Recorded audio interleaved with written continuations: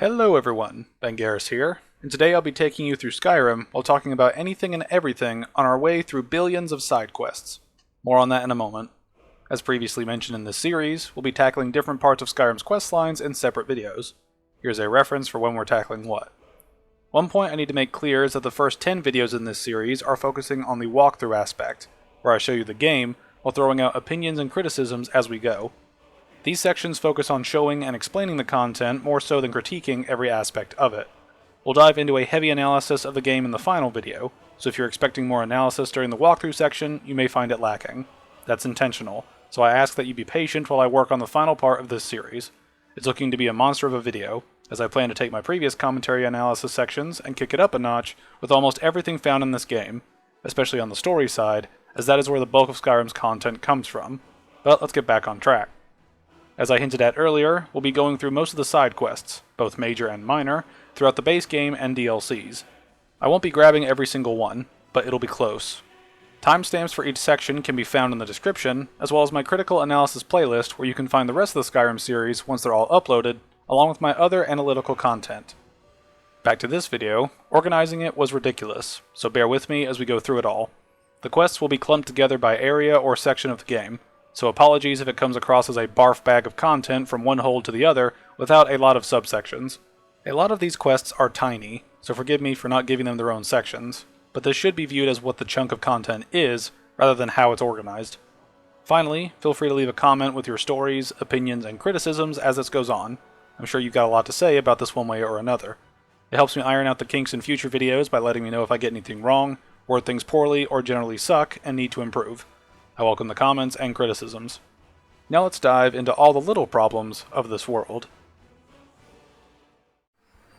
As a fun fact, I completely forgot to write down the name of the character we're playing as, so have fun thinking up a cool name for our two-handing Nordic babe until I find it out. Anyway, we'll be starting in Eastmarch, or Windhelm's area, and we'll head toward Anselvund. We'll read a book outside called Of Fury and Holgir, a tragic romance between two people who fought to a standstill and fell in love because of their mutual toughness. It refers to individual animals doing things in the story, which obviously ties to a puzzle, so it's good to grab the book for later. We'll fight through Draugr and necromancers before being spoken to by a disembodied voice. She is Lua Alskaven, and demands to know who would disrupt her work. She tells us to leave, or she'll add us to her army of the dead. As is tradition, we'll smack the daylights out of everyone here, including Lua, but we need to reach her first. After nearly dying, we'll eventually make it to a chamber with a journal detailing Lua's plan. After losing her husband, she was inspired by the Fury and Holgir story to find a vessel to put her husband's soul into, that being Holgir's remains, essentially creating a meat puppet of her hubby.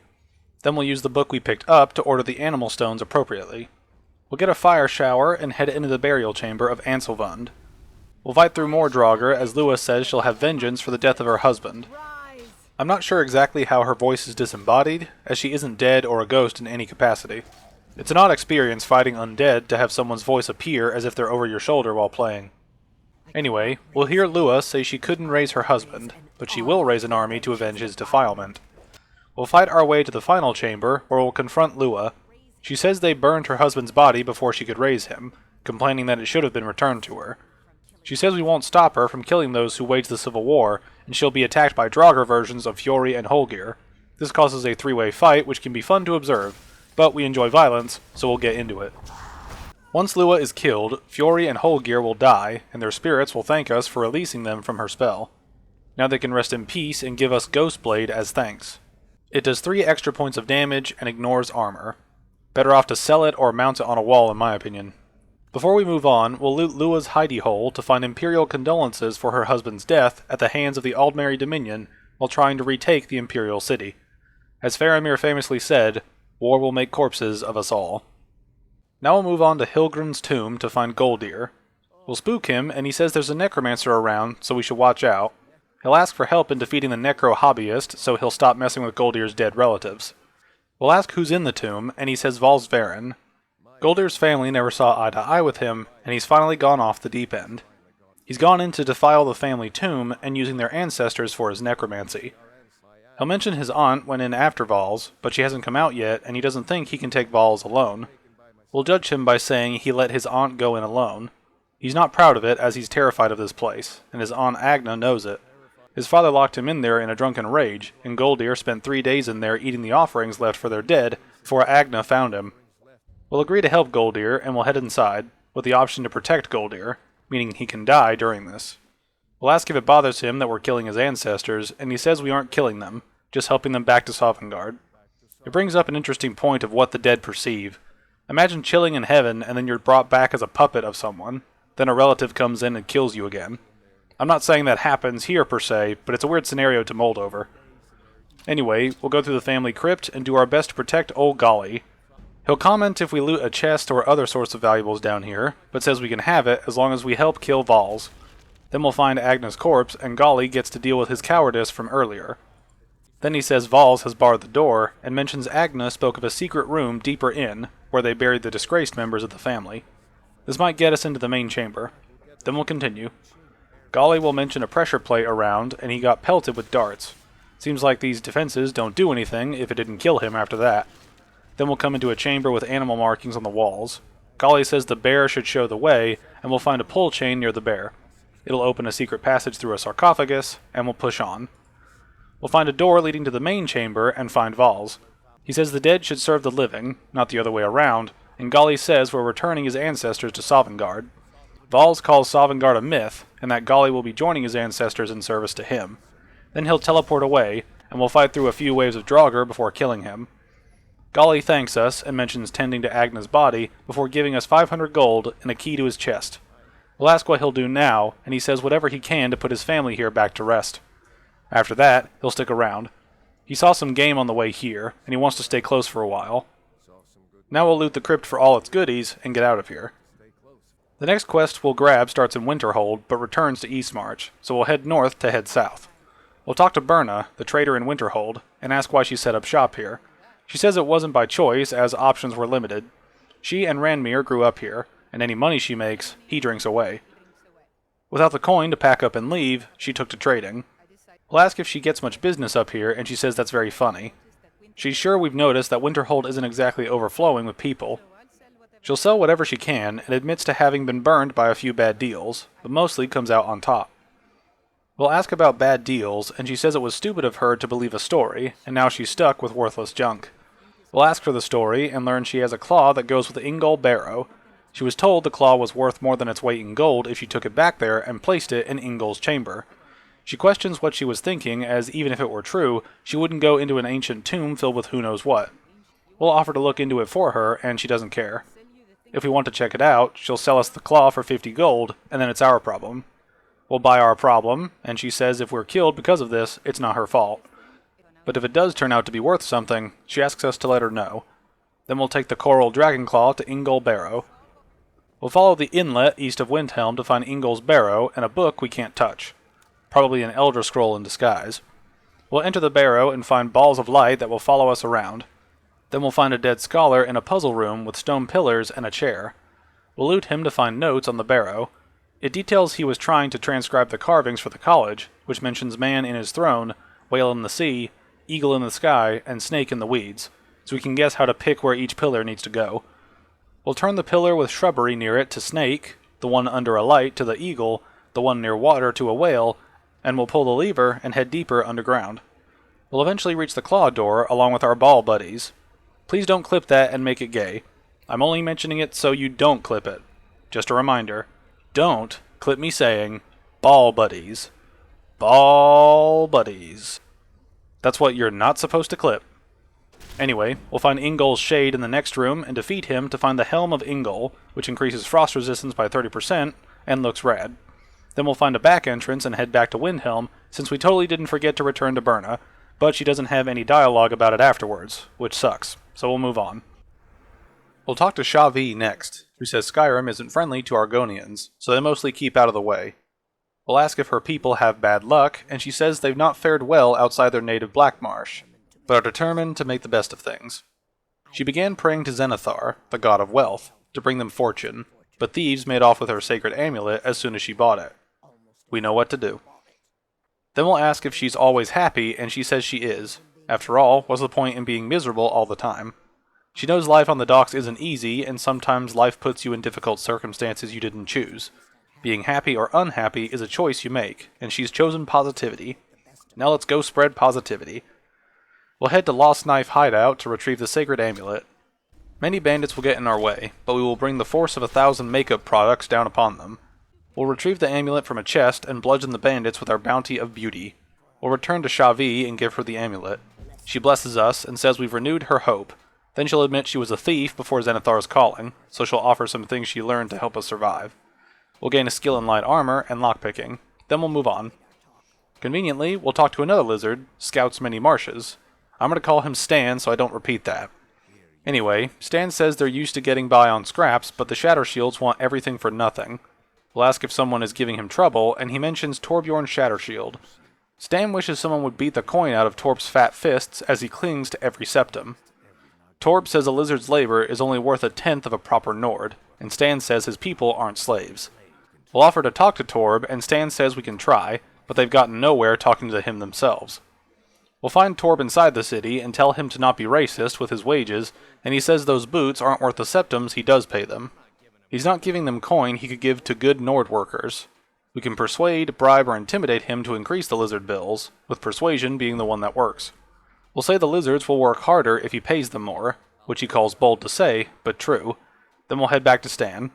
We'll say we talked to Torb and he's impressed. Then he'll pay us in potions since he can afford a few more for his people. We'll head into Windhelm again and find a murdered girl, Susanna, and the guard says she served the guard a drink a few nights ago, but she didn't really know her. We'll question if this has happened before and learn Susanna's the third, and the pattern is young girls killed at night with their bodies torn up. We'll ask if the murders are being investigated, and the guard says they're stretched thin with the war, and nobody has time to spend on this. It's not pleasant, but the truth. We'll ask if they need help, and the guard says to talk to the Gawkers to find anything useful. We'll talk to Calixto Corium first, who says he saw nothing, but he thought he saw a fellow running away, but didn't get a good look. Next we'll talk to Silda, who says she heard a scream and came running to find Susanna already dead. Lastly, we'll talk to Helgira, who says she didn't see anything, but notices that Susanna's coin purse was still intact, so whoever did this wasn't after gold. We'll report what we learned to the guard, and she says we're welcome to keep trying to help. We'll need to talk to Yorleaf, as they can't just let anyone go around claiming to be on official business. Yorleaf is the steward, so we'll mention to him we've heard about murders. He says these are difficult times, when men stalk their brethren like beasts. His men are stretched thin, and the guards will be told to assist us as necessary. We'll head back to the crime scene to poke around, and we'll mention to the guard that we've got official support. Then she'll tell us she noticed a blood trail. She'll mention Helgird's taken the body into the Hall of the Dead to prepare for burial. The guard says she's a little crazy, but if she knows anything, it's dead bodies. We'll find her in the Hall of the Corpses and ask if she's noticed anything about the body. She says the only unusual thing is the shape of the cuts. She mentions the ancient Nords used these kind of curved blades when they embalmed their dead, and the cuts match those blades. She doesn't know who would have access to such tools besides herself, and will ask if she had anything to do with this. She's too busy tending to the dead to spend time making more of them, then mentions she wouldn't bring up the cuts if she had a part in this. We'll head back to the crime scene before finding blood spots that lead to one of the houses, Hierim. We'll need to get inside, so we'll talk to the steward for access. We'll learn it was Frigga Shattershield's old place and has been abandoned ever since she was killed. He believes her mother, Tova, has the key. We'll find her in the market where we'll ask about her daughter. She says it's painful to think about her, so she'd rather not talk, and she'll try to leave the conversation. We won't let her go, and say we're trying to find out who did this, and was hoping she could help. Then she'll change her tone and ask what we need. We'll mention investigating the house, but we need the key, and she says we're welcome to have a look. Once inside the house, we'll find it nearly empty, but with bloodstains around the room and on a chest. When we look at the chest, we'll learn the marks on the floor mean it was pushed against the wall recently. We'll loot it and find warnings of the butcher and the butcher's journal. The warnings mention going to Viola Giordano if anyone spots anything suspicious. The journal will recount the butcher stalking Susanna before losing a chance to kill her to find bodily resources.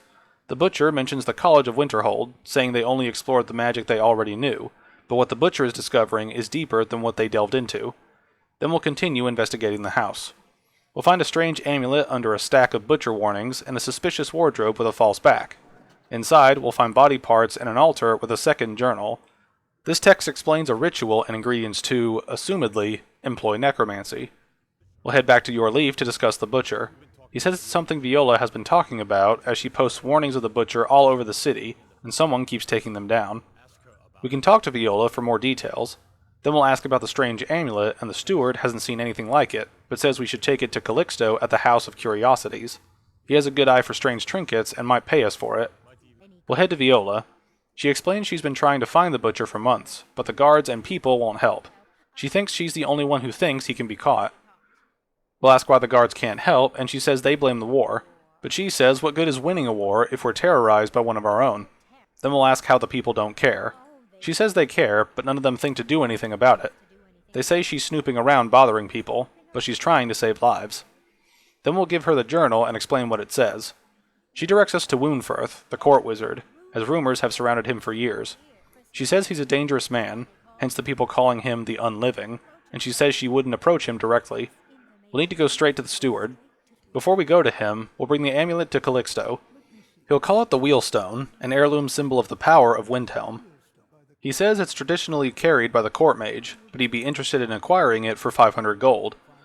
We'll say the court mage should have it, and Calixto says it's purely ceremonial, and he has no use for it. Then he says he wouldn't want to be the one to give it to him, as it gives him the creeps. They say Wound dabbles in necromancy. We'll hold on to the amulet for now, and Calixto says it's only valuable to collectors, wishing us luck in finding anyone to appraise it that highly. We'll head to Yorleaf and accuse Woundfirth of being the killer. He asks for proof, and will explain evidence of necromancy and his amulet. Yorleaf can't believe it, as Wound's been a trusted friend to Ulfric for years. It pains him to see the whispers were true. He says the wizard should be apprehended, and thanks us for our diligence in investigating this matter. Then we'll follow him to Woundfirth to watch the fireworks. He'll tell a guard to come with him to arrest the butcher, and they'll head to Woundfirth's quarters and arrest him. He says he's been scrying and auguring to find the murderer himself. He says this isn't over, and we'll see why later. We'll wait a few days and find Arivanya murdered in the middle of Windhelm. We'll ask the guard what happened, and she thought we caught the butcher. She says we should talk to Woundfirth to find where our evidence went wrong. We'll attempt to talk to Wound, but he's too far into the cell to speak to him, which is incredibly annoying given that breaking in will cause a bounty, and resetting is more random than pronouns. We'll sneak some lockpicking and talk to Wound since he won't take one step forward, and mention the killer struck again. He mocks us for that as he's been locked up. We'll apologize and plead for help. He asks what made us think he was to blame, and will mention the journals on necromancy. He says he's a member of the college and in good standing. They haven't allowed necromancy for hundreds of years. Then we'll mention the journals and amulet where the butcher worked. He says he never kept a journal, and asks about the amulet. We'll describe it, and he says he knows it well as the necromancer's amulet of legend. It appears we were half right, as necromancy is at the heart of this. We'll mention Calixto was wrong, and Wound blows him off, as his books are often confused about such things. Then we'll ask what we do now, and Wound noted a pattern to when the killings happen. They're tied to some sort of necromantic ritual, and he thinks he knows when the next might occur, saying it's soon. He tells us to keep watch in the Stone Quarter tomorrow night, as that's where the killer may strike next. We'll head to the market and find Calixto with a blade drawn trying to kill someone, before we kill him. We'll go to Yorleaf and inform him Calixto was the butcher. He's glad we corrected our mistake, and he'll release Woundfirth immediately. Then he mentions the guards will act more cordial around us moving forward, since we are the hero of Windhelm now. We'll head to Kynesgrove and talk to Idra. She'll mention getting Roggy a mead if we're feeling charitable, saying he's good for it. We'll ask about Roggy, and Idra says he's been in Kynesgrove forever, and is a great storyteller that keeps everyone's spirits up. He owes her a lot of coin for drinks, and she keeps telling him not to worry about it, but he's got stubborn Nord blood. He doesn't have the coin to pay her back, so he beats himself up over it, then gets thirsty, and the cycle repeats. We'll offer to talk to Roggy, and she says it'd make her feel better if we convince him his tab doesn't matter. We'll talk to Roggy about forgetting his debt, but he gets offended, saying he's not a beggar, and his family always pays back every coin they owe. We'll tell him to stop being stubborn, and he'll relent, saying a Nord shouldn't be so proud to turn down generosity. We'll talk to Idra about her Roggy problem, and she's glad she won't have to hear him whining about his debts. She'll mention he pawned a few things back when he still had things to pawn, and she offers them as payment. We'll get some basic gear and move on from the drunk and his supplier. We'll head to Kjar in Windhelm and ask if he's the captain. He says the North Wind is his mistress, he's her master, and he doesn't tolerate disloyalty. Then he'll mention a sailor who thought running a gang of thieves would be more money than hauling cargo. If we make an example of the gang, we'll be given a year's worth of pay. Then we'll head to Stony Creek Cave to kill the bandit leader. This cave is built around a flow of water, which I like purely because of the aesthetic, and we'll find a side passage leading to the leader. We'll wipe the floor with their blood and return to Kjar for payment. We'll get 750 gold, which is less than 2 gold per day if what he said of a year's wage is true. Apparently, he must have meant Argonian wages for a year. We'll head inside the city to talk to Dengal the smith and ask how his steel is. He says it's as sharp as what we'll find in Whiterun. He respects Yorland, but he has the good fortune to work the Skyforge, mentioning how the fires make the steel hold tighter. Then we'll ask him if the war helps business, and he says he doesn't see these troubles as business, but a labor of honor. For Ulfric to have his rightful glory, he would hammer 1,000 shields. Then we'll ask about him being the smith here. He'll harshly say he doesn't appear like a tavern wench before apologizing, saying he's been working the forge too hard and trying to set a sword right. We'll ask about this special sword, and he says the Jarl wants it to look like an ancient blade. High Queen Freydis ruled over Windhelm in the Second Era, and her sword was legendary. He'll mention getting the real sword would be even better than making a copy, but no one wants to risk getting it from its resting place. Then we'll head to Krongvanger Hall to retrieve the Queen's sword. We'll head to a mega spider cave where we'll eradicate the leggy menace and find the sword in an egg sack. We'll return it to Dengal, who compliments its edge, and says he'll present it to the Jarl. As for us, he'll show us some smithing techniques and we'll get 1 skill up. Yay. Let's move on. Now we'll head to the White Vial and watch an old man suffer. Norelian says he'll be fine before Quintus says he's too old for a journey, and they don't know what's inside something before Norelian starts coughing. Quintus reasserts his master isn't well, and tells him to have a seat as he fetches a tonic. We'll ask Quintus why he works for Norelian, and he says he came all the way from Cyrodiil to work with him. He admits he's not the best teacher, but just watching him has allowed him to learn a lot. Then we'll talk to the master and ask about the argument. He says it's just a man's life work, and he's finally derived the location of the White Phial, but his apprentice won't let him go. We'll offer to get it for him, and he says it's good to know there are some people out there who are willing to help an old man. He says it's buried with its maker, Coralmil, in a long-forsaken cave to the west. Norelian says Coralmil was crafty, even in death, and we would need the skills of a master alchemist to reach his resting place. Luckily, he's made a mixture, and he'll give it to us. He'll ask that we don't dally, as he's wasted enough time arguing with Quintus. We'll ask why the phial is so important, and he spent his entire life searching for it. It brought him all the way to these frozen reaches from his native Somerset Isle. He spent years in libraries and tiny villages with local legends that contain even a whisper of a hint of the phial. He even named his shop after it, hoping it might attract someone who's heard of it, which is pretty slick. Then he says it's within his grasp, but the gods have chosen him for their amusement as his condition won't allow him to lay hands on the phial. Then we'll ask what the White Phial is and learn it's a legendary bottle, forged in the days when Skyrim was just starting its turn to ice. It's a small container made of magically infused snow that first fell on the throat of the world. It is said that the phial will replenish whatever fluid is placed inside it, which sounds amazing but complicated as well. If it replenishes whatever is inside, will it replenish the previous liquid that was there? Does liquid have to remain in there for it to work? Will it overflow and continue to generate? So many questions of the mechanics of it all. Back to the conversation, Norelian says for an alchemist like himself, it's the most pure expression of his art. To create from nothingness is poetry, which I can believe. Now we'll head to Forsaken Cave, clever name, and search for the phial. We'll remove the dead and the hairy from the cave and follow ruins before falling through the floor during an action cutscene. This conveniently led us into the final chamber with the word of power kill for marked for death before we fight Coralmil. Draugr Alchemist will be put down and we'll head to a chamber behind him where we'll pour Norelian's mixture into the basin, which will open up the final room with alchemy supplies and the phial, which is cracked. We'll return it to Norelian, who says it matches every description of the phial, but if it can't hold liquid, there's no way of knowing. He blames us for the damage before we tell him it was like that when we got it. Then he says he doubted we'd have the knowledge to harm the vial, which makes me want to slap him for his inconsistent old codger brain. But either way, this is the end of it. Then he says he's in a bad mood and doesn't want to talk. He'll give us 5 gold for our trouble, which is pitifully insulting, and we'll speak to Quintus. He'll thank us for helping his master, and we'll say we were happy to help. He'll say even though the phial is damaged, he thinks our efforts deserve a reward. Now he's going to tend to Norelian to make his final days a bit less painful, and he'll pay us 500 gold. The follow-up to this occurs after reaching the throat of the world, but you'll have to find this for yourselves since I'm trying to show what you can do fresh from spawn. For now, we'll head to Orthus in the East Empire Company building near the docks. He'll say he knows the place looks horrible, and not to hold that against the company. We'll ask why it's so run down, and he says it's sad as they can't afford to keep the place running since attacks started from pirates. He says they've been raiding all along the coast from Hammerfell to Vardenfell, and only the Shadow Shields appear safe, which is uber suspicious. We'll ask who they are, and he says they're a powerful family in Windhelm. They run a private shipping operation and would love to have the docks to themselves. It wouldn't surprise Orthus if they were in league with the pirates. We'll ask if he has proof of that, but he doesn't. Perhaps a person such as ourselves could help with that. He mentions a dark elf who oversees their operations, Suvaris Atheron, who is meticulous to a fault and keeps a logbook with every transaction she makes. If it were to end up in his hands, he wouldn't argue. We'll ask for details on the pirates, and he says they call themselves the Bloodhorkers, which is hilarious.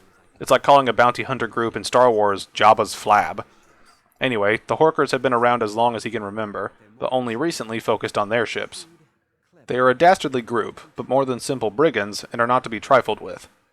We'll ask why they don't fight back, and he says their security forces are limited, and all the mercenaries are tied up in this ridiculous war. They don't know their base of operations, and attacking single ships won't really solve the problem, but we will.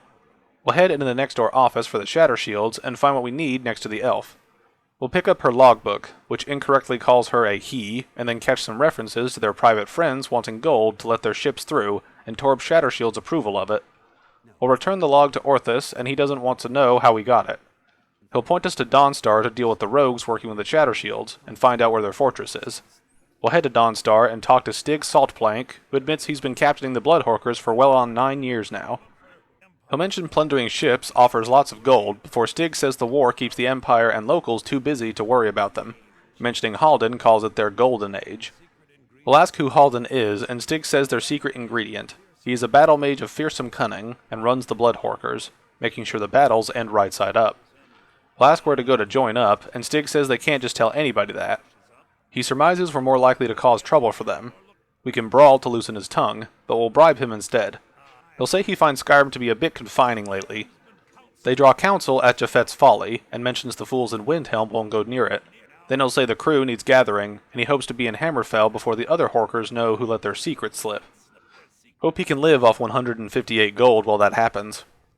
We'll report back to Orthus, where we'll find him talking to Adelaisa, who says this isn't good enough, as a lot of gold is at stake here, and sniveling isn't going to get it back.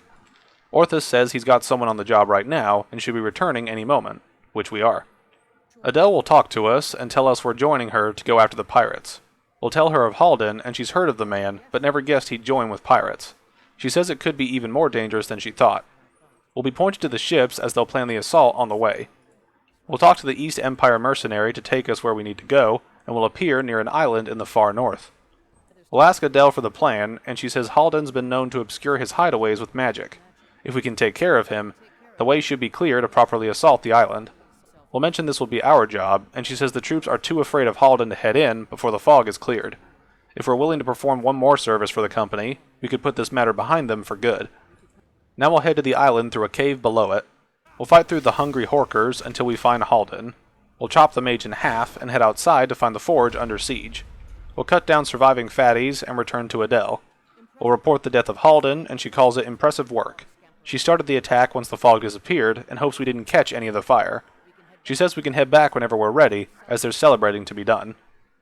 We'll head back to Windhelm and speak to Orthus. We'll let him know the pirates are done for, and he can't express how much easier we've made his job. Then he'll pay us 750 gold, and we'll move on to other things. We'll talk to Revan Sadri in his shop and ask if anything here is stolen, and he says of course nothing is stolen here. He says only a careless, shameful, idiotic fetcher would do something as stupid as to buy pilfered goods. Then he relents and admits he's made a terrible mistake. He bought a gold ring, and Viola Giordano has been missing a ring that looks just like it. We'll offer to return the ring for him, and he says it's not so simple. Viola would go to the Jarl if she knew he was even remotely involved, so we have to get it to her some other way. He wants us to sneak the ring into her house and put it in a dresser or something, and he'll pay us for it. We'll break into the house and plant Viola's ring before returning to Revan. We'll inform him of our success, and he thanks us with money from his last shipment. He can train us in speech afterward, which is helpful. With that, let's move to the next hold. Now we'll get into the wonderful forests of Falkreath. We'll invade Dengir's home to talk to him, or he'll say he was Jarl once, but was encouraged to step down when he took sides with the Stormcloaks. He believes it to be an Imperial plot. We'll ask about the plot against him, and he says it's against all of Falkreath, and the Imperials are spying on everyone. Last night, he saw Laud the Blacksmith writing a letter, believing him to be sending word to Solitude and General Tullius. Dengir asks us to break into Laud's house and get the letter. We'll agree and break in to steal mail. It's just a plea for more iron ore. We'll give the letter to Dengi, and he thinks it's a code before admitting Laud isn't a spy, but the Empire is making him smith more swords and armor for them. Then he'll pay us for breaking the law, and we'll ask what he exactly needs from us. He says we may have seen the open grave in the graveyard. Most of the townsfolk think it's the work of a corpse thief. Then he says the truth is less pleasant, as the grave was Vigar, his ancestor. He was also a vampire, and his family was entrusted with keeping him buried, but someone stole the wardstone, and Vigar escaped. We'll ask if we need to find the wardstone, and he says it's too late. Vigar must be destroyed, as if this gets out, his family will suffer great shame. We'll agree to relieve the world of Vigvamp, and Dengi suggests he'd flee to others of his kind. Then we'll ask about him being the Jarl for Gits and Shiggles, where he'll explain some say he stepped down on account of his old age. The truth is, he found out about all the Imperial spies crawling around Falkreath. A few well-placed bribes, and they bought themselves some friends. Suddenly, the nobles are calling for a new Jarl, and all the while their pockets jingle with Imperial septums. They named him Thane and got his nephew Sidgeir to become Jarl, who is a friend of Cyrodiil. Now we'll go to Bloodlet Throne to deal with Vigvamp. We'll slaughter several vampires before we find and end Viggy. Then we'll return to Dengi. He'll thank us and give us more gold for our assistance. Now we'll head into the woods to find Moss Mother Cavern with Valder outside. He pleads for help, and when we talk to him, we'll learn he's a hunter and tracked a bear to this den, and the coin is good for bear pelts. They had it cornered when 3 Spriggans showed up. Niels went down before they knew to run, and Ari died just inside. Valder never thought the Spriggans were real, and he was wounded as well. He's not going anywhere like this, as it hurts to breathe. We can heal his wounds via spell or potion, and we'll give him our cheapest life-saving drug. He'll thank us and says he can't walk away, especially not with his friends' bodies in there being torn apart by those beasts. We'll help him clear out the cavern, which is infested with that dreadful thing called nature, and we'll kill a Spriggan matriarch and her friends. Valder thanks us and gives us his lucky dagger. It was given to him by Ari when they first started hunting together. She always said it brought her luck, and he wants us to carry it now. Didn't give her enough luck to live, but we appreciate the gesture. He'll give his mates proper burials, and he tells us to find him in Falkreath as we're welcome at his door. We'll take a look at the lucky dagger, which has a 25% chance to critically hit, which is a cool effect, but sadly can't be disenchanted. Now we'll head to South Fringe Sanctum to free a woman from a cult.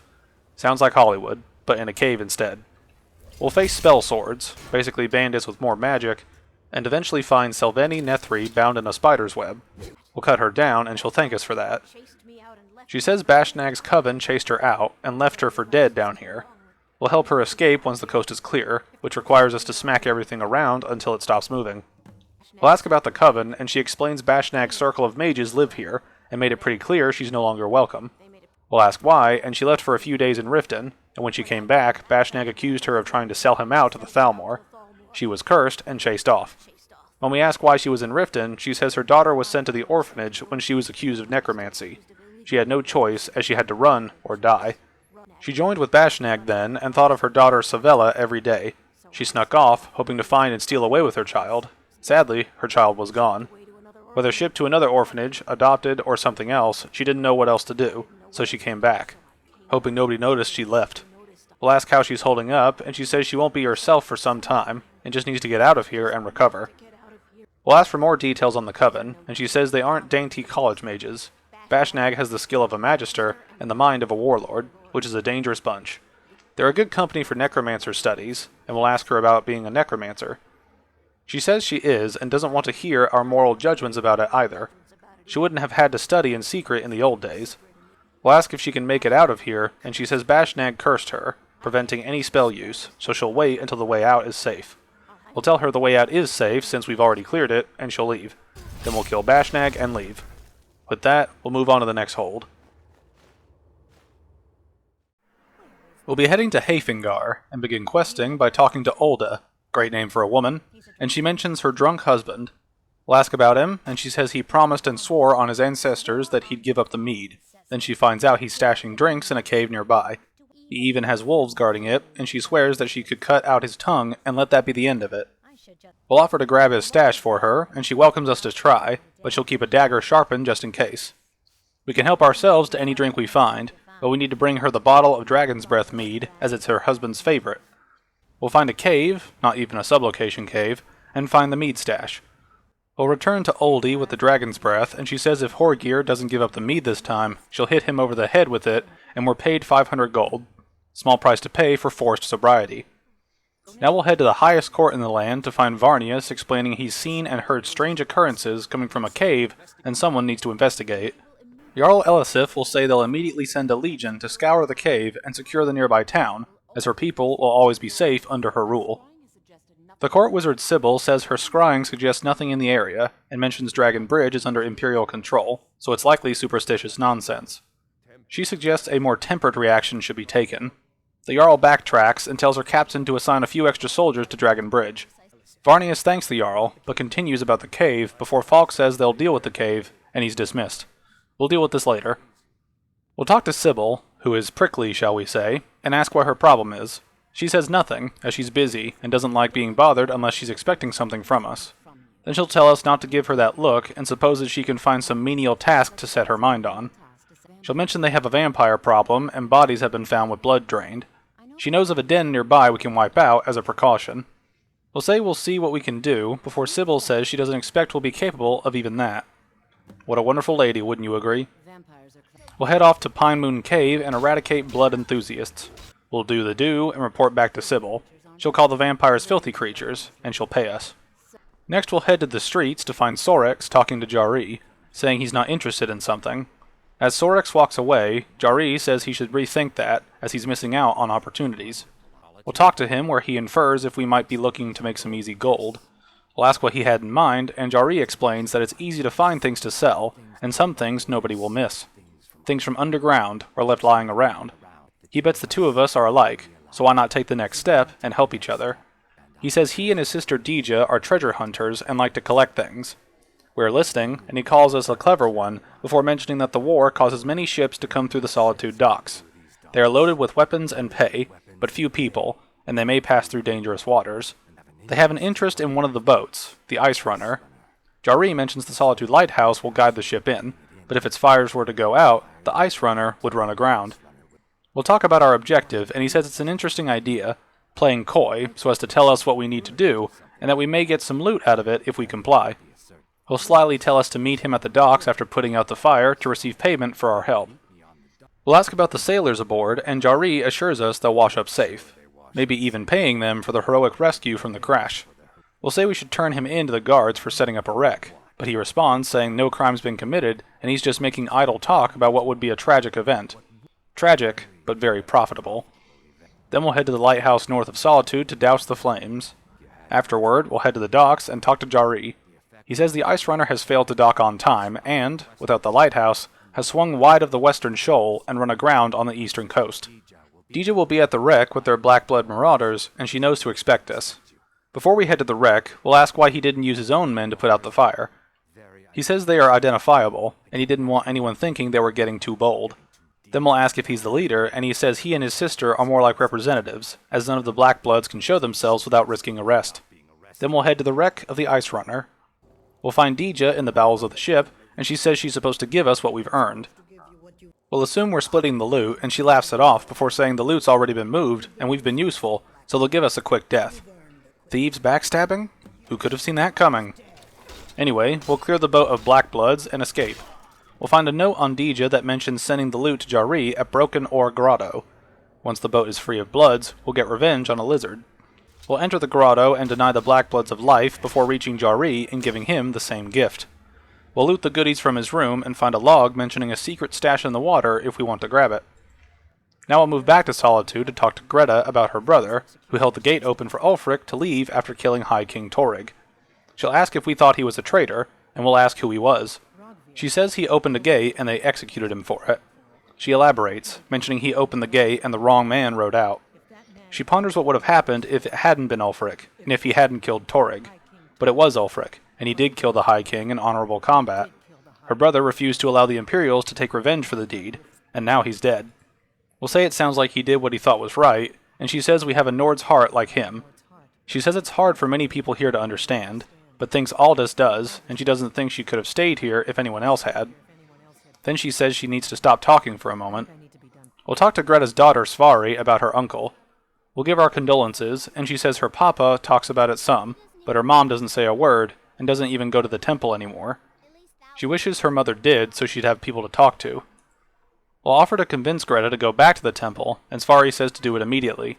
We'll return to Greta and mention talking to Svari. She says she's going to have a sit-down with her later, before we mention her returning to the temple. She says it's not that simple, but maybe it is, as she wants to go back, but it doesn't feel right in there without a tie to Talos. She'll mention her brother wearing a symbol of Talos, and that he kept it hidden on his person. She'll ask us to retrieve it off his body in the Hall of the Dead, so we'll do so. Then we'll bring it back to Greta, and she agrees to return to the temple. Hopefully she can find peace. We'll return to the Blue Palace and talk to Falk about the Wolf Skull Cave, and if they're looking for help. He says he was planning to let that go, as Varnius is jumpy at the best of times. He recalls reports of weird happenings near the cave, travelers disappearing, odd lights, and so on. Falk thinks it's wild animals or bandits. He says they don't have time for it with the war going on, but if we want to clear out the cave, he'll make sure we're paid for the work. We'll ask why it's called Wolf Skull Cave, and he explains its history. Long ago, Potema, the Wolf Queen, used it for necromantic rituals, and that's how it got the name. That was 500 years ago, and nothing much is there now, but everyone's always convinced the cave is haunted. We'll see if the cave is haunted, and find skeletons guarding the entrance. Once inside, we'll find necromancers and their summons doing their thing. As we wipe the floor with blood, we'll hear the ritual master trying to summon Potema. She'll respond and agree to return to this realm. The necromancers are trying to bind her to their wills, and Potema becomes aware of it and calls them fools. We'll keep on killing until we reach the main tower, where we'll wipe out the main necromancers. Once the ritual master is killed, we can return to Falk with the news of the weirdos in the cave. We'll let him know we interrupted the ritual, and he says we've done a larger service to the realm than we know. A resurrected Potema makes him shudder at the thought. Then we'll be paid, and move on. We'll talk to Yvette San in the market, and she'll ask if we have a few minutes to run down to the docks. We'll ask what she needs from the docks, and she needs a shipment of spices the East Empire Company is holding up. She needs someone to convince them to release it. We'll agree to help, and head to the docks to talk to Vittoria Visi. She'll mention being distracted by planning her wedding. See the Dark Brotherhood video to see how that goes. And we'll mention Yvette's shipment of spice. Visi says she can have it after paying a 2,000 gold tariff, which is like a down payment for a house going to pay for a Dollar General to bring in a couple cases of soda. This is just extortion. We'll say Yvette can't afford a tariff and can barely afford her stand, which convinces Visi to make an exception since she likes her spiced wine. She'll tell us to let Yvette know everything will be sorted out and we'll return to her. Yvette will thank us, and she swears she fights them for every shipment. She'll offer us 2 spiced wine as payment, which I guess is fine, except we could have potentially paid up to 2,000 gold to help her. Keep that in mind. Now we'll head to the Bard's College to apply to be an entertainer. We'll talk to Viarmo about applying, and he calls it a pleasure to meet a prospective bard. He lets us know that many apply, but few are accepted. When possible, they ask applicants to perform tasks the college needs completed. In this case, he has something for us to do. He'll explain Elisif has forbidden the burning of King Olaf, a festival put on by the Bard's College, and we need to change her mind. To convince her, Viarmo wants to read King Olaf's verse. It's a part of the Poetic Edda, the living history of Skyrim. Unfortunately, it was lost long ago. We'll assume that's where we come in, and he says according to Gerard, their history's keeper, the portion of the Edda dealing with King Olaf might still exist in Dead Man's Respite. Before we go searching for stories, we'll ask about the Poetic Edda. Viarmo says he thinks Gerard would give us the best explanation of it, and the history of the verse. Then we'll ask why Elisif forbid the festival, and Viarmo brings up her husband's recent death. She mourns her husband deeply, and she feels a festival that burns a king in effigy is distasteful. He's tried to tell her the festival is many centuries old, and celebrates solitude, but he needs proof. Proof that he believes the verse will provide. Then we'll talk to Gerard and ask about the Poetic Edda.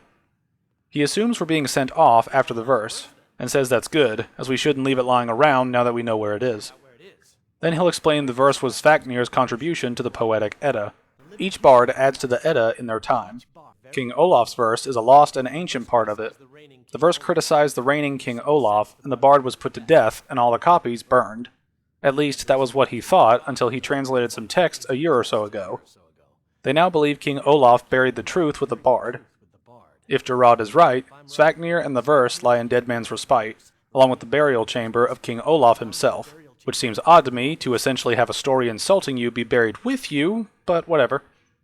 Now we'll head to the Respite to grab that verse. Once inside, we'll see the spirit of a bard in the opening room, along with the ruby dragonclaw. We'll see the spirit pop up throughout the area as we battle Draugr and spiders on the way to the sacred verse.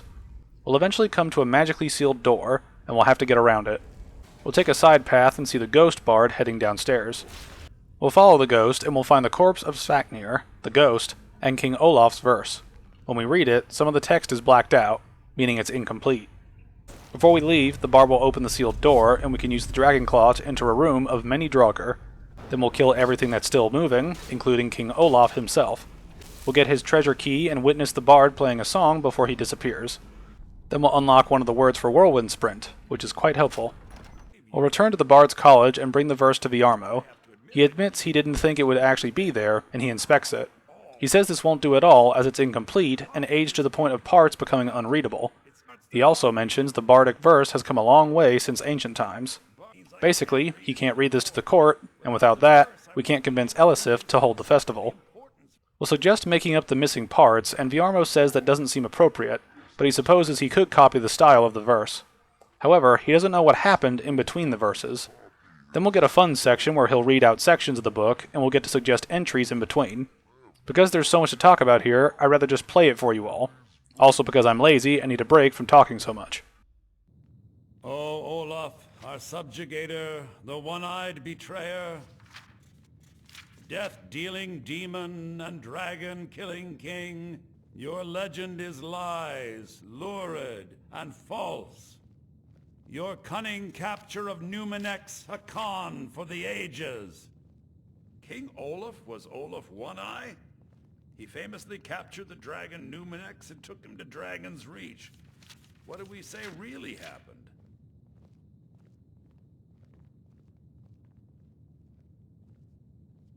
I find that highly unlikely, but the court will love it.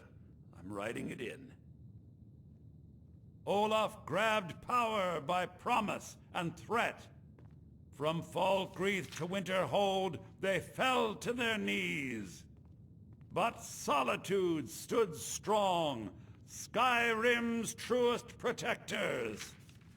Olaf's vengeance was instant, inspired, and wicked. Strange.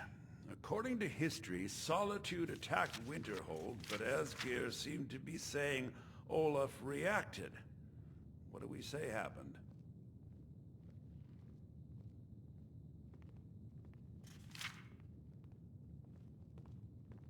Oh, that is exciting! I'm sure the court and the Jarl will love it. I'm writing it in now. Once we're done rewriting the story, we'll meet Viarmo at the Blue Palace to have him read the verse to the court. Now we'll witness our handiwork. O Olaf, our subjugator, the one-eyed betrayer, death-dealing demon and dragon-killing king, your legend is lies, lurid, and false. Your cunning capture of Numenex, a con for the ages. No shouting match between dragon and man, and no fire or fury did this battle entail. Olaf was Numenex in human form. On moonless nights, he would spread wings and sail. Olaf grabbed power by promise and threat. From Falkreath to Winterhold, they fell to their knees. But solitude stood strong, Skyrim's truest protectors. Olaf's vengeance was instant, inspired, and wicked. Olaf gave orders, Winterhold disguises, an attack on Solitude, total destruction to follow. His men dressed up and then went out to fight, but they reversed Olaf's orders, much to Winterhold's sorrow. So ends the story of Olaf the Liar, a thief and a scoundrel. We of Solitude commit to the fire.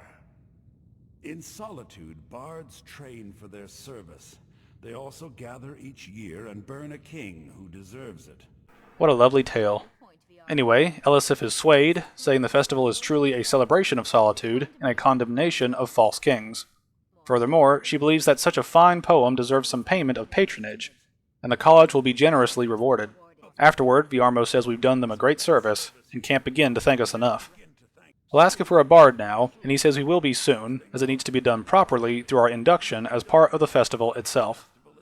We'll be directed to Yorn as he's preparing the effigy of King Olaf and letting him know the festival is back on. Jorn will be excited the festival is back on, and says we'll gather outside the Bard's College for the burning of King Olaf. We'll attend the burning, where we'll see the townsfolk join in for the food and ceremony. Viarmo will come in with a torch and give a small speech. The Bard's College is pleased to be here to celebrate the burning of King Olaf. The festival would not have been possible without the dedication and hard work of yours truly, then lights the effigy.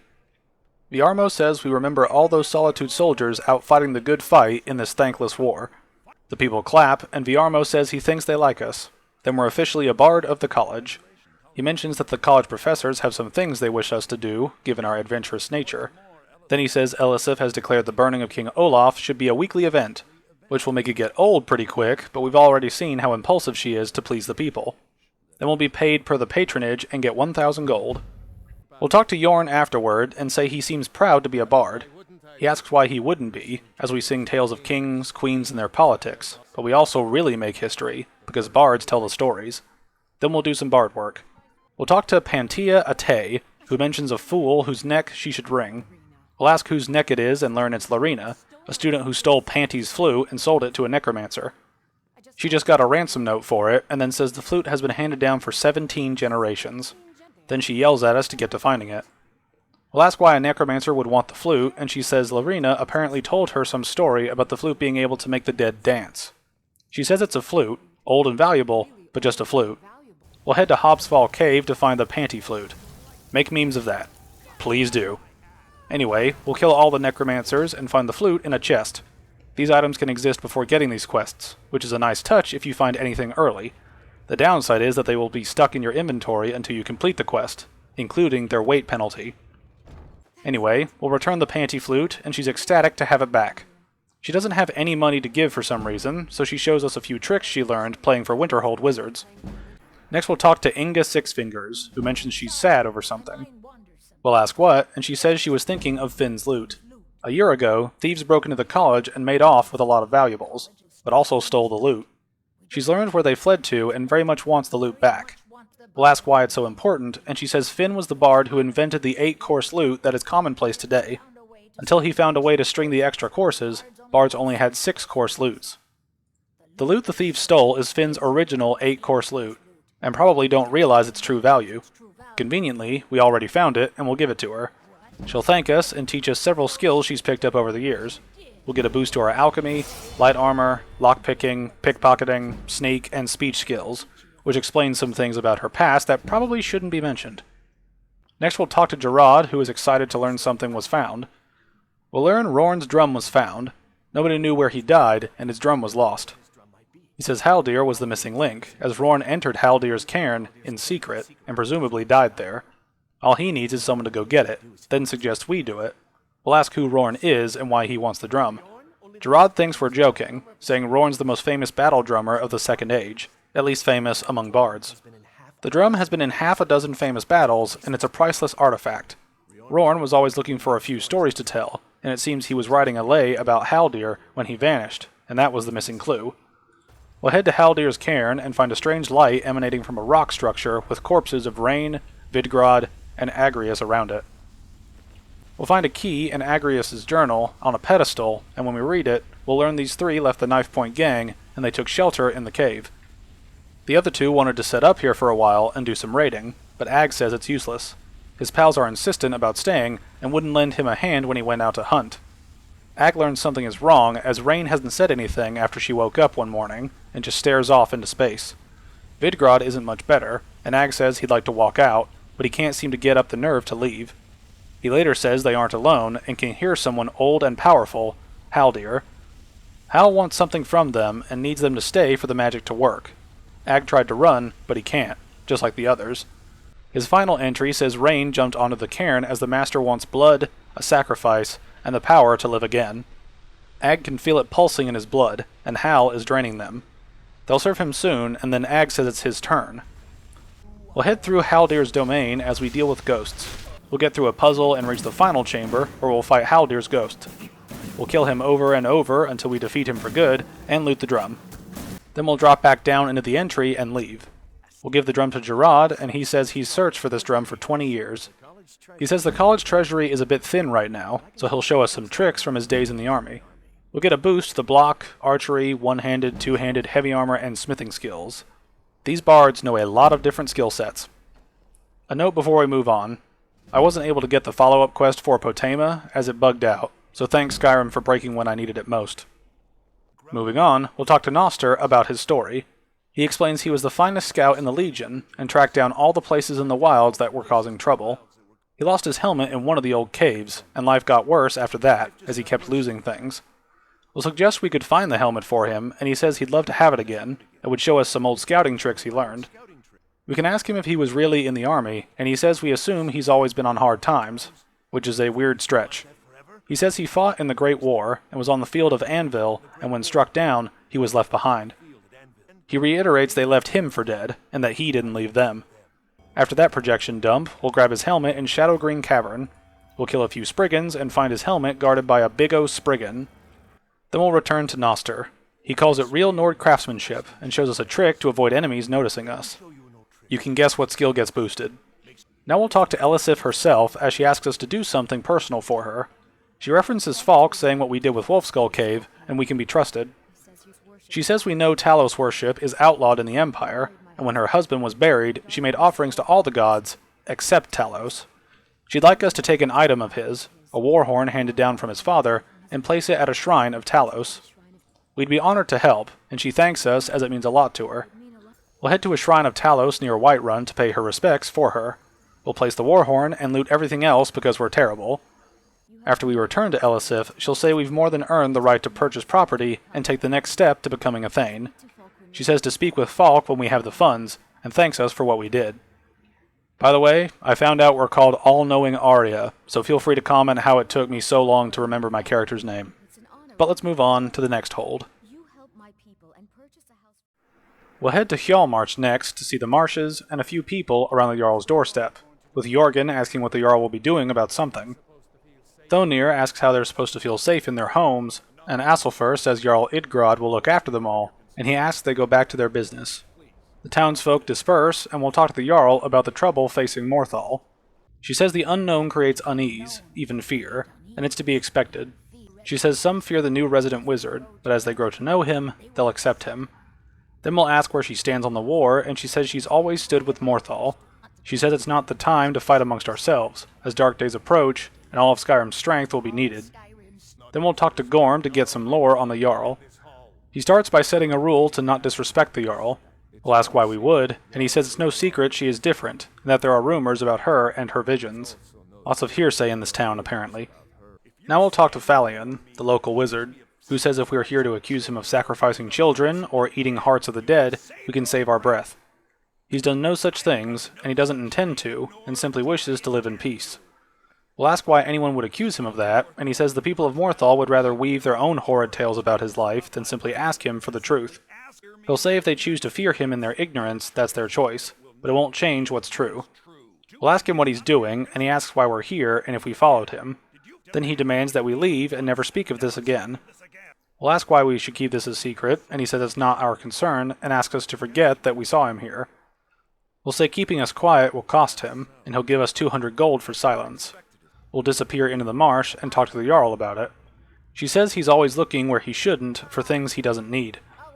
We'll mention Falion casting spells out in the marsh at night, and she says she's had dreams about it.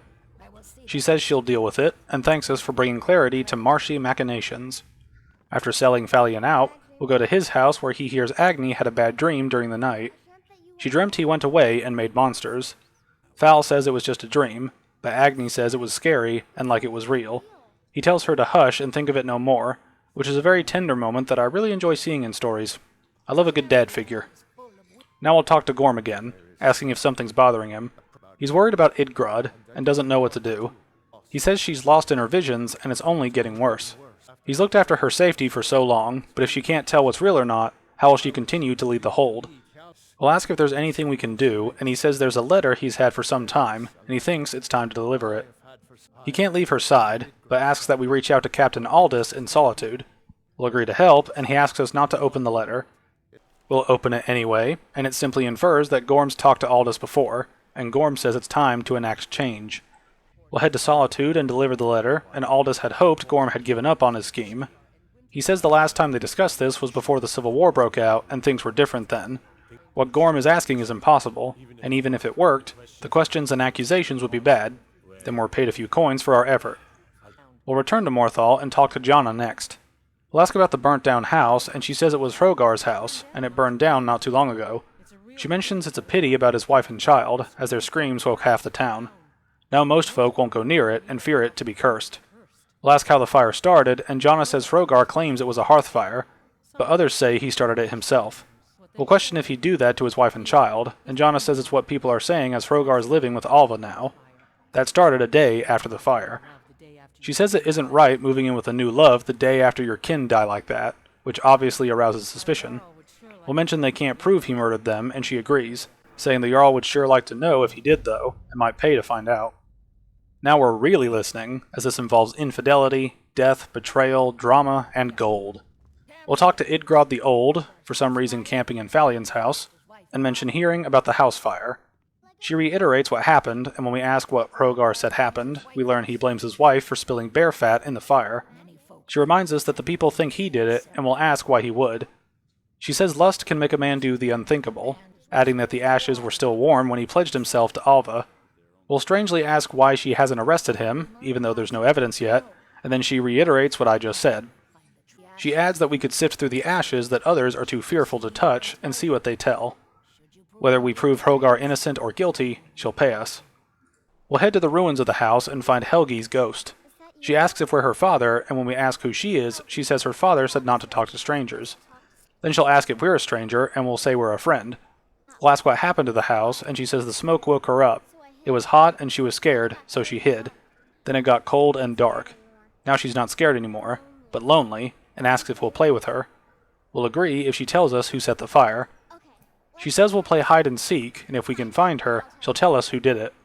We have to wait for nighttime, and she says the other one is playing too, and she can't come out until then. We'll ask what she means, then she says she can't tell us as she might hear, and she's close. She says again she'll tell us if we find her. When it gets dark, we'll head to a small gravesite behind the house where we'll find a child's coffin. When we try activating it, it says to make Leylette go away. Then Leylette will appear, a vampire, and will headbutt her to death. Afterwards, we'll talk to the coffin, and it says we found it, referencing it's Helgi's coffin. She says Leylette was trying to find her too, but she's glad we found her first. She says Leylette was told to burn Helgi and her mother, but didn't want to. She wanted to play with her forever and ever. She kissed Helgi on the neck, and she got so cold the fire didn't hurt. Leylette thought she could take and keep her, but she can't, as Helgi's all burnt up. Then she says she's tired and is going to sleep for a while now. Then Thane shows up, surprised that Leylette is dead and a vampire. We'll ask him about Leylette, his wife, and he thought she joined the Stormcloaks and grieves for his loss. We'll ask if he'd seen anything strange before she left, and he mentions she began to spend a lot of time with Alva, but a week before, she despised her. Then he says the night she disappeared, she was supposed to meet Alva. Alva told him she never showed up, and he never got to tell her goodbye. We'll say they may have met after all, and he puts two and two together, but denies that Alva is a vampire, saying we're wrong. He'll refuse to believe Alva had anything to do with this, referencing the theory he's under her control. Then he says there's no way we can prove it to the Jarl, but we'll think of a way. That way is burglary. We'll sneak into Alva's house and find her and Hrogar waiting. We'll put them both down and find Alva's journal in her coffin. She details being a bored woman wanting a dreamy prince to sweep her off her feet. Then she met Movarth. He turned her, and she details Hrogar's seduction and function as her coffin's protector during the day. She notes Leylette being turned to be her handmaiden, and she spread the rumor she left to join the war. Then we see the master plan by Movarth, where Alva would seduce all the guards one at a time, and when the others of the coven descend upon Morthal, they'll take the entire town and make all of them cattle. She'll mention Hrogar's family becoming inconvenient, and her order to Leylette to kill them, but make it look like an accident.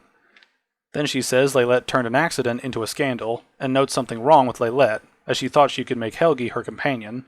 Then Alva takes note of us looking into the fire, and now we're caught up.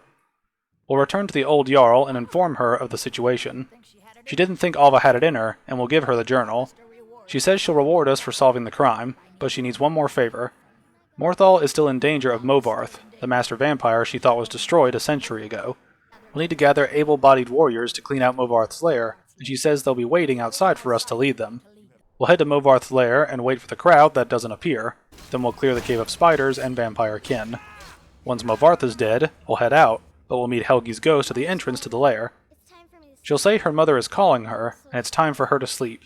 She thanks us for making her feel better, and we're about to tell her we avenged her and her mom before she disappears.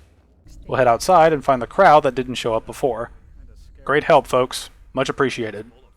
We'll return to the Jarl and let her know of our success. She says she didn't think we could do it, which is just wonderful. Then we'll be paid 1,000 gold.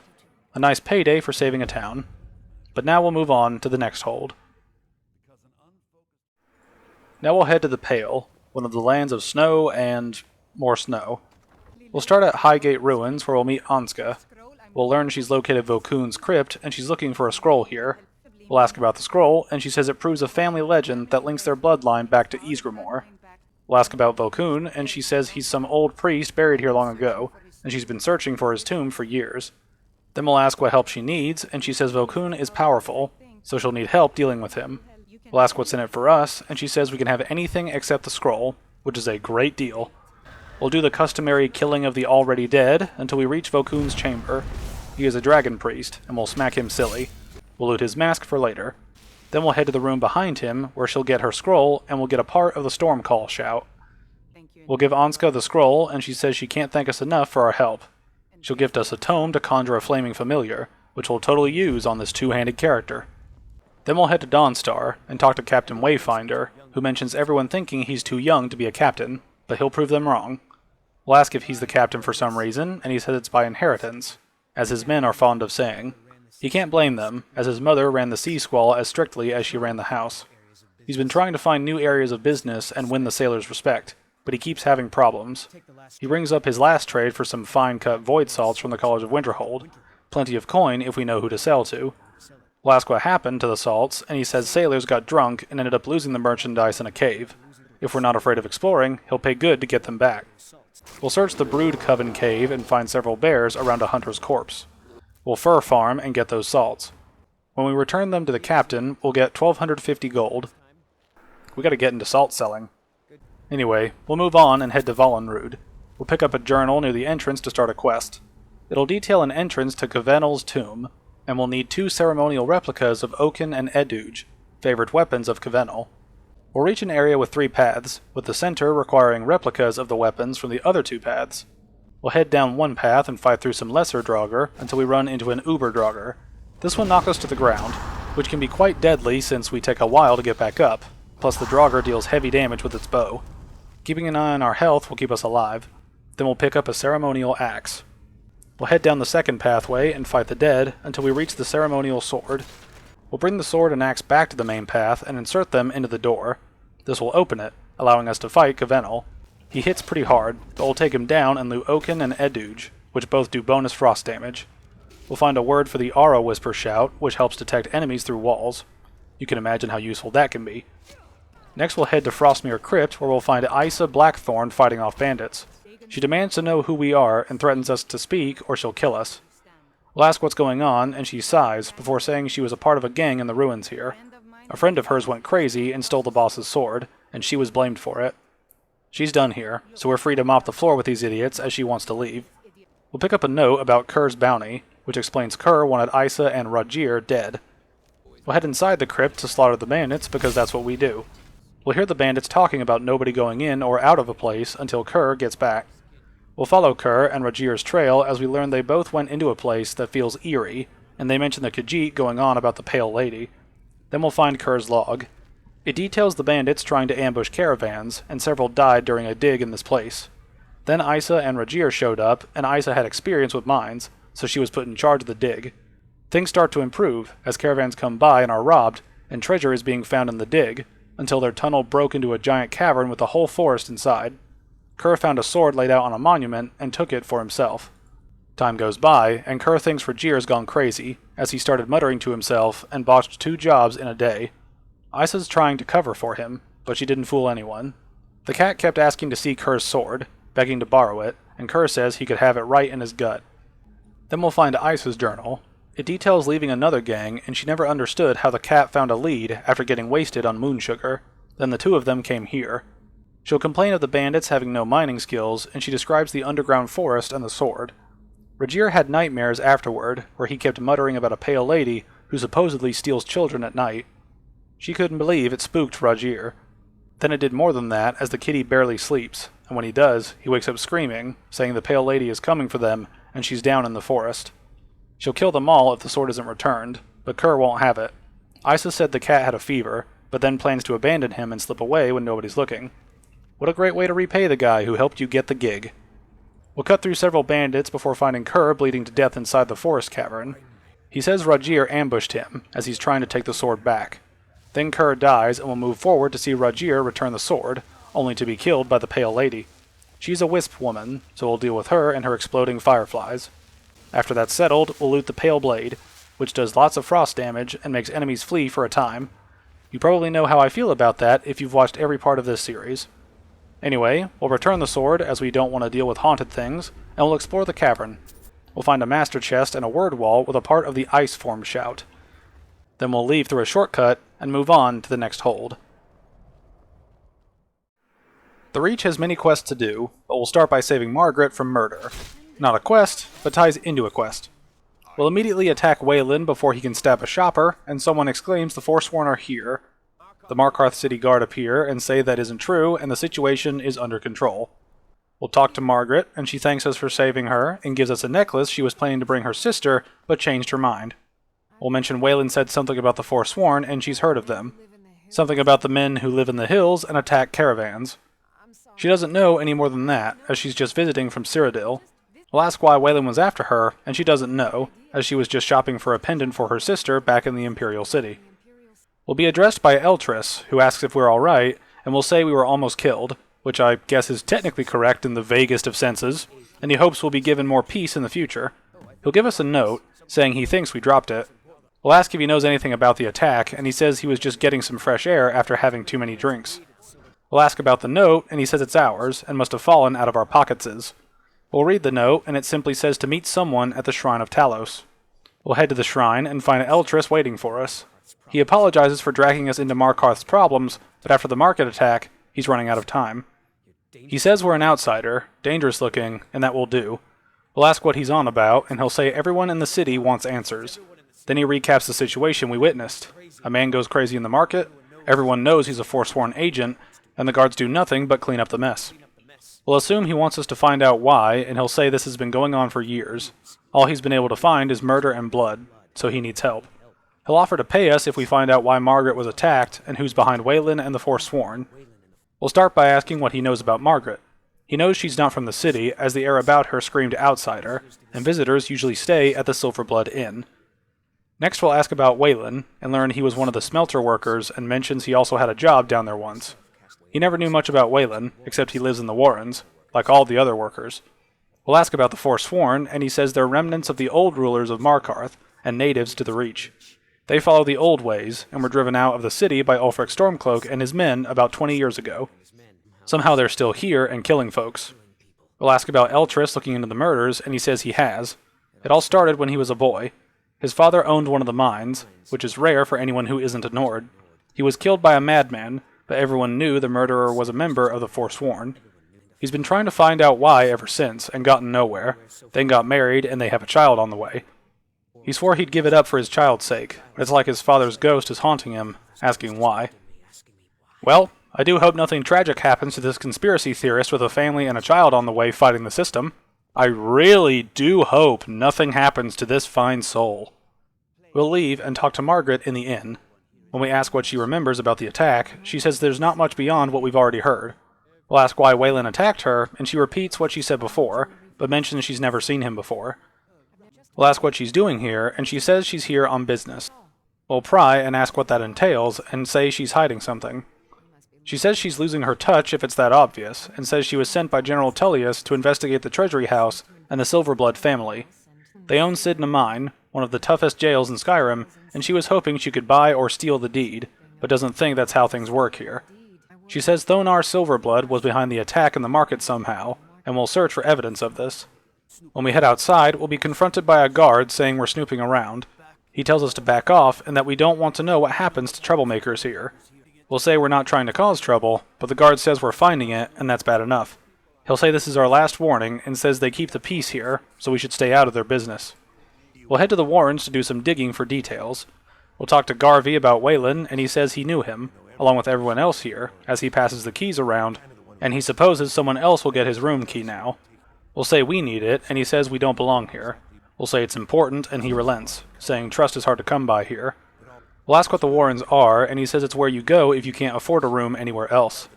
About the time they opened the mines, someone got the idea to throw beds in here. Laborers, the sick, the lame, they're all here. We'll question only the poor or sick living here, and he says welcome to Markarth, and to thank the Divines we can choose to live somewhere else. Now we'll check out Waylon's room and find a note in his chest. It'll tell him he's chosen to strike fear into the hearts of the Nords. He's to go to the market, and he'll know what to do. Signed, N. We'll learn who N is later. When we leave, we'll be stopped by Dristan, who says we've been digging around where we don't belong. It's time we learned a lesson, and we'll ask who sent him. He only says someone who doesn't like us asking questions, and we'll brawl. After punching Dristan to a knee, he'll insult us, and we'll threaten him if he doesn't talk. He'll say he was sent by Nepos the Nose, the old man who hands out the orders. He told Dristan to make sure we didn't get in the way, and swears that's all he knows. We'll then head to Thonar in the treasury and confront him about sending the guards to threaten us. He asks what we expected, given we were butting into business that wasn't ours. He says the guards know who holds the purse strings in the city, and he doesn't like snoops.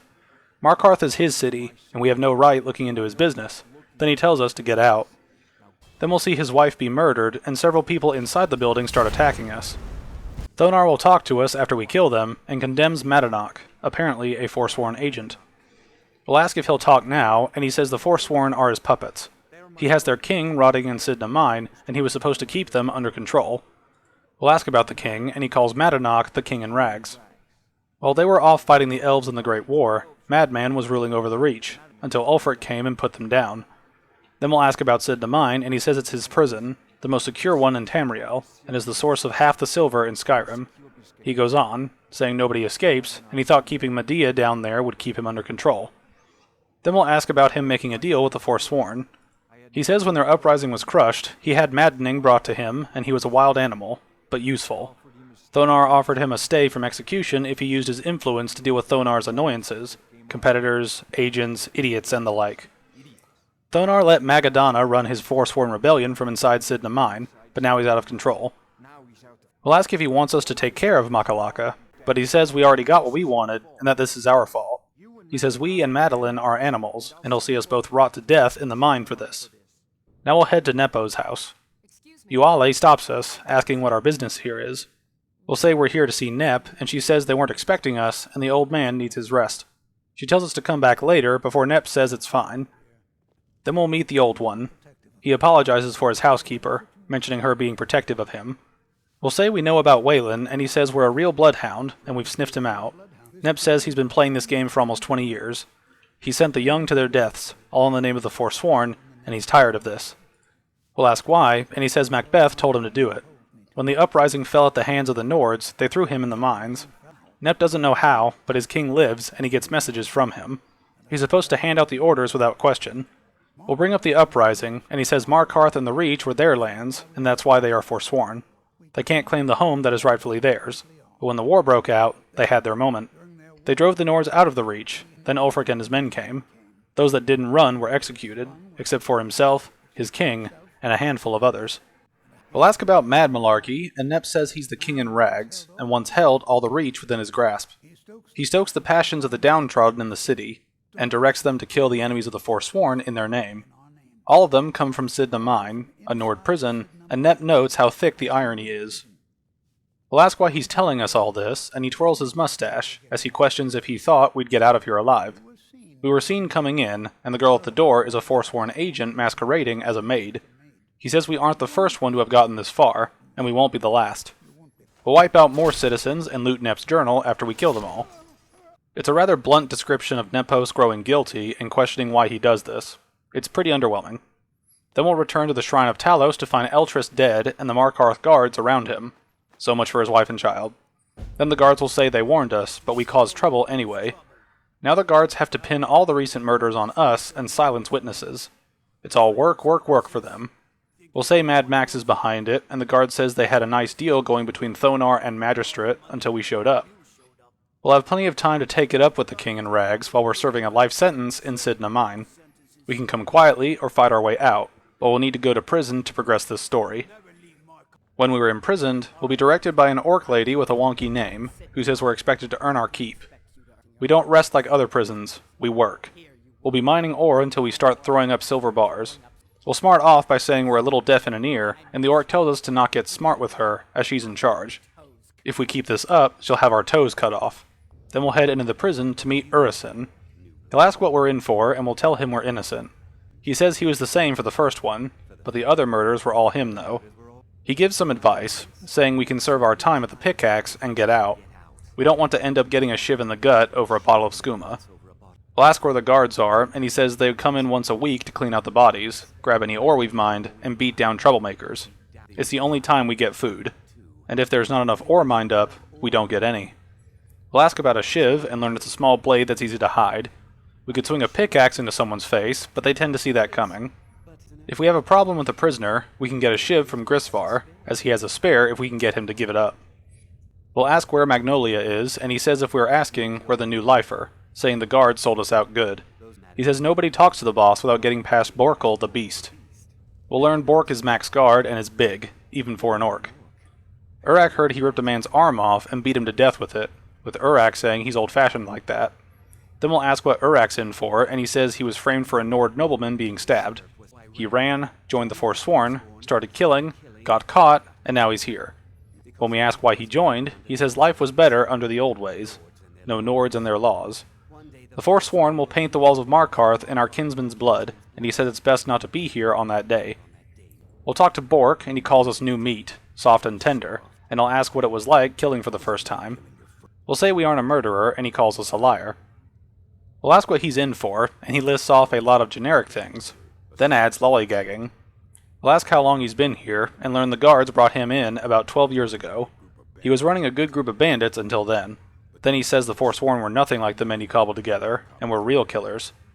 Then we'll get to the point and say we need to see McLean. He says we have to pay the toll first. He wants a shiv. Not that he needs one, but it's nice to have in case he needed to do some shaving.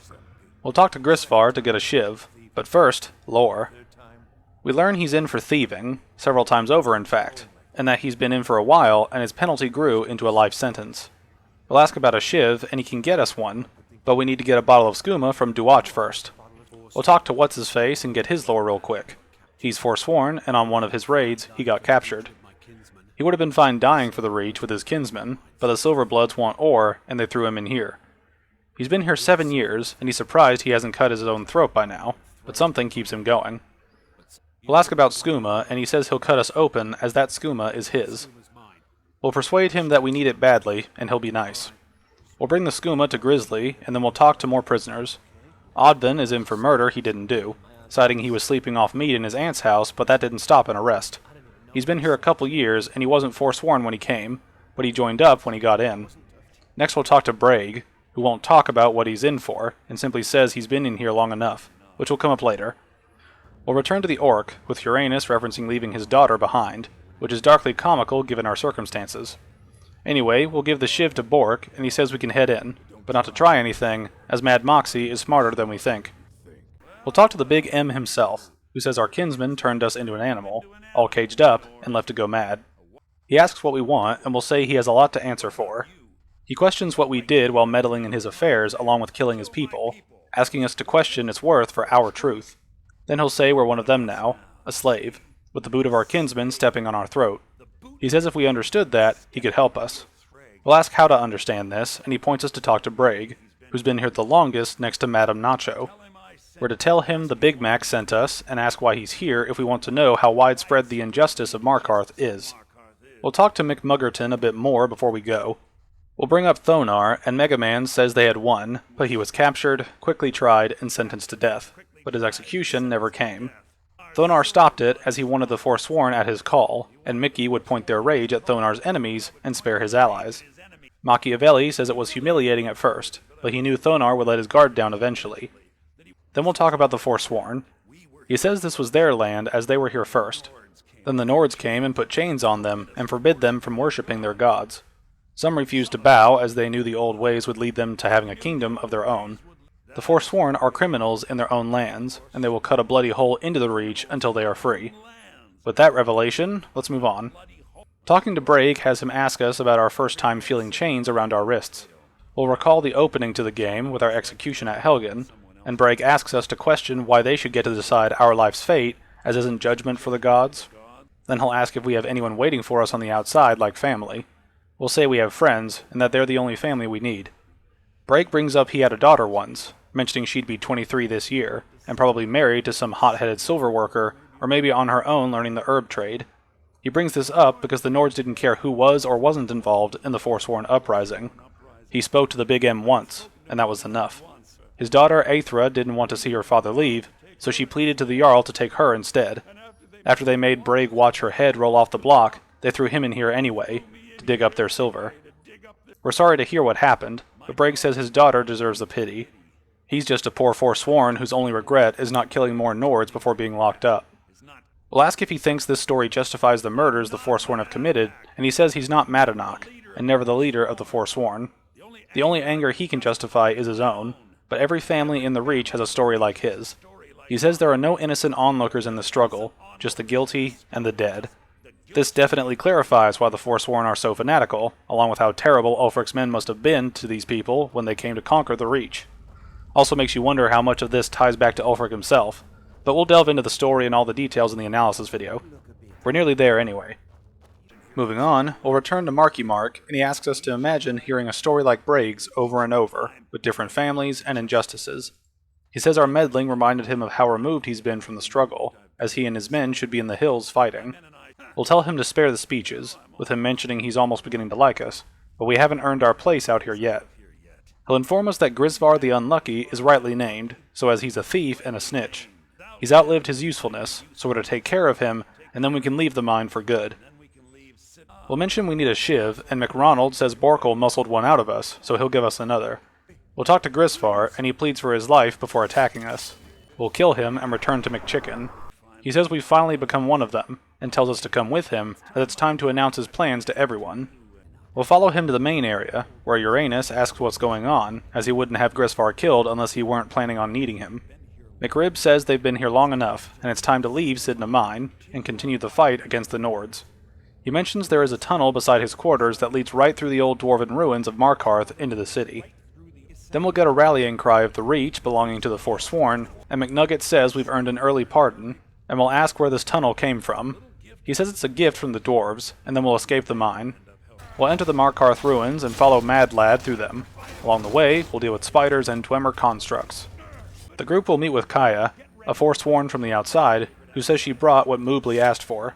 He then speaks with us, saying Kaya recovered our things from the Nords, and says we better get ready before we break out into the city. All the crew is geared up, and will be given the Old God set, something to remember Mad by. We'll ask what happens now, and he says he announces to all of Markarth that he's returned, and not to worry about our name. They'll know who to blame and fear after today. It'll take years, but he'll organize the Forsworn again and reclaim the land. Then, when the power is theirs, they can have peace and a kingdom. Then he offers us a warning until then, saying to beware the Forsworn, as no place in the Reach is safe from them now.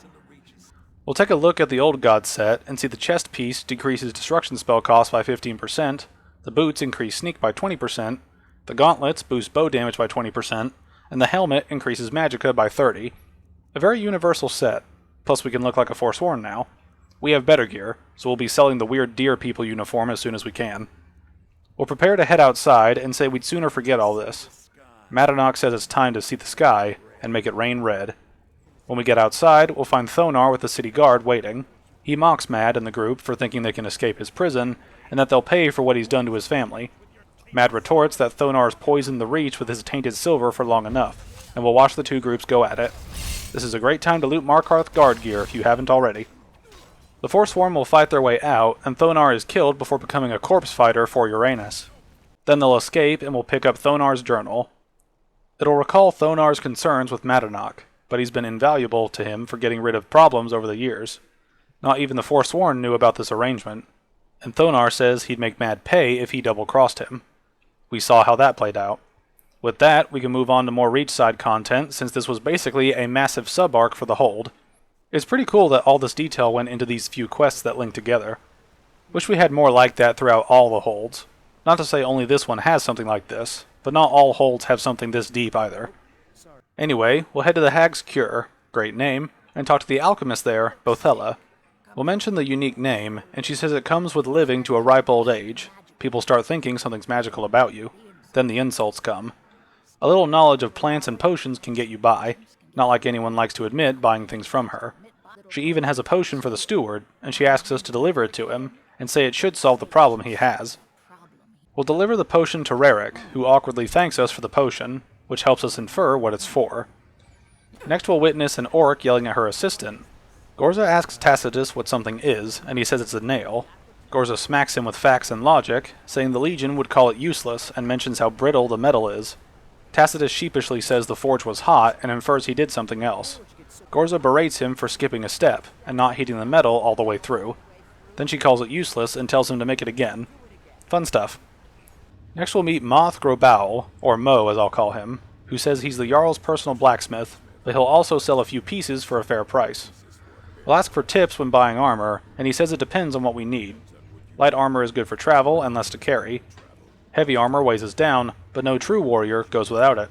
Then he'll mention a deal for heavy armor, where he needs a Daedra's heart, as the Jarl wants him to cool his new sword in blood. We get him a heart, he gives us some armor. We can get the heart through the various means I've mentioned in other videos, vendor, random loot, or Mehrunes' farming spot, and once we have it, we'll give it to Mo. He says he'd rather cool the Jarl's sword with water, but it's what he requested. Then he'll give us some leveled loot, and we'll get a nice ebony shield. We won't use it because we're a smacker, but it's good to have, especially when we sell it back to him later. We'll talk to Kara in the market, who recalls us being the Forsworn when they escaped. We'll ignore that and mention the city looks ancient. We'll ask how long she's been here, and she says her family came here centuries ago. They made a good living smithing the silver that flows throughout the city. Then she says we probably want to know about the fancy carvings and stonework around. She says she has a delivery for Calcelmo, and she says we can ask him for the history of Markarth, as he knows it better than anyone. We'll bring a ring to Calcelmo. I'm not going to recap some of what he says, as I've already covered it, so we'll skip to the goods. He says he kept forgetting to pick the ring up, and compliments Kara as a patient woman. Then he'll pay us, as he has noticed people like gold. Indeed we do. We'll head to Volthum in the wilds of the Reach to go on our next adventure. We'll meet the ghost of Valdar, who says we should leave, as evil stirs here, and he fears for the security of the land if it breaks free. We'll ask what he means, and he'll explain that we stand at the tomb of Hevnorak, who has been dead for many generations. He fears that his return may be at hand. We'll say there must be a way to stop this, and Valdar says he's been holding him here, but while he regains strength, Valdar is fading. Now Valdar can barely contain his power, much less defeat him if he awakens, but with us helping, there's a chance. We'll offer to do so and ask what needs doing. He says 3 vessels in the tomb below hold the power to vanquish Hevnorak, and we need those before anything else. He warns us they are guarded by Hev's minions, and will stop at nothing to see their master return. We'll talk to Valdar before we move on, and ask why he fears Hev. He says Hev had a way of enthralling people, and built up a loyal army of followers. Good men that fell under his spell and were made evil. After that, fear kept them in line. Hev could torture and humiliate them, and they would not rebel. Even in death, they still serve him. Then we'll ask why he's here. He says Hev planned his resurrection obsessively before dying, and Valdar's duty in life and death is to make sure he stays in this tomb for eternity. The Eternal Watcher, forever protecting us from a long-forgotten foe. We'll head inside and start grabbing vessels. We'll kill many a zombie while we add fine additions to our collection. We'll run into a room with traps and skeevers, along with burning pots and goo. We'll tank it because we're a strong, independent Nord woman who don't need no man, and we'll continue two-handing everyone in here. I had fun scripting that. It's part of the reason I keep doing these. We'll pick up one of the vessels, which looks like a wine bottle, and continue through the crypts to find the others. After collecting the second bottle of brandy, we'll find a Dragonclaw room and do the puzzling of puzzledom to reach the final vessel. We'll return to the main chamber and talk to Valdar. He was worried that he sent us to our death before he instructs us on what to do, along with lore. In life, Hevnorak drained his own blood from his body. His goal was to transfer his power back into himself after death, becoming a powerful lich. The vessels contain that blood. We can empty them, and we remove any chance he has of regaining his former powers. We'll say this seems dangerous, and Valdar mentions it's more dangerous than we know. Left alone, however, he will awaken when he has grown too powerful to be stopped. This is the only way to deal with him. When we're ready, we're to empty the vessels into the sconce near the throne and sit on the throne itself. When we've done so, Valdar will unbind Havnorak. He will awaken in a weakened state, but is still to be reckoned with. We'll do the do and fight Hev, a dragon priest. We'll show him the power of our two-handed pumps, and we'll loot his stuff. His mask makes its wearer immune to disease and poison, while his staff creates a wall of lightning on the ground. We'll return to Valdar, who thanks us.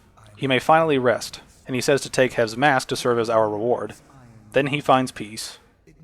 We'll move over to Kolskegger Mine and clear it of Forsworn for a quest we haven't got yet. Thankfully, we can complete it before we get it, which sounds stupid, but you'll see what I mean in a second. We'll then head to Left Hand Mine near Markarth to find Skaggy talking to Pavo. Pavo says the Forsworn took the mine we were at, and he says they're the only ones left. Skaggy says for the two of them to head inside for some rest, and he'll send word to the Jarl. We'll ask Pavo about the mine, and he says the Forsworn came in the night and killed everyone. He and Gat are the only ones who escaped. He hopes Skaggy sends word to the Jarl and something will be done. We'll offer to take care of the Forsworn, even though we already did, and when we let him know it's safe now, he's surprised we did it alone. He thanks us and gives us a leveled amount of gold. Now we'll head to the Temple of Dibella in Markarth, and Senna stops us, as the sisters are communing with Dibella and can't be disturbed. We'll ask why the temple is closed, and she repeats what we heard earlier. We'll ask who Dibella is, and she teases us for being a heathen. Then she explains Dibella is the divine of beauty, and patron to artists and bards, along with those who seek life's simple pleasures. The temple offers her blessings to pilgrims and instruction in enjoying all life has to offer. We'll ask about signing up, as we're a sexy lady, and Senna agrees with that sentiment and says there's much she could teach us, but the temple isn't taking new students at the moment. We'll barge into the other room to meet the sisters, where Orla asks what we're doing here. She tells us to stay where we are, as the mother will deal with us. We'll talk to Hamal next, and she asks the same questions. We'll say we're curious of the temple, and she says they don't allow the uninitiated into the inner sanctum. We've committed a breach and must pay the penalty. We'll learn the normal penalty is a period of servitude, but they have more pressing matters we could help with. We'll learn the ceremony we rudely interrupted was the exalted protocol of the Dibellan Sibyl. Sibyl was recently lost to them. Through this protocol, they have seen the home of the next Sibyl, and were directed to a small village pressed against the stone. If we grab their young Sibyl, our transgression will be forgiven. We'll agree to help, and she says to head to Karthwastern to find Sibyl. We'll ask what a Sibyl is, and she explains the Sibyl of Dibella spends her entire life in direct communion with the goddess. From birth to death, she is a direct connection with the Heavenly Mother. From her reveries, they know the mind of their god. Then she repeats what Sibyl is. We'll ask why this is a secret, and she says they prefer not to announce that the Sibyl has died until they can introduce the new one. People like to know that they're connected to the goddess. We'll question the girl being taken from her family, and Hamal says it's considered a great honor for them. Their daughter will never know hardship, and the goddess blesses them with great bounty. We'll then ask what we'll get out of this, and she says we can learn the blessing of Dibella. We'll find men more pliable, or vulnerable, in the future after that. Basically, a glorified seducer. Then we'll be off. Along the way, we'll be stopped by a thief who demands our valuables. We'll persuade him we don't have money, and he believes it before we kill him anyway. Nothing important here, but I thought it was a funny encounter. We'll arrive at Karthwastern and see Einathok saying he wants sellswords out of his mine. Atar tells him to watch his tongue, and that they'll leave when they're sure there's no Forsworn here. Ein retorts, saying that'll be when he sells his land to the Silverbloods, at least whoever is left after the Forsworn conspiracy. Atar says they've made him a generous offer for the mine, and he suggests Ein take it. We'll ask around for a young girl, and be pointed to Enman and Meen, who had a little girl, but she hasn't seen her in a while. We'll talk to Enman, and he reacts poorly to questioning about his girl, Fjotra, as she was taken by Forsworn. We'll learn they were from Broken Tower, and we'll mention she is the Sibyl of Dibella. This changes his tune, as he says we need her in Markarth, and he'll come with us. We'll tell him to stay as he just get in the way, and we'll head off to save the baby of the Babe Goddess. We'll find the Forsworn fort and wipe out the Forsworn here. We'll find Fjotra locked behind bars, and we'll free her. We'll say we're here to bring her to the temple in Markarth, and she assumes what she's heard is true about herself. She's honored to be Dibella's mouthpiece, and we'll head back to the temple. We'll inform Hamal of their Sibyl being found, and she says to let the girl come with her to begin preparations. She'll send word to her family that she is in good hands. She says we've earned the blessing of Dibella, and if we spread them at the altar, she'll bestow her gift. We'll drink from Dibella's fountain, take that out of context, and now we have a bonus to damage against the opposite sex. Seems rather sexist as a skill, but hey, fantasy is just fun like that. We'll return to Calselmo and mention a guard said he owned the Dwemer Museum. He says it's correct and that it's a private place where he can catalog his research. Occasionally, the Jarl will come in and have questions, but that's rare. He'll let us in if we agree to help defeat a giant spider named Nime, the poisoned one. We'll agree to do pest control and head inside. We'll find Nime, the leggy one, after defeating her children. We'll defeat her and find a note on a nearby Imperial soldier, Alethius. His note is directed to Salonia and mentions grouping with researchers who can't go far without looking at stuff, and we'll get a quest we'll get into in a moment. We'll return to Calcium and inform him of the spider's death. He allows access to the museum and says to mind the displays. Then we'll mention the expedition journal. Calcification says it looks like someone from Staben's group, who he calls a brave scholar, but not very wise. Calcutta says if we find Stab him, he would love to see his notes, but doubts we'll find Stabby alive. We'll return to Nime's chamber and cut through the web to the Dwemer ruins. As soon as we enter, we'll find Falmer, and do our thing to avoid becoming Charis feed. We'll eventually find Strom's diary, which details his study of a tree the Dwemer had, and the living areas around here, before referencing the Falmer creeping in.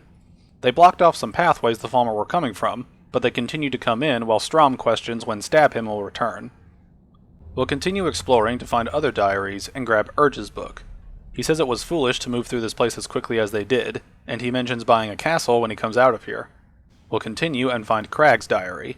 It recounts them finding a city beneath Markarth, and then setting up camp nearby. We'll continue doing the things I've already said a few times over, and find Stabhim's diary. This one explains the progress of the expedition, and how he used his students as distractions before succumbing to death, as he was trying to hit a switch. We'll activate a lever to activate the automatic defenses, for some reason, and we'll leave to find anyone who knows of the expedition. On our way out, we'll find Dwemtek fighting the Falmer, which is helpful if you hate either or both of them. We'll join the fray for XP, and then return to Calculator to give him the journals from the dead researchers. He says it's tragic what happened, but he warned Stabhim leading those people on a fool's errand was a terrible idea. Unfortunately, sometimes the stone of scholarship is built on the foundation of death. He'll inform the kin, and will be rewarded with what the researchers would have been paid. We'll head outside of Markarth, because I'm sick of Rock City, and head to Solyorn's Sinkhole. We'll be stopped by Perth, warning us to stay out of the mine, as it isn't safe. They tunneled into an old Nordic crypt, and the place is crawling with Draugr. They aren't mining up any ore with the undead around, so we shouldn't go down there. We'll now have our challenge and motivation. We'll enter the sinkhole and sink our axe into the holes of the undead. Take your pick of which ones. Upon relieving the dead of their second lives, we'll return to the surface and speak to Perth. He's astounded we could clear the mine of Draugr, as they were waiting on a regiment from the Jarl. He'll thank us, and we'll get that shiny. We'll head to Old Hroldan next and speak to Idis, who mentions renting Tiber Septim's room. I'll ask about it, and she says in the Second Era, Tiber Septim himself led the army that conquered Old Hroldan from the barbarians of the Reach. Septim later founded the Empire, but his first known battle and victory was here. She goes on, saying this inn has the bed Septim slept in on his first night as Old Hroldan's liberator, as good as it was hundreds of years ago. We'll rent the famous person's room and enjoy the double bed. When we awaken, we'll see Idis scream and find a ghost in the inn. This is the ghost of Christmas wait, that's not right. This is the ghost of Old Hroldan, and asks if we're Hjalti. We'll ask who he's talking about, and he continues like we're Hjalti, but mentions Hjalti promised that when they sacked Hroldan, we would make him our sworn brother. He's waited, even after the enemy's arrows dug into his chest and hammers crushed his bones. Then he'll say to bring Hjalti's sword so we can become brothers as was promised. We'll agree to find it, and he says he longs to taste battle again. We'll ask who he is and where he came from afterward.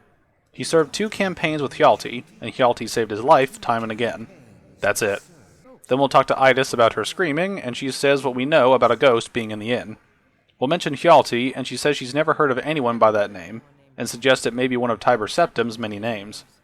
We'll mention the ghost is looking for a sword, and Idis remembers a legend that Septim had attacked one of the enemy camps before he came to Old Hroldan, and suggests it could be there. She'll mark the location on the map, and we'll head there.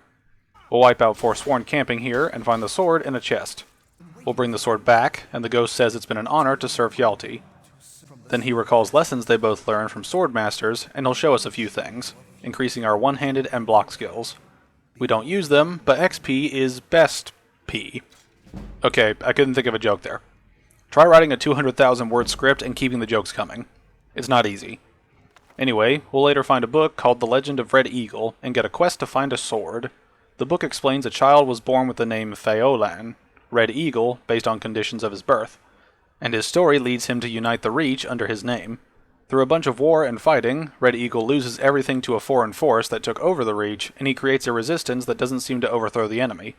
He makes a deal with a hag raven and becomes a spirit of vengeance to drive the foreigners from the Reach, which he does. Then they're attacked by another foreign force, and he kills them, but falls as well. He was buried in a tomb, and he presented his sword to his people. He swore an oath to return and lead them again. We'll grab the sword from Sundered Towers and find Red Eagle's Rite.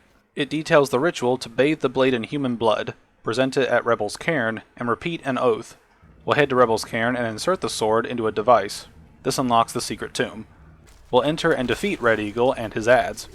Returning to the sword changes it to Red Eagle's Bane, which is a beefier version of the original, but only slightly. Then it's time to move on to another massive clump of content in the next hold. The Rift will give us much to do, so strap in for the ride. We'll begin by bugging a farmer and ask what happened to his bow. He says some thieves stole it and fled into the Ratway. We'll agree to help, and he says the bow means a lot to him. We'll ask if he's had trouble with thieves, and he says they're out here alone except for guards who don't care about them.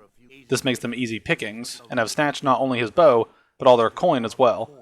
We'll ask how he knows the thieves were from Riften, and he says he bumped into them as he was returning to his farm after buying supplies. He says they left an unmistakable stench behind. We'll go sniffing for stenches and find the thieves in the Ratway. We'll wipe out the vagrants who stole from our good friend What's-His-Face and return his bow to him.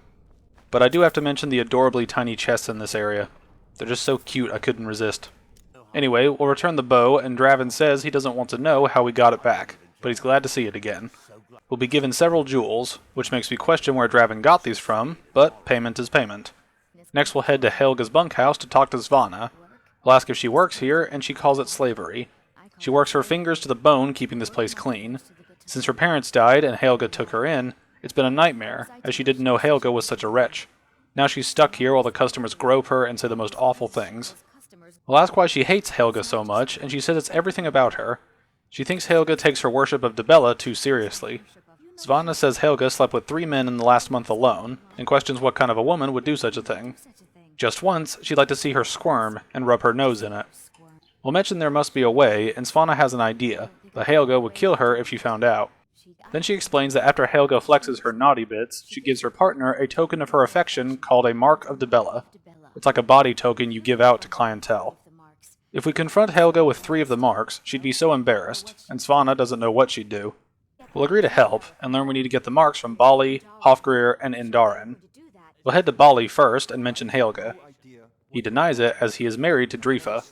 We'll persuade him to part with the token, and he says it was one night, and he thinks she slipped something in his drink. He hasn't been back there since, and we'll get the mark. Next is Indaren. We'll persuade him to hand his over, and he says if word got out about this, he'd lose respect with his fellow meadery workers. Lastly is Hofgrir. He asks what we're talking about when we bring up the mark. He won't be persuaded, but he will be intimidated, saying he doesn't want a bad reputation, mentioning Helga's out of control, as she wanted to try it in the stables, and he said yes. We'll confront Helga about her love droppings, and she'll pucker faster than the rectum of a child actor. She says we need to keep this quiet, and she gives us a scroll for our silence, mentioning to tell nobody, especially Svanna. We'll return to her, and she's giddy with excitement over her boss being uncomfortable. Then we'll get some random loot and move on. We'll head near a fort to find a camp with Stalio asking if we're here to help. We'll ask what's going on, and he says reinforcements finally arrived, and he hopes we're good. We'll say we're the best, and Stallion says the place is crawling with bandits, and they lost good men trying to take it earlier. He suspects Brurid planned this, as there's been bad blood between them since the king's death. But to invade his home and kidnap his family, that sounds like more than just bad blood. He says we ask a lot of questions for a mercenary, and tells us to get in and open the gate. Then they'll try to provide help once that's done. We'll begin fighting the bandits in the keep before learning of a secret entrance. We'll head inside and start whacking like we do until the fort is cleared. We'll open the gate to let Stalingrad inside, and we'll talk to him. He thanks us for our help and asks if we saw his family inside. We'll report we didn't find them in there, and he thinks they may have found safety before the attack. He'll begin the search after a quick restock. Then we'll be paid with a Detect Life spell. Whoop-de-doo. We'll move on to Elgrim's Elixirs to meet with Ingun Blackbriar. We'll ask about her alchemy, and she says she's aspiring to be an alchemist, but there are sure to be setbacks. Master Elgrim says she's a natural, and has a unique talent. but she fears his approval masks his intolerance for her mistakes. Her formulas have cost her master a fortune in ingredients, some of which are almost irreplaceable. We'll ask what ingredients she needs, and she lists 20 Deathbell, Nightshade, and Nirnroot each. She'll sense our will to quest, and will agree to help. We can ask for tips on where to find these ingredients, and we'll do so. Nirnroot grows only by the water, and makes a unique chiming noise for some reason, but won't regrow once harvested. Nightshade is native to the pine forest and marshy tundra regions of Skyrim, and has a distinct starburst-like violet flower. Deathbell only grows in marshy tundra terrain, and its inverted bluish-purple flower bunches are unmistakable. We'll ask why she's so fascinated by alchemy, and she says it's exhilarating to observe the effects of her potions on the body. Watching the heart stop, the eyes go blind, and other red flag sayings that interest this creepy rich girl. She says we're made up of thousands of parts with thousands of different functions, all working together to keep us alive. If one part fails, life fails, and it makes her realize how fragile and flawed we are. She says she's fascinated by the irony that the same world that gives life provides us the means to die as well. Anyway, once we gather all these ingredients, through farming, vendors, or cheating, take your pick, we'll give them to the young potion master. She says her experiments are at a critical stage, and these are what she needs to finish them. We'll be paid 600 gold per stack, and when we mention that's all the ingredients, she says Elgrim will be pleased that she's restored his stock. She'll admit she feels we're owed more than coin for our work, so she gives us a key that unlocks her supply chest at the alchemy shop. We're free to take what we need, and she'll refill it once every few days, meaning we have a passive potion farming spot now, which helps the guzzlers out there. Next we'll head to Heartwood Mill and talk to Grosta. We'll ask if running the mill is difficult, and she says it's nearly impossible, as it's just her and her child. With Leifnar gone, it's put her in a terrible bind, as she's having trouble making ends meet.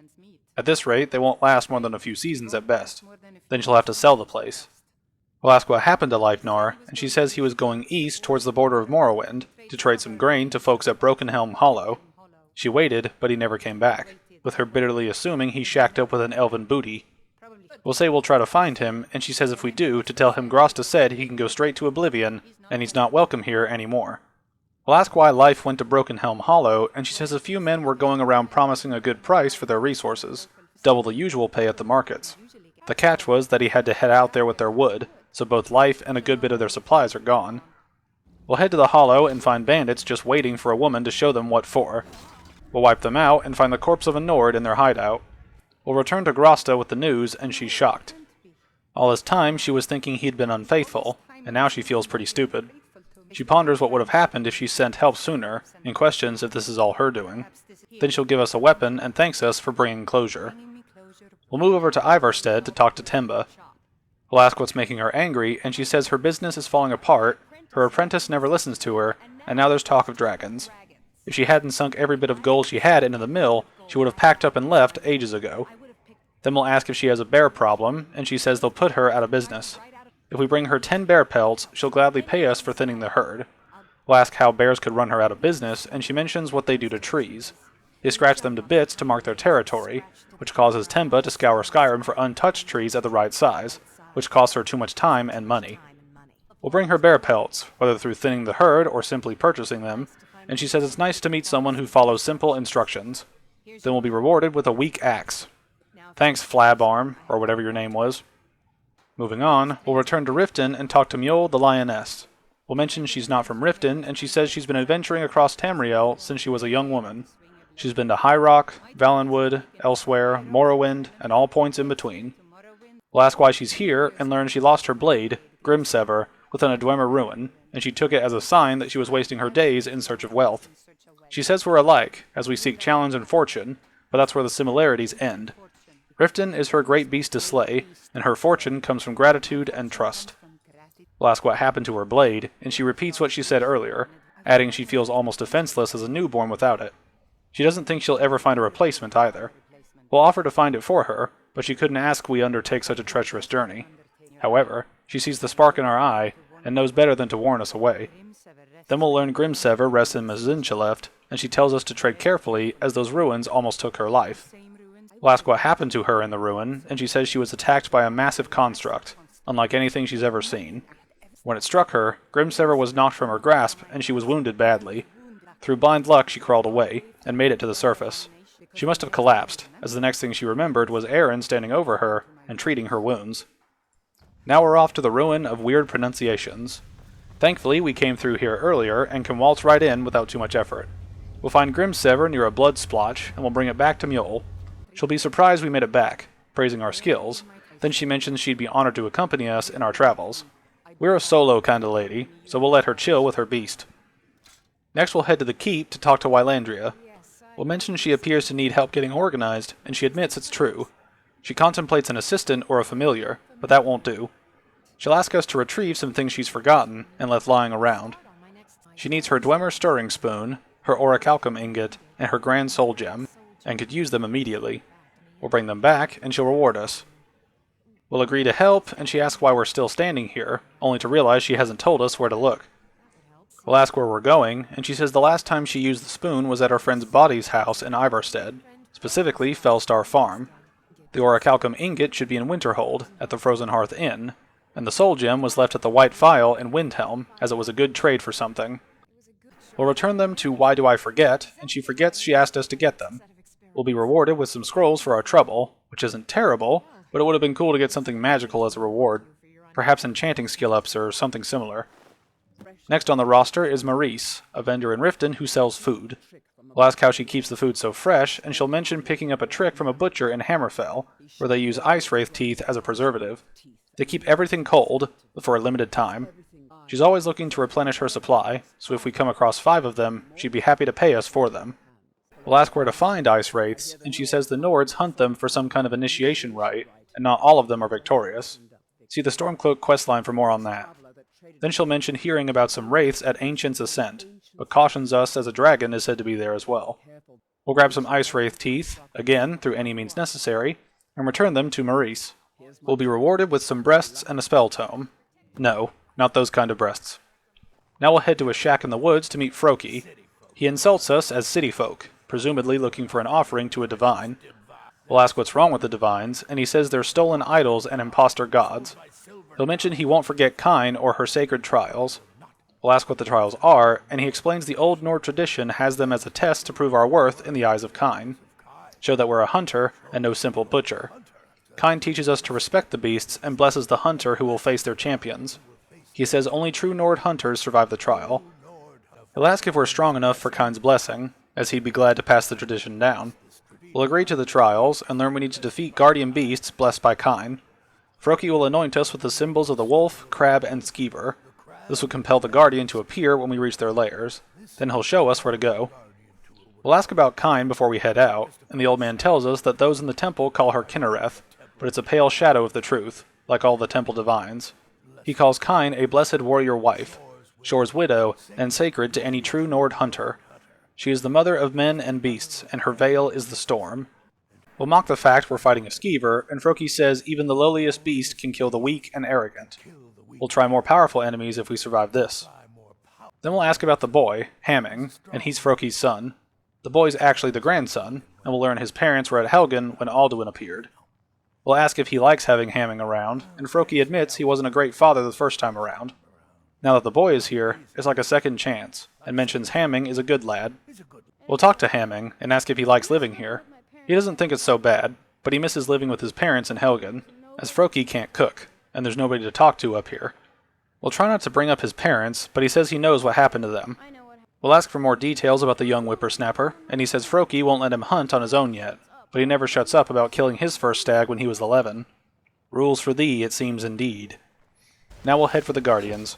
We'll find the Wolf Guardian near the lake where our mansion would be if I've paid for one. It fights like a wolf, so assume that for the rest of the Guardians. We'll go after the Guardian Mudcrab next in the open spaces of Whiterun Hold. Thankfully, it's easier to deal with than the From Software crabs. No hate, just judgment. Then we'll find the Guardian Skeever near Dawnstar and wipe out the Ghost Pest. We'll return to Froki with news of our success, and he says we're not so soft after all, and are ready for a real challenge. We'll be anointed with the symbols of the bear, the saber cat, and the mammoth, and are warned to tread carefully, as they are mighty beasts. Now we'll head out to kill bigger ghosts. We'll find the bear near Falkreath, the mammoth near Whiterun, and the cat near Winterhold. We'll return to Froki, and he says we do Kine proud. Then we're given the last challenge to defeat the Troll Champion, which is near Whiterun in a cave. As with the others, we'll chop the ghost in half, then return to Froki. He says we finally know what it means to be a true Nord hunter. We've earned the blessing of Kine, and Froki as a friend. We'll be given Kine's token, which reduces animal damage to us by 10% and increases bow damage by 5%. Very hunter-centric, but not quite what I'd call good given the requirements. We'll head back to Riften and talk to Lewis about his pill problem. Wait, wrong game. He'll ask us to deliver a message to Sibby Blackbriar. We'll ask what sort of message it is, and he'll say he approached Sibby to buy Frost, one of the finest breeding horses in Skyrim, and Sibby agreed to sell. Lewis paid Sibby half the cost up front, but before he could deliver, Maven locked Sibby up, and Sibby thinks he's exempt from their deal. Lewis disagrees, and wants us to talk to Sibby for him, and bring him Frost, and the lineage papers that prove the horse's worth. We'll agree to help, and be told to find Sibby in the Riften jail. We need to learn from him where Frost and the lineage papers are, and bring them to Lewis outside Riften. We'll ask why he doesn't do this himself, and he says he's not comfortable around guards or jails, and definitely not when associates of his are locked up. We'll ask why Sibby is in jail, and Lewis has no idea, but whatever he did must have angered Maven. No guard would lock up a Blackbriar without her permission. We'll head to the prison and persuade the guard to let us in. Then we'll talk to the brat. He'll flirt with us before we mention we were sent by Lewis. He guesses what we're here for, and he says that'll be a problem as he doesn't exactly own Frost. He explains the horse belongs to the family estate, so it's technically owned by Maven. His plan was to take the horse from the lodge and deliver it to Lewis at the stables, but that didn't pan out. He doesn't want to cross Lewis, and suggests we steal the horse and deliver it, and we'll get the second half of the payment. We'll mention Maven might pay us more for this info, and he is annoyed we're taking advantage of a man in jail. Then he agrees to sweeten the deal. He gives us a key to a hidden stash at the lodge, which we're free to loot as payment. Then we'll head to Blackbriar Lodge. When we arrive, we'll find their mercenary guard hunting chickens and foxes. When we walk up to one, they'll become hostile, so we can make the case they attacked first. We'll enter the lodge and find the stash with a whopping 250 gold in it. We make that by selling off junk at this point. Anyway, we'll find the deed of ownership and fight our way out to the pony. We'll ride Frost all the way back to Riften, showcasing the horse riding mechanics if you haven't already seen them. Before we get there, we'll find Lewis under attack by spiders. We'll help him, and he says we've earned our pay. We'll be paid 1,250 for our services, and he'll ride off with his new horse. Now we'll head to Darklight Tower for another quest. We'll enter the tower to talk to Ilya, who says she knows this looks bad, as she just killed someone. We'll bring it up, and she says she was attacked for trying to leave. She says they do evil things here, and she doesn't want any part of it anymore. We'll ask why the woman needed to die, and she says they needed to find a human sacrifice, and when she told the woman she couldn't do it, she attacked. She admits she's done horrible things here, but never taken an innocent life. We'll ask why they needed a sacrifice, and she explains it's part of an initiation, as her mother was going to become something. But she won't be a part of that. She can't run away from this, and has to stop her mother. She's going to try, and asks us for help. We'll agree to aid her, and she says to follow her, as they have to fight their way up. She doesn't think anyone else here is about to have a change of heart.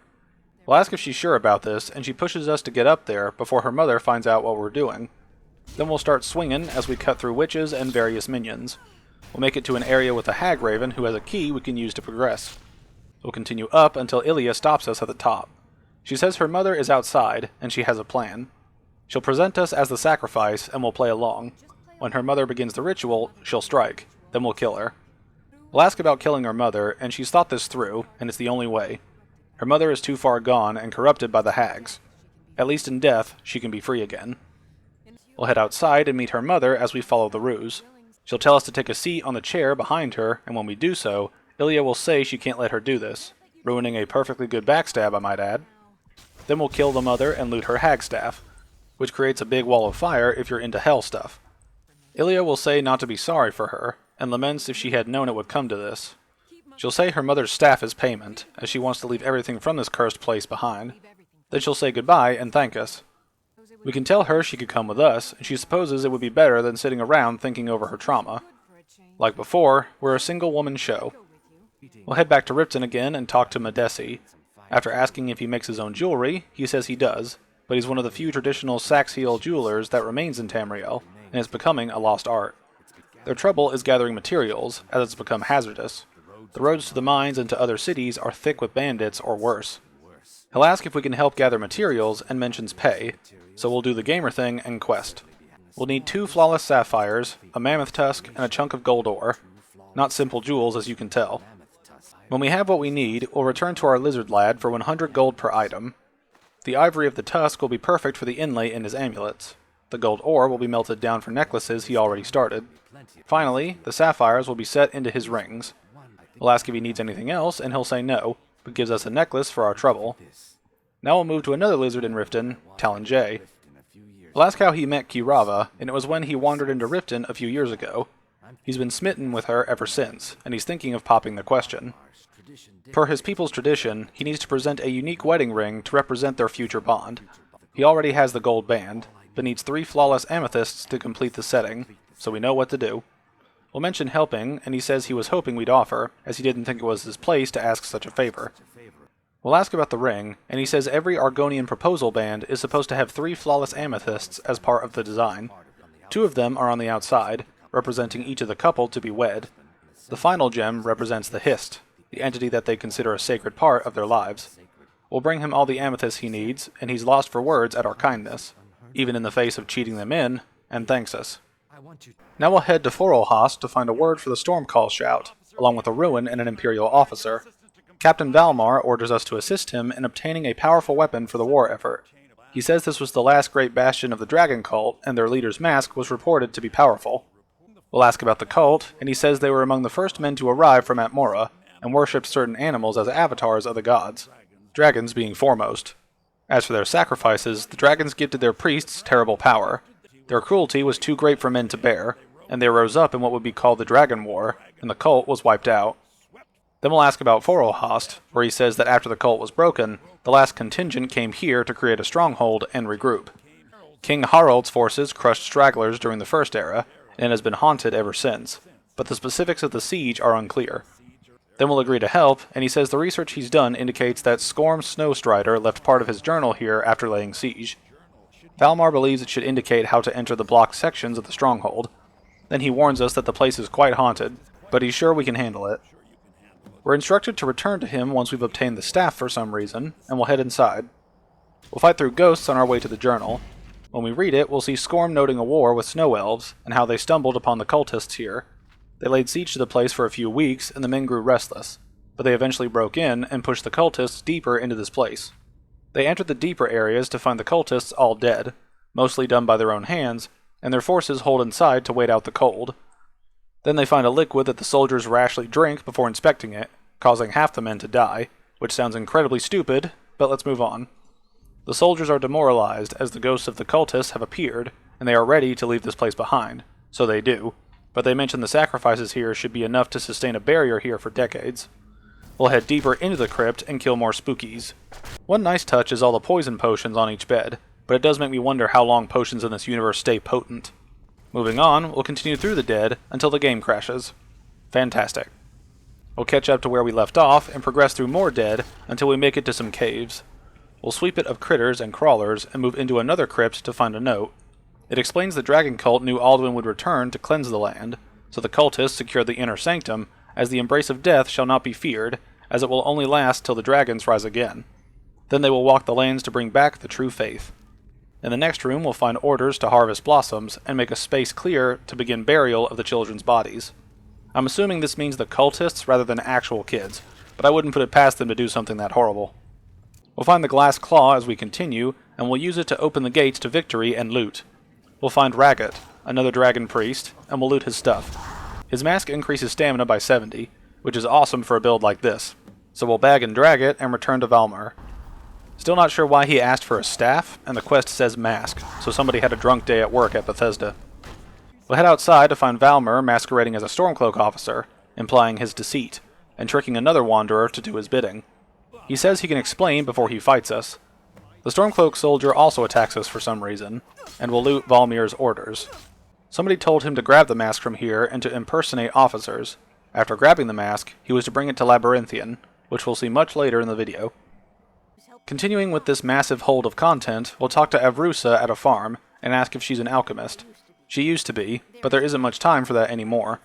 She owned a shop in Vivec City long ago, but had to leave when the Red Mountain erupted. Perhaps she'll reopen in Skyrim one day.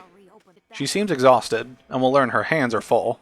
Between farm chores, cultivating a nirnroot supply, and keeping rain on her sister Aduri, there's little time for rest.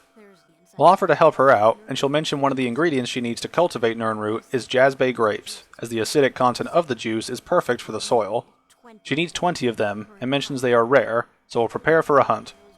Then we'll see her ask her sister why the fields haven't been tilled like she asks, and Aduri says it's boring, and the fields will be fine without having her dote over them so much. Avrusa says that food is paying for everything, and if they lose even a single crop, they could starve or be forced to beg. Aduri says she'll do it tomorrow, as long as her sister gets off her back. She seems a bit lazy to me. After gathering the berries via a lot of pointing and clicking, we'll give them to Avrusa. She was concerned she asked for too many, but is glad to see we proved her wrong. She'll give us several potions for our trouble, and will mention the Nirnroot around here. She says she's the only person alive that can cultivate Nirnroot from a seed to a grown plant. We'll ask how she accomplished this feat, and she mentions her mentor, who taught her everything he knew about Nirnroot. She hasn't seen him in years, and wonders aloud what became of him. We'll head back to the city to talk to Balamund, mentioning he seems proud of his work. He says smithing's been in his blood for generations, and owes his success to his forefathers and their recipe for flame. The secret, which he blatantly gives out, involves his forge consuming fire salts, a mineral that burns as hot as Red Mountain lava. We'll call it impressive, but he says it was as the forge is dying, and he's used the last of his fire salts. If he can't feed it soon, it may grow cold. We'll offer to get some for him, and he'll ask for 10 pinches of salt to bring the forge back to life. We'll ask where to find fire salts, and he says a flame Atronach's body might provide it, but they're dangerous and can be summoned by wizards. He then references the simpler option of going to an alchemist for them, as they occasionally have some. We'll grab some salt and return them to Ballboy, where he says we've saved his business and warmed the old smith's heart. He'll thank us and pay us a leveled amount. Then we'll camp his forge for a while to make a Daedric set, taking our emo babe to a full-blown demon mommy. We'll move to the Riften fishery to find Wujida, who pleads for help as she's going to lose her job here. We'll ask about it and learn the owner, Bali, said if she shows up for work in this condition one more time, she's out. Then she mentions trying skooma a year ago, and ever since then, she can't stop. She'll ask for a healing potion to cleanse the poison from her body and get back to her life. We'll give her one, and she thanks us by giving us a ring. Then we'll ask where she got the skooma from. She says she might be killed if she tells us, and we'll say she owes us one. She'll relent and say the dealer is Sarthas Idrin, and he has a setup at the Riften warehouse. We can't get inside, as they've kept the place locked up since the war began. We'll ask who has the key, and she overheard Bali say only the Jarl carries it. She mentions when she met Sarthas there, he's usually waiting with his bodyguard. We'll head to the Jarl to report the dealer, and she's well aware of his presence in the warehouse. Unfortunately, they're certain he has informants in the city guard, as every time they've made a move to arrest him, he's escaped. If we take care of this discreetly, we might be able to surprise him without warning. We'll agree to do it, and the Jarl will give us the key. She'll ask that we convince him to close down his operation permanently, and we'll head to the warehouse. As soon as we enter, we'll be attacked by his bodyguard. Then we'll kill Sarthas and recover his skooma info. It details a shipment of moon sugar being ready. It'll be at Cragslane Cavern, and it's signed by Kilnir. We'll return to the Jarl, and she's happy to hear good news for a change. She'll ask if we recovered anything else from the warehouse, and we'll bring up the source of the skooma. The Jarl says there's no time to lose, as it won't take long for Sarthas' associates to learn of his death. The source of this poison must be destroyed, otherwise another dealer will take his place. The Jarl sweetens the deal, saying doing this for her will put us well on the way to a title in Riften. We'll head to Cragslane Cavern, where we'll find wolves caged up outside. Once we enter, we'll find it to be a wolf fighting den, along with this nameless NPC. He is the man with no name. Literally. Anyway, we'll wipe out the horde of gamblers and pup fighters, then return to the Jarl. She congratulates us on our work, and says our efforts have been of great benefit to the people of Riften. Then we'll be paid with an enchanted iron sword. Some of the reward balancing is just broken in this game. Now we'll head to the Temple of Mara and talk to Dinya. We'll ask which of the 8 divines she serves, and she obviously says Mara. She says her blessings are many, and to love is to know the true nature of the gods. We'll ask if we can receive her blessings, and Dinya says not all can hear the broad echoes of the deepest dawn, whatever that means. To receive her touch, we must first act as her hands in the world. She'll ask if we're ready to help spread the light, and she says Mara gave her an image of a young woman at the foot of the throat, and that her fickle love must resolve itself. We're heading to Ivarstead to talk to Fastred. This is the prayer heard by Mara, and relayed to her servants. So we're gonna tell a chick to pick a boyfriend already. We'll talk to Fastred, and she says her parents are being impossible. Bassianus wants to marry her, and she thinks she loves him, which is a red flag she's not sure. but he wants them to move to Riften afterwards, and her father won't allow it. He only cares about this stupid town, but Bass Pro makes her happier than anyone ever has. She mentions her mother's not helping either, and will say she sounds confused. She doesn't want to choose, as they're both amazing, which makes no sense as she's picking between a town she called stupid and a guy she clearly enjoys being with. The wording here is a little off given the context. We'll talk to her parents about this, starting with her father, Hjaalmarch. He says she thinks she's in love with baseball and wants to leave town, but he relays how she was into Klimek a few months ago to a similar degree. If he thought she was really in love with basketball, that would be one thing, but she's a child, and it will pass. We'll ask why he wants her to stay so badly, and he'll say there's not much left here. He recalls Ivarstead being a good-sized town, but folks have been moving to Riften for a while now. If all the young people leave, what happens to the town? We'll ask if he thinks she'd get over it, and he says we know how children are, and how her fancies change with the moon. Then he mentions the boy lacks a spine, so he'll need some convincing. He says a little push would make this simpler. Now we'll talk to the mother. Body knows we're here to talk about her daughter's problems with men, and she mentions they all wish they had her problems. She says not to tell her husband, but she has no problem with Bastille, even if it means her daughter leaving Ivarstead, as she wants her to be happy. She says if they snuck out of town, she could manage her husband. We'll ask what would inspire them to leave, and she says Bastian is terrified of Hjaalmarch. If he knew Body would keep the father from hunting him down, he'd take Fastred to Riften. She'll tell us to let him know she'd watch out for them, and we'll get the option to talk to Basilisk or Klimek. We can choose to set Fastred up with either of them at this point, so see which one we choose. We'll find them both at the inn at the moment, so we'll mention Klim losing her. He says he's not sure what happened. One moment he's smiling at her, the next he can't even meet her eyes. He says he'll bet Baseline knows what to do, as he understands women. We'll say Fastred probably appreciates assertive men, and Klim takes offense to that. Then we'll tell him to be bold, and he asks if he should just tell her how he feels. We'll ask what he has to lose, and Klim decides that no fish was ever caught by staying away from the shore, so he'll be off to see her. We'll follow him to Fastred, and let's just watch. Fastred, I have something to say to you. Klimek? What is it? I don't want you to leave Ivarstead. Why not? Because I would miss you. But I thought you only cared about your fishing. What good are fish if you have to eat them alone? Oh, Klimek. Now I understand why parents worry for their children. Picking up women with fish is hilarious. Anyway, we'll reload and set her up with Basanova. Got you, didn't I? We'll mention the mother saying they should elope, and he had a feeling she liked him, more than the brute father, which is not a great way to foster good relations with your bride's father. We'll ask about the father coming after them, and we'll tell him Body will take care of that. Then he'll gain some conviction, and we'll follow him over to see a conversation of youthful romance and parental disrespect. Fastred, we must speak. Bassianus, sweetie, what is it?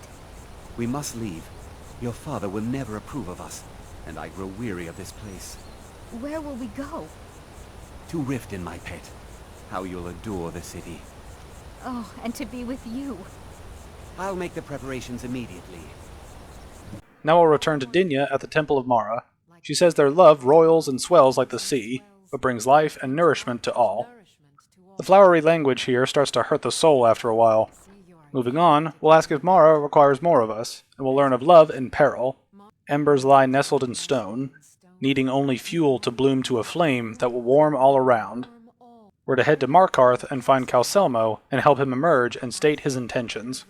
We'll talk to the old geezer, and he'll say he has been thinking about Faline quite a bit, calling her a beauty. The trouble is that he can't seem to speak around her. We'll say he's overthinking this, and he agrees, but Faline is as volatile as a saber cat, and with one wrong word, he's seen her turn on a man. We'll ask if anyone knows what she likes, and Calcelmo points us to Ingvar, as he's popular with the ladies. Thankfully, Faline isn't his type, but they've been friends for a while, so he may have some insight. We'll talk to Ingvar about what Faline likes, and he asks if we're interested. We'll say it's for Calcelmo, and he calls him a sly codger. He says good for both of them, and lets us know Faline acts tough, but loves poetry. He'll mention he took classes at the Bard's College as a youth, mentioning poems come in handy when wooing. He'll offer to change an old poem he used into a new one for Faline if we pay him. We'll pay the ghostwriter, and he'll tell us to take it directly to Faline so Calcelmo doesn't stumble over the words. We'll head to Faline and ask what she thinks of Calcelmo. She thinks he's an odd little man, always poking around the ruins and wasting time in his museum. He seems friendly and obviously intelligent, and she'll question why we asked. We'll say we were just curious, and then we'll give the poem in Calcelmo's name. She'll read it and get more moist than a fish. Then she says she never knew how Calcelmo felt about her. We'll say he cares about her, and she agrees. She's never thought about him in that manner, and wishes she was as skilled with words as he. We'll get a letter from her to give to the old man, and when he reads it, he says it's more than he could have hoped for. He says he has to see her, and we'll check out the poem and letter before we get peak mush. I'll show you both of their notes to each other before we get to the climactic makeout scene.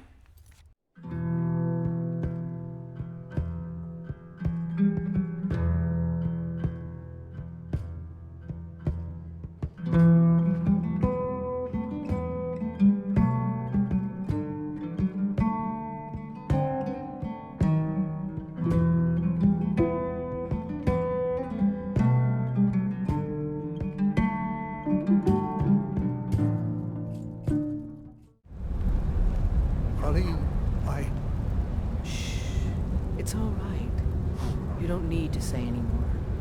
I had no idea you were so nuanced. I love you. So I hear. Come here, you. Lovely.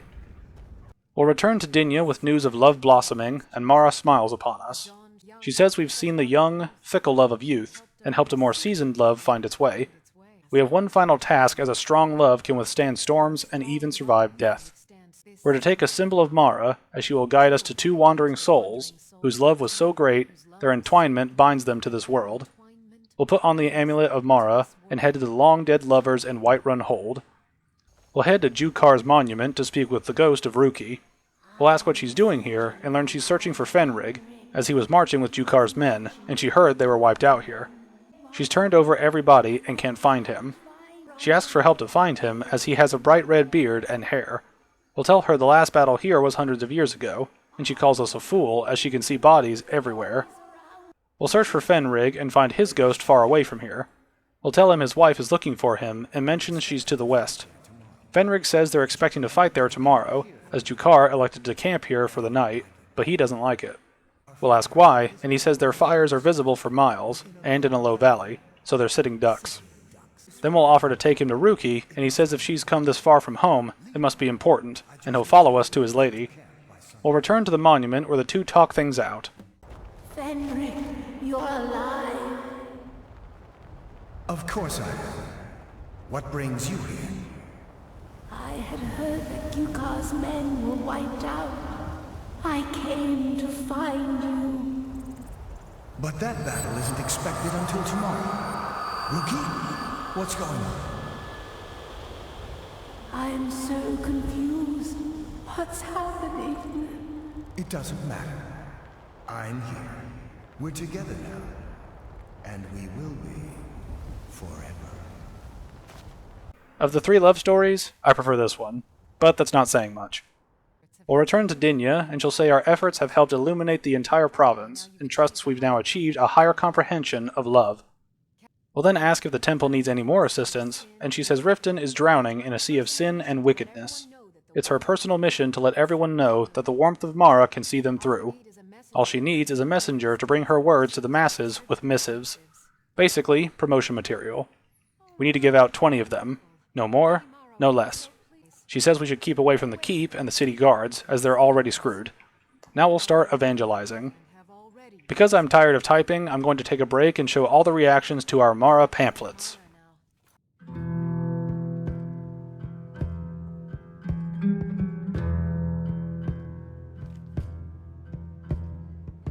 Doing some fine.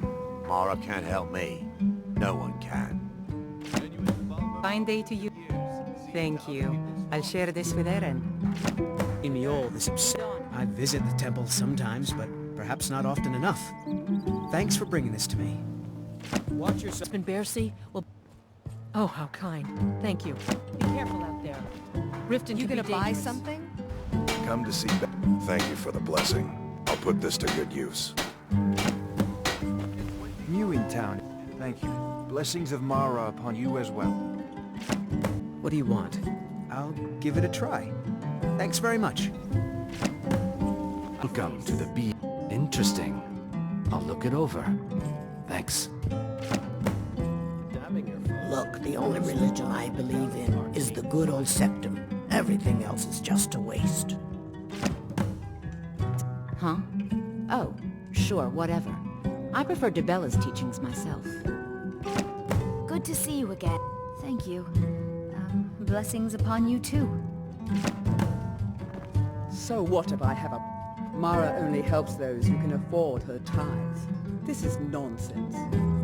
Safe travels. If only more people would read this, things might be better in Riften.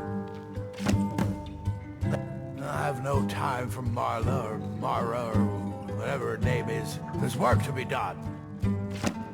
Even greeted you. Never read anything from the temple before. I suppose there wouldn't be any harm in reading it. Working at the Riften fishery is... Oh, interesting. I'll read it this evening. Remain vigilant. Favorite company. I wouldn't even clean my tail with this trash. Seems like a noble cause. I'll look it over. I'd better get I'm his apprentice. Oh, well, thank you. I'll try and read this if I can. Thanks for your business. Riff, unless Mara wishes to come down and help me with these urchins, I don't really give a damn about her blessings. You've taken up enough of my time. As you can see, very mixed results across the broad populace of Riften, along with odd limitations on who we can give them to for some reason.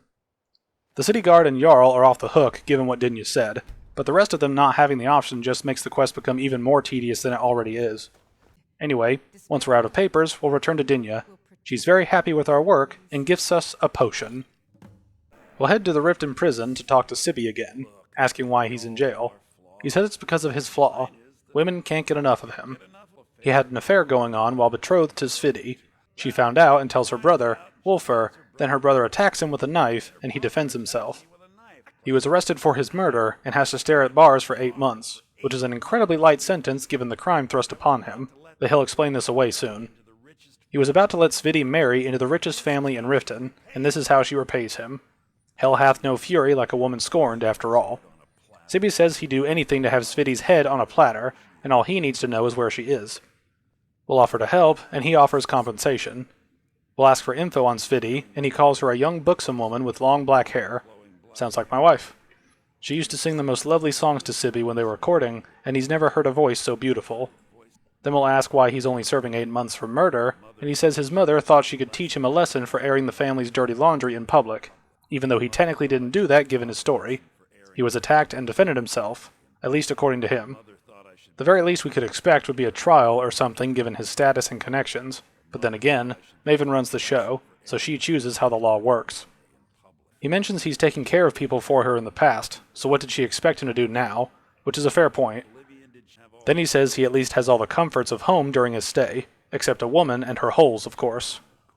We'll have no details on where to go to find Svidi, but wikis exist. So we'll find Linley in Iverstead. We'll ask if her real name is Svidi, and she plays dumb.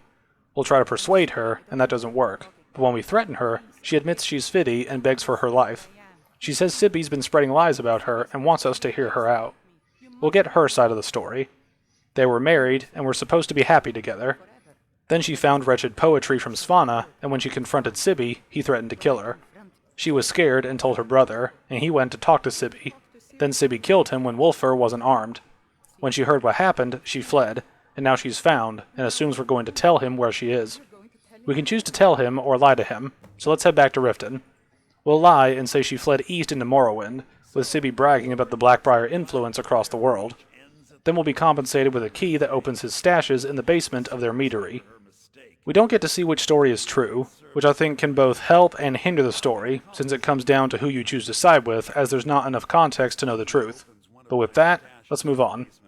We'll head to the docks to talk to From Deepest Fathoms, who says we need to take the lexicon and free her of this burden. We'll ask what she's talking about, and she says she can't stand the memories and wants them taken away and return them to Avancenzel. We'll agree to help, and we're pointed to Avalanche in the west. I'm tired of Dwemer words. Give me a break. We need to return the lexicon, so we'll head underground once again. On the way there, we'll be attacked by an assassin sent by the Dark Brotherhood, so we've got quite a reputation at this point. We'll reach the Dwemer ruin and get visions of what happened inside. I don't like this place. It feels like we're being watched. It's a simple job, Drennan. We get in, we steal the lexicon, we leave. Don't get jumpy. If you two cannot handle this, we can find others to hire. Enough. Their services will be more than adequate. Let us continue.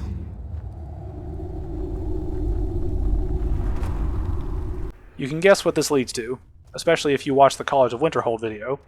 Totally not foreshadowing at all. We'll do our two-handed thing as we unlock more memories. This place is unbelievable. Indeed. Avanchenzell is as much a library as it is a city, built to hold the vast memories of the Dwemer. A lot of this is just fighting Dwemer constructs and viewing memories as we go, so I'll have little to say as we go through each memory dump. Why are all these metal things ignoring us? Avanchenzell is waiting. Waiting for what? No one seems to know. Perhaps the return of the Dwemer. Perhaps the end of the world. Best get rid of the ones we see, just in case. I told you, we should have hired a thief. They're stealing the cube. And yet none of us can pick a damn lock. This place is huge. It is large indeed. I did not anticipate Avanchenzell's size or the time needed to uncover the entrance. A few hours sleep and we should be ready to continue through. Maybe we should turn back. I don't want to sleep here. Drennan, you do understand that the lexicon at the bottom of this place holds the accumulated memories of centuries of Dwemer. Not to mention our pay. So? So we're not turning back, you fool. Besides, you're not scared of a few sleeping metal men, are you, Drennan? I thought you said these things were sleeping. You said they were sleeping. I said they were waiting. It seems a few of them were waiting for someone to try and take the lexicon. Great. I can't do this. We shouldn't be here. I'm sorry. Drennan! Let the field mouse run. Your pay will be double. My pay will be nothing if we die in here. Calm yourself, Freya. We are closing in on the lexicon. I can feel it calling. We'll continue without Drennan. We are close now. Can you hear the lexicon calling out? Sure. So we grab it and we get out, right? Once we have the lexicon, we'll need to take it to its podium. I know what to do from there. Soon the lexicon's knowledge will be mine. Ours. Soon the lexicon's knowledge will be ours. Of course. Almost there. I can hear the lexicon. Come on, quickly. Something doesn't feel right.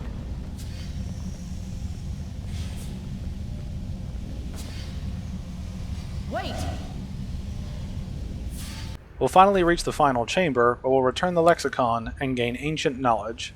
This gives us a 25% boost to knowledge gained, as in skill progression, while wearing dwarven armor, and blacksmithing increases 15% faster. Useful for cosplay purposes. Then we'll head out of here.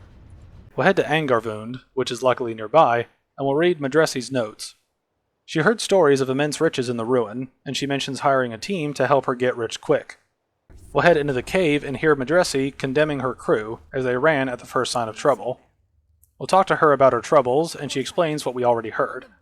We'll ask what scared her workers off, and learn they were excavating the tomb when they opened a chamber full of corpses, and when the team saw that, they ran. We'll ask if they've seen dead bodies before, and they haven't seen ones that walk around. In any case, she can't get past the Draugr and can't recover the treasure, so she needs more manpower. We'll ask about the treasure, and she says legends speak of a treasure that bestows great power on the one who discovers it, but not much else is known. She's willing to share the reward when we find it, so we'll agree to help. She'll explain that we need to clear the main chamber of the dead, and she'll stay behind planning our next move. We'll kill 3 big Draugr in the main chamber, and then talk to Madressi. We'll learn we need to open 2 gates. We'll need to look through the ruins to activate the gates, and we'll be given a key to explore the areas. We'll head into one of 2 pathways and kill Draugr until we find a lever that opens the first gate. Then we'll repeat this with the other path and pull another lever. We'll return to Madressi as she runs into the next room seeking treasure, and is caught in a trap.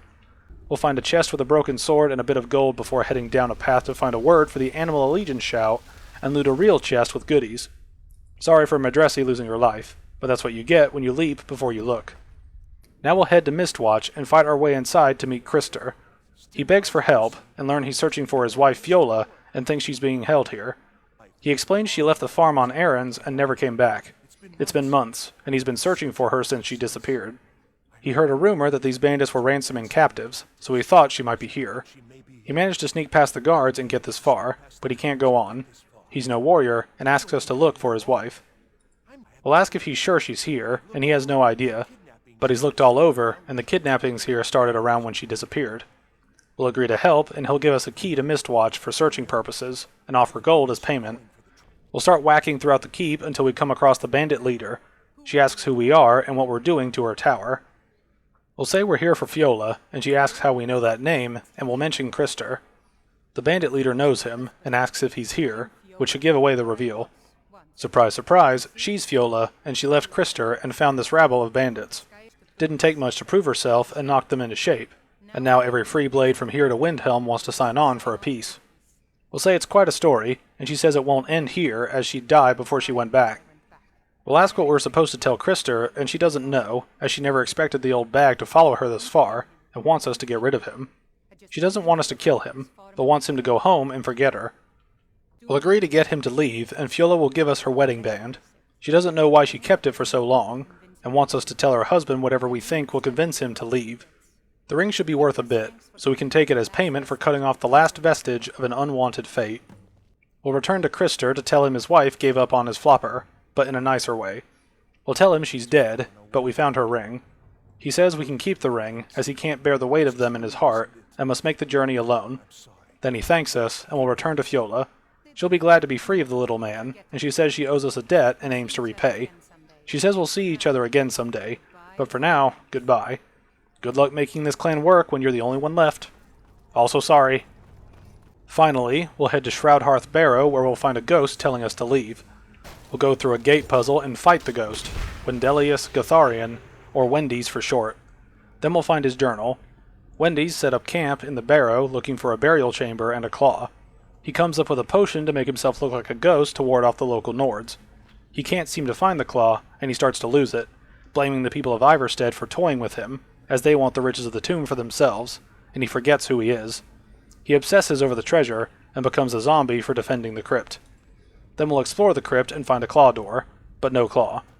We'll talk to Wilhelm in the inn about the barrow, and he says there's not much to tell, as it's haunted and we should stay away. He mentions seeing the spirits, or rather, Wendy's trick, and we'll give him the journal that explains the truth. He'll pay us for our trouble with a sapphire claw, and we'll put it to good use. After getting through the door, we'll go through more Draugr and skeletons to reach a unique Nord puzzle involving rotating doorways that uncover the symbols we need to match to progress. Once we figure it out, we'll go through another puzzle to lower a bridge and go even deeper into the crypt. We'll eventually reach a secret area behind a horde of Draugr that leads to loot and a word for the Kind's Peace shout. And with that, we'll be done with the rift. That was long, but thankfully, the next couple sections are relatively short by comparison. We'll be heading north for this one as we begin the few quests in Winterhold. We'll talk to the Jarl as we're looking for work, and he'll mention Winterhold lost much of its history and power. He wants to change that, and explains he's heard rumors of the resting place of the Helm of Winterhold, the same helm that Jarl Hansa wore in the First Era. Hansa was in line to be High King of Skyrim, and having that might get the ear of other holds and give the Jarl some authority. We'll agree to recover the helm, and he promises a sum of gold when we return. We'll head to Driftshade Sanctuary to recover the helm. We'll fight the Silver Hand, the main enemies in the Companions questline, and we'll go through their base and the Frozen Underbelly to find the helm near where the Shards of Wuthrad would be if we did that questline. We'll bring the helm back to the Jarl, and he says now others may listen to him. Then we'll be paid 1,500 gold, and we'll move on. Now we'll be heading to Frostflow Lighthouse to begin one of the quests that I like a lot, even more than several larger questlines. You'll see what we're getting into as we find the lighthouse abandoned. We'll find blood splatters near a dead woman and a Chaurus corpse nearby. We'll check Ramadi's body to find Hab's journal. It details a family saving up to buy the lighthouse and moving in.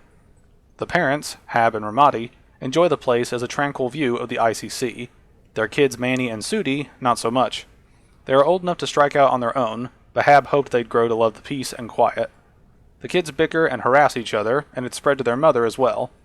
Ramadi keeps finding things missing from the cellar, and Sudi said she heard a noise down there, but Manny thinks their mother is going mad from isolation, which the father finds ridiculous. Sudi continues hearing scratching coming from the cellar at night, and Hab thinks she's trying to get to her mother, but he went to town to get a few traps in case it skeevers over a few days.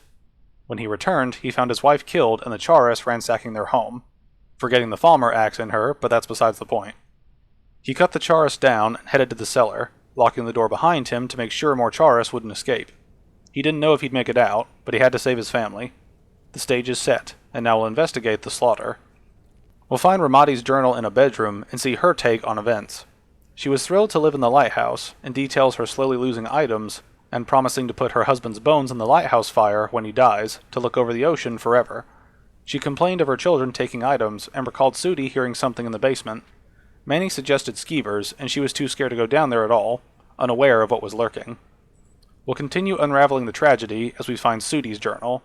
She is very blunt, stating she hated it here, and asks why they had to come here. She missed the port cities, as there was always something to do and new people everywhere.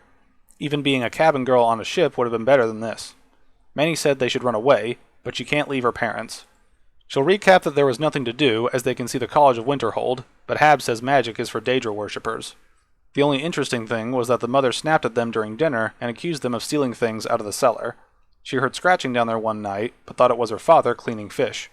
She caught Manny in the cellar one day and thought he was making the noises, but they returned one night when he was in bed. Her father said he would go get some traps and poison from town in case it's skeevers. She admits she's scared, as it doesn't sound like skeevers. Her brother won't listen, as he thinks she's making up noises, and keeps sneaking into the cellar. She references a copy of the cellar key Manny made, and that it's hidden in their mother's favorite keepsake, an urn per her journal, and she noted the scratching getting louder. We'll find the key in the urn above the fireplace, and head downstairs to find more Charis. We'll uncover a tunnel to Frostfall Abyss, where we'll find a Falmer camp. We'll wipe out the enemies and find Manny's corpse. We'll continue through the cave system, avenging the family as much as we can, until we find Sudi's corpse with some notes. One of them says they took her father and some others down deeper into the caves. All she heard were the screams, and now her father is gone, along with her brother. She laments not listening to her brother, and references a dagger her father hid and left for her.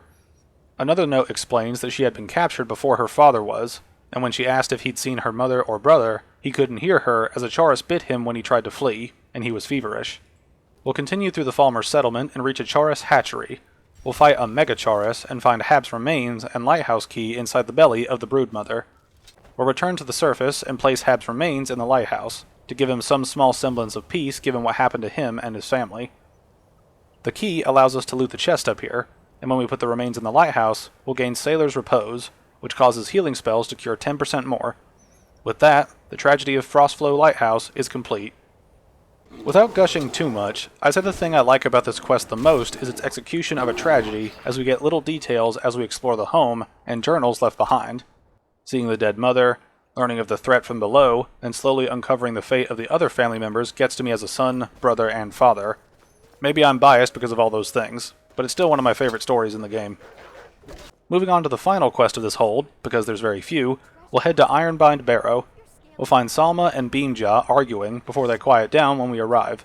We'll talk to Salma, who says she doesn't care what Beam says, as it's time to get in and find their treasure. We'll ask what they expect to find inside, and she says gold, silver, and maybe gems. There's only one way to find out.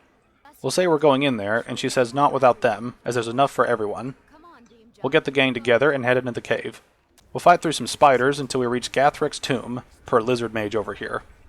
We'll head inside and fight through Draugr before fighting Skeevers. These enemies are all over the place. Anyway, we'll find an ebony helm on a trap, grab it, and continue through to the final chamber with Gathric.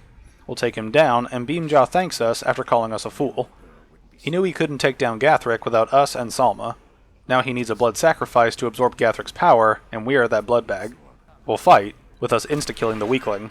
He has a note that explains that he essentially bargained for freedom to get here, along with promising to protect Salma, otherwise he'll be outed for something he did in Blackmarsh. Salma says her father never trusted Beam, and she thought he was being overprotective. We'll ask why she doesn't want the treasure here, and we learn she comes from wealth, and wanted adventure instead. She wants to be alone for a while to think things over. We'll ask what she'll do now, and she doesn't know. Beamjaw looked after her since she was knee-high to him. She needs to rest, and then she can think about going back to High Rock. With that, let's move on to the hold most of us are familiar with. The final hold we'll be tackling is the classic Whiterun, where everything seems to happen for some reason. Granted, it's in the middle of everything, literally, but it's still funny how much hinges on Whiterun being the way it is. We'll begin our side stops by going to Riverwood. It's been too long, old friend. We'll talk to Sven about both he and Faendal both liking the same girl, and Sven says Camilla Valerius knows he's the best man in town. The elf is kidding himself if he thinks she would choose him over Sven. He's seen Faendal sneaking over to the Riverwood trader to speak with her when he's not around. We'll sarcastically say that two people spending time together never blossoms into courtship, and Sven says he's heard better wisecracks from Orgnar, the town drunk. Then he admits we have a point, as Camilla letting Faendal visit her isn't a good thing for him. He'll give us a venomous letter to give to Camilla, saying it's from Faendal, to convince her to stop inviting the elf over. We'll have the option to tell Faendal about Sven's letter, and we'll do so. He'll read the letter and say he can play the game, then gives us a fake letter for Camilla that will be addressed from Sven. Sven's fake letter says Faendal can't disgrace his bloodline by dating an Imperial, playing the superiority card from a racial stance. Faendal's fake letter says Sven expects her to simply be a stereotypical slave housewife, washing his clothes, washing his hair, cooking his dinner, and tending his house while he wanders the world. Faendal certainly doesn't have the same panache as Sven, but Sven is a bit egotistic. I find this love triangle to be a bit stilted toward Faendal, as he's not a bad person by any metric until he lies with his letter, but they'll both do that no matter which way you go. You can give the fake letter by one or the other, but each are on the same level as far as I'm concerned in terms of wrongdoing to each other and Camilla. Speaking of her, we'll tell her half the truth, as we can only lie about our current letter or tell her it's a lie, completely avoiding the actual truth that both of them are willing to send fake letters to court her, but whatever at this point. We'll return to Sven with our success, and we'll be paid 25 gold. Then we'll reload and help Faendal out, with Camilla agreeing to not speak to Sven again. This will be our canon choice, as I like Faendal more than Sven, plus he'll train us in archery afterwards, and can become a follower. Elf power for the win. We'll move into Whiterun City to talk to Anders, where he asks if we believe in Arkay, the god of life and death. We'll say we know him well, and he mentions he needs help as he's lost something precious. He lost his amulet of Arkay, as it's the source of his divine powers, and a sacred badge of office. He misplaced it in the catacombs, and would look for it, but he's been hearing noises down there, and fears the dead have become restless. Without the amulet, he's powerless against them. We'll agree to help, and head into the catacombs. Skeletons will not stop us on our search for the holy amulet on the table 20 yards from the entrance. Totally difficult to achieve. We'll return to Anders, and he'll thank and pay us for our troubles. Quick and easy. Next we'll talk to Brenuin, the town beggar and drunk, with us asking if he's always drunk. He's only drunk when he can help it, and mentions a bottle of Argonian ale in the Bannered Mare that he wants. We'll grab the ale for him, and he's a happy pre-drunk, so he'll give us a healing potion he found in the temple. Next on the list is to talk to Eric in Rorikstead, who mentions he longs for adventure and needs help with something. We'll learn his father is holding him back from being an adventurer. His father needs him to stay and work the farm, and even if he did become an adventurer, he couldn't afford to buy armor. He'll mention his father's name is Maralki, and he's the innkeeper here. He hopes we can be more convincing than Eric. We'll talk to the father about his son, and he asks what can only be called overprotective father questions. We'll say he should let his son choose his own life, but he counters that the world is a dangerous place, and Eric has no idea what he's getting into. He'll bring up the lack of armor again, and he'll say he'll have to save up the cash for it. We'll offer to pay for some armor, and he's moved by our compassion. He says our kindness won't go unrewarded, and to tell Eric he's changed his mind, and we'll take him to get fit for armor in Whiterun. We'll let Eric know his father's mind has changed, and he thanks us, then mentions we can swap stories someday over a drink. Next we'll head to the city to talk to Adrian Avenici. We'll ask if she works the forge all day, and she says she does, and has to if she hopes to be as good as Jorling Greymane one day. In fact, she just finished her best piece of work, a sword for the Jarl. It's a surprise, and she doesn't know if he'll accept it. She asks us to take it to her father, Preventus, the Jarl's steward, as he'll know the right time to present it to him. We'll agree to take the sword up to her father, and we'll do that. Her father will say Adrian's so eager to prove herself, and that he'll present it to Balgruuf when he's agreeable. Then he'll pay us, and we'll move on. We'll talk to Falkreath next, and ask if he's the only wizard in Whiterun. He is, at least technically, as the city is also home to a priest, priestess, an alchemist, and he's sure others who practice magic. This reminds him that he has some frost salts for Arcadia, the local alchemist, as she asked him to obtain them for one of her potions. He'll ask us to deliver them, and we'll agree to do this menial task for him. We'll do with Arcadia, and she says the frost salts are for a love elixir like none other. Then says maybe she'll test it on Haafingar first. Says a lot about her character with that. Then she'll pay us in potions. We'll move to the market and talk to Freya Greymane, who says all she can think about is her son, Thorald, as they say that he was killed, but she knows he's alive. She blames the Battleborns as they're with the Imperials, and they know her son is alive, but lie to her face. We'll ask how she can be sure Thorald is alive, and she says she just knows in her heart that he's alive. Then she says to visit her at her home to help her find Thorald. We'll meet her at home and be confronted by Avelstein, as he demands to know why she brought us here. She'll tell him to chill, as we're here to find Thorald. He says we could be a spy for the Battleborns, and that they can't trust anyone. Freya is about to lose it, and pleads for a chill atmosphere, causing Avel to relax. We'll ask Avel what we can do to help, and he says Thorald's not dead, and the Imperials must have him and are keeping him somewhere, but we don't know where. He says the Battleborns know something, and are hiding it, as they practically taunt them about it. He'll ask us to break into the Battleborn home to look for evidence of Thorald's fate, and we'll ask why he thinks they're involved. He calls them the Emperor's biggest bootlickers in town, and their connections to the Empire and the Legion are well known. When Thorald didn't return home, there was no question in his mind. They knew Thorald supported the Stormcloaks, and knew he would aid them in battle, so they made sure he didn't come back. We'll ask what proof he needs, and he says anything that confirms Thorald isn't dead, but being held captive. We'll break into the Battleborn house and loot an Imperial missive that confirms they knew the whereabouts of Thorald, and that the Thalmor have taken him to Northwatch Keep. We'll bring it to Avel, and he says it's worse than he thought if the Thalmor are involved, and we'll ask if he's going to assault the keep. He'll do anything if it means saving his brother, then asks if we'll join him. We'll tell him to stay hidden, and that we'll take care of this. He asks if we're sure, as he has doubts we could stand a chance against the Thalmor. He can have his men ready at a moment's notice, but we'll tell him we're bringing him back alone. We're a strong female protagonist in 2024, so we can't lose. And we're pretty, and loved, and insert self-obsessed attribute here. Anyway, we'll head very far north near the boat to Volkihar Castle to find Northwatch Keep along the coast. We'll walk up to the front guard and ask what this place is. He says that's privileged information and tells us to move along. Then we'll say we're here for Thorald Greymane, and he calls it a joke. Even if they had a prisoner by that name, the only way he'd be released is by order of the Imperial Legion. Then he suggests we leave, but we have a bloodlust that can't be sated.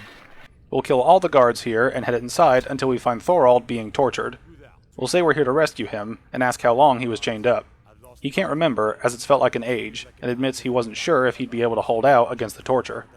We'll then ask what the elves wanted, and he's not sure, as they accused him of being a Stormcloak, a secret Talos worshipper, some confession. A confession is what didn't matter, as they simply wanted him to admit to something. He thinks they wanted to break him, as they could have used him as a way to get to the rest of the Greymane family. Then we'll escape, and he says he can't thank us enough for the rescue, and suspects he'd never see the light again otherwise. He'll ask why we'd risk our life for a stranger, and we'll say his family was concerned for him.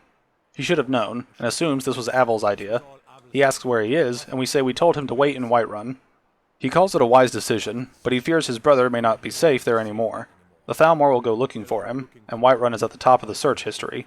Neither Thor or Avel will be safe in Whiterun, and their best hope is to fall in with the Stormcloaks. He'll ask us to do a favor for him and tell his mother to suffer the winter's cold wind, for it bears aloft next summer's seeds. She'll know what it means. He'll thank us again and run off. We'll return to Whiterun and talk to Mommy. We'll inform her Thor is safe, and she demands to see him as soon as possible. We'll say he's not here, as he didn't think it was safe to return. She asks why she can't see him, and we'll repeat the line from Thorald. She knows from that he'll be fine, and she thanks us. She's had Jorlin forge a weapon for Thorald when he returned, but supposes we can have it since he isn't coming back. We'll be given a cheap weapon, and we'll move on. Next we'll head to Danica in the Temple of Kinnereth. We'll ask about the temple, and she says the Gilder Green is outside, and was planted as a seedling in the early years of Whiterun. Disciples of Kinnereth could sense something holy in it, and traveled far to hear the winds of the goddess in its branches, but there are less pilgrims these days. We'll ask why they're not coming as much, and she says the tree is dead, and isn't very inspiring if we're coming to worship the divine of wind and rains. Kinnereth gives life, and they need a living tree to be her symbol. Then we'll ask about a way to revive the tree. She's thought about it, as trees never really die, only slumber. She mentions even if we could get to the Elder Gleam, we couldn't tap it with a normal metal. We'll ask what kind of weapon would work, and she says the Elder Gleam is older than metal, from a time before men or elves, and to even afflict it, we have to tap into the old magic. We'll have to deal with hag ravens, as she's heard about a weapon they've made for sacrificing Spriggans. It's called Nettlebane, but the hags terrify her, so she hasn't gone after it. We'll offer to get it for her, and she says our spirit is strong, before directing us to Orphan Rock to find Nettlebane. We'll ask what's special about the Gildergreen, and she says to the east of here is a hidden grove where the Eldergleam resides. It's the oldest living thing in Skyrim, and potentially all of Tamriel. The tree in the city was grown from a cutting of that tree. You could feel the glory of the mother tree through it. We'll head to Orphan Rock near Helgen to grab Nettlebane, bringing up painful memories of starting new games and Raylof's love of Velod the man. We'll fight several hags at the rock and collect Nettlebane from the chief Hagraven. We'll bring it to Danica, and she's surprised we made it back, but is glad we did. She doesn't want to touch it and asks us for help with the next few steps in the plan. We'll be directed to the Eldergleam and are told to use Nettlebane to retrieve sap from it. We'll head east and find the Eldergleam, a cavern swallowed in paradisial cosmetics of nature, along with travelers enjoying the beauty of it all. They'll beg us not to harm the tree when we show Nettlebane, but we won't listen. We'll have to whack roots out of the way, using Nettlebane and Weed Killer, and we'll grab sap from the tree. This sets off nature, and spawns Spriggans to deal with us. This causes all the visitors to be attacked as well, so several lives were ended by our hands, however unintentional it may have been.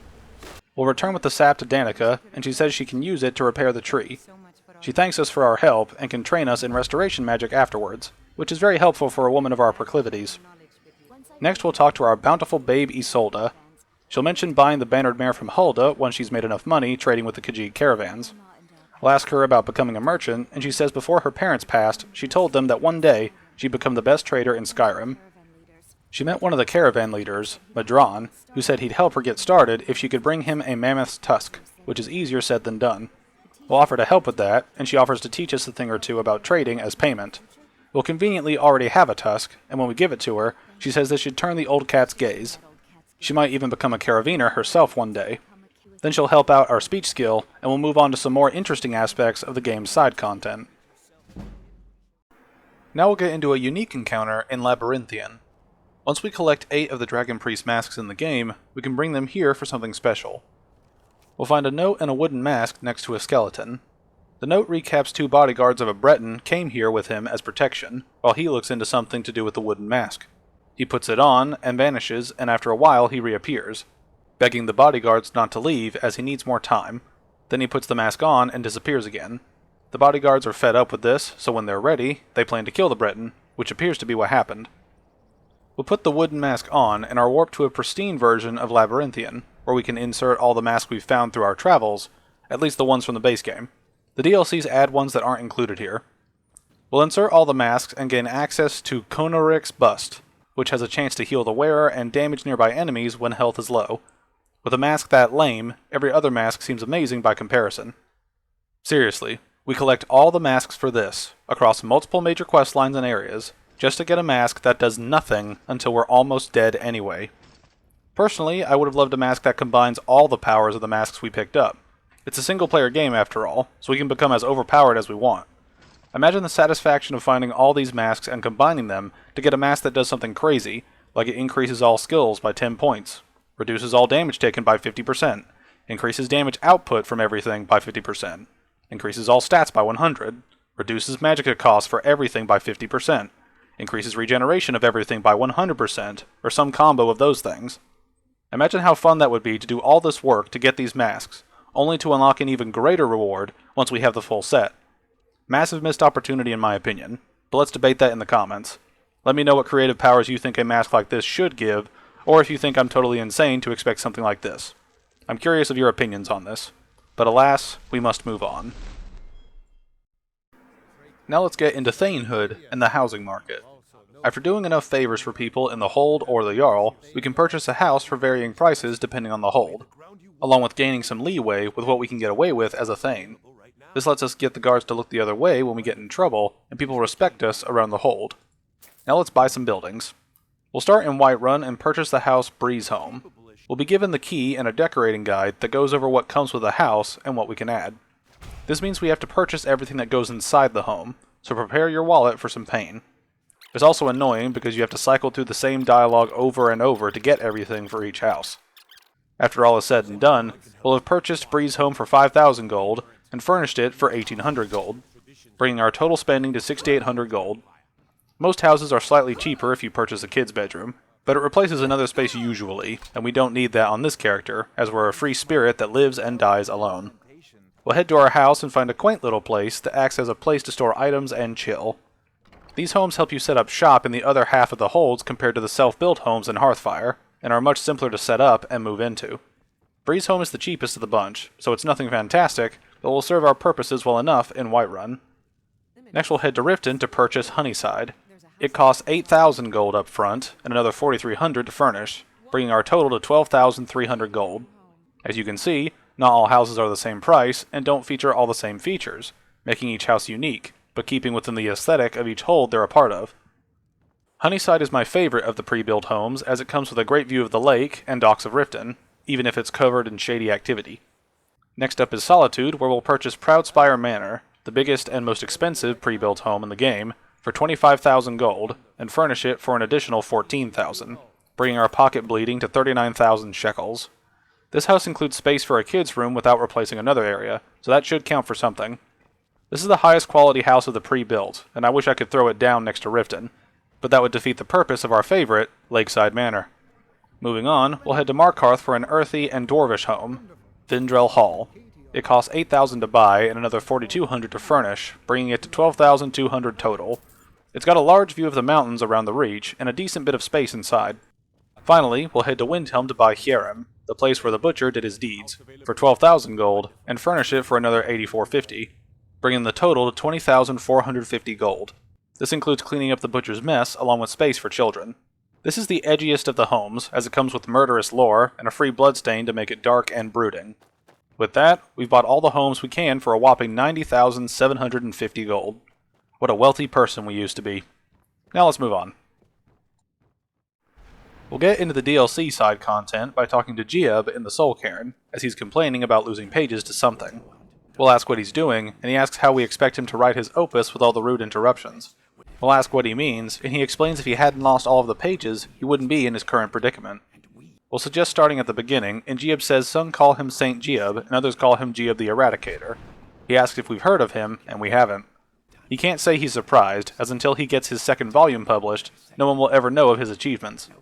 We'll mention he's talking about a book, and he says a 26-volume epic can hardly be called a book.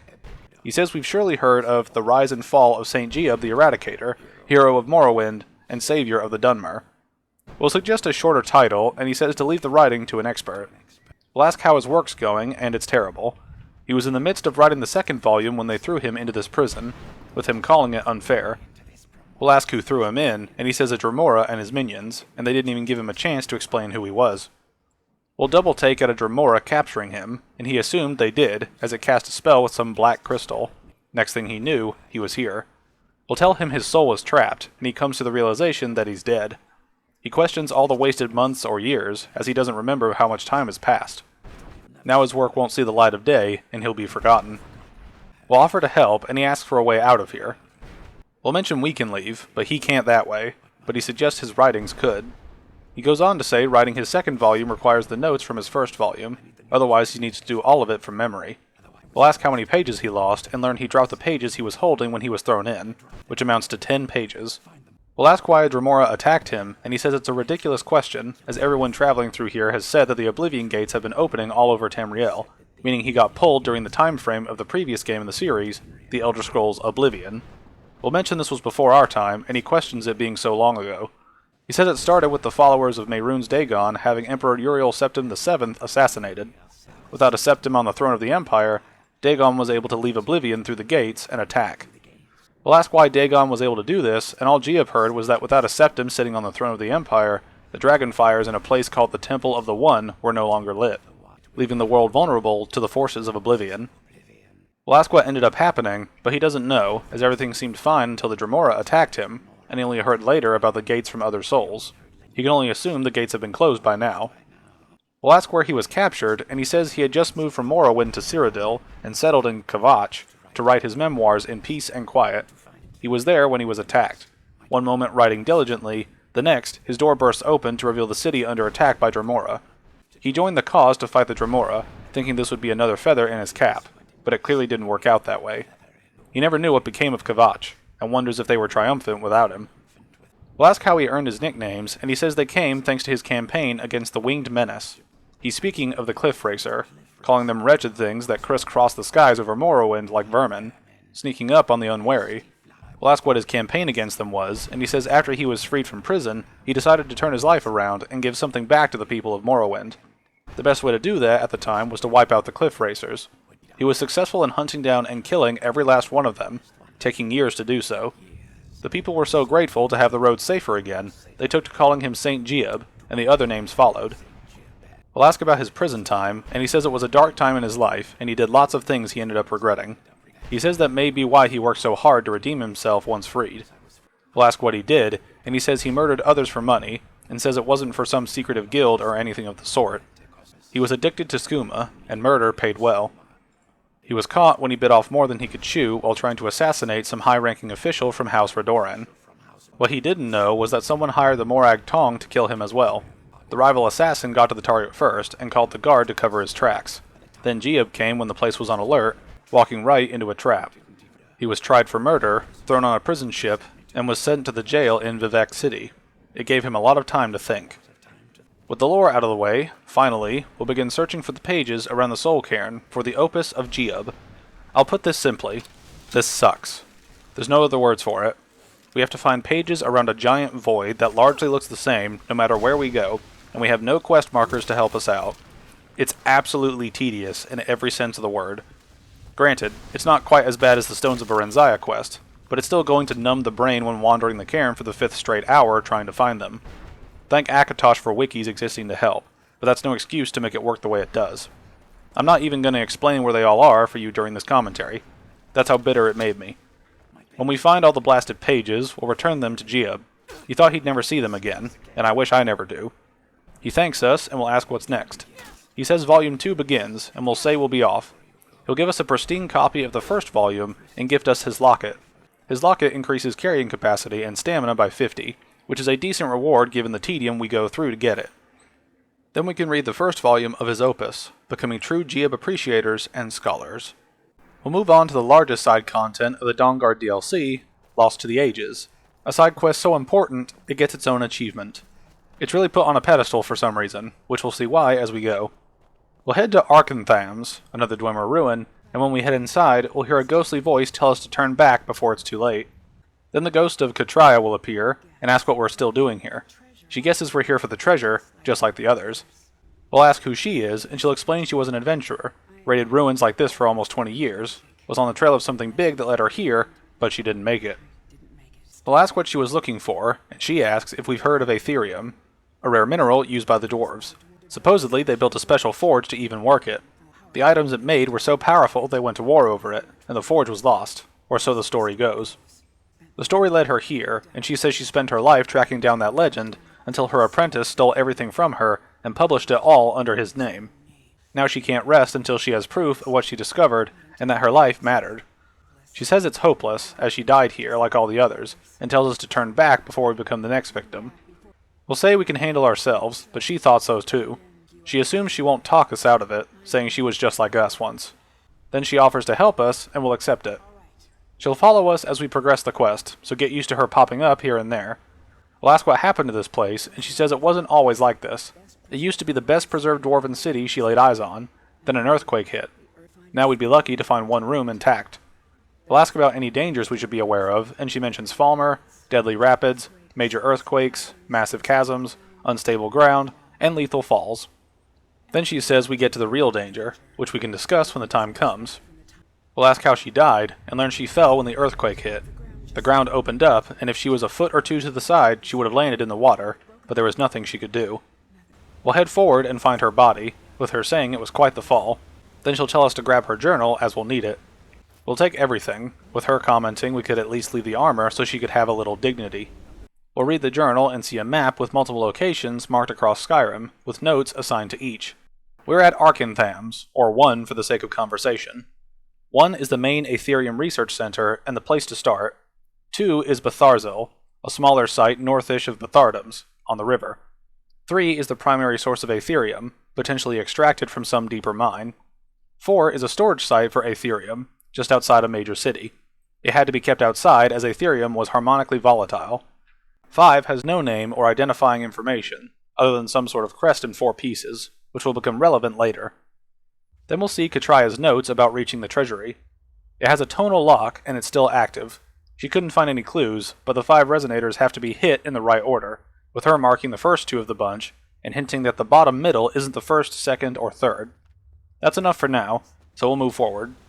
Katraya says the place is unstable, so we should be careful. We'll come to an area with kinetic resonators, as Katraya calls them. When hit, they'll activate something nearby, and we'll use one to progress. We'll kill some Falmer and reach a higher area of the cavern. We'll get some shakes and see some debris fall, before Katraya says it's quite a place, and was even more impressive before it all fell to pieces. We'll fight through more Falmer while getting our archery skill up. It'll be helpful given what we'll need to do later. We'll continue up and around through more blind Bettys to reach an area where Katraya had her fall. She'll point out her bow hanging out on a log overstretching the chasm. We'll grab Zephyr, which has a 30% speed boost to fire rate, which basically means it draws faster. This is helpful for this quest in particular, but we can't disenchant it afterward, losing so much potential, as this enchantment would be great for archers. Anyway, we'll reach the area we saw in Katraya's notes, and she stops us to say this is the last danger she mentioned. She explains what her notes said about it being a lock, and she elaborates we need to hit the tonal contraptions in the right order, or we die. We'll mention the earthquake, and she says she thought she was prepared for anything, but how can you be prepared for an earthquake? She says that was just one trap, so we can imagine what else we'll see. We'll ask for advice, and she says we should pick up where she left off from her notes. Beyond that, we can check her predecessors for any notes. We'll look through the dead and find a scrap of paper on a fresh kill that says the upper left is the third to be hit. So we've got the first 3 figured out. How hard could it be from there? We'll start shooting, which can be a bit iffy given the aiming system. If we get it wrong, Dwemetech bots will spawn to fight us. If we get it right, we shall pass. The next room houses a blue piece of an Aetherium shard. We'll loot it, and Katraya says it is real, and asks to see it. She says the edge was precisely cut, and if we had another piece of the same size, it would snap right in. She saw a drawing of this once, and says this shard is part of a key made of pure Aetherium. This is part of the key to the forge. We'll ask what now, and she says we need to find the other 3 pieces, one for each of the 4 cities that worked on the forge. Then she'll reference her map, and says we'll find the forge afterward. There's much to do, so she'll head out and start tracking things down, saying we'll meet again. She also says for the first time in a long time, she thinks we may actually be able to do this, and she owes it to us, and then thanks us. We'll need to head to the other areas marked on our map, which we can do in any order up to 4, as 5 is the final area we need to bring the Aetherium pieces to. We'll head to 4, as we've already unlocked areas close to it, and find the Aetherium in a dwarven storeroom. We'll lockpick the door and grab some blue magic. Katraya will thank us, and say we're halfway there before disappearing again. This one was quick and easy, but the next, not so much. We'll head to 3 and fight through Raldbathar to reach our goal. We'll wipe out bandits and later Falmer before reaching the 3rd shard. Katraya will recap the count and meet us at the last shard piece.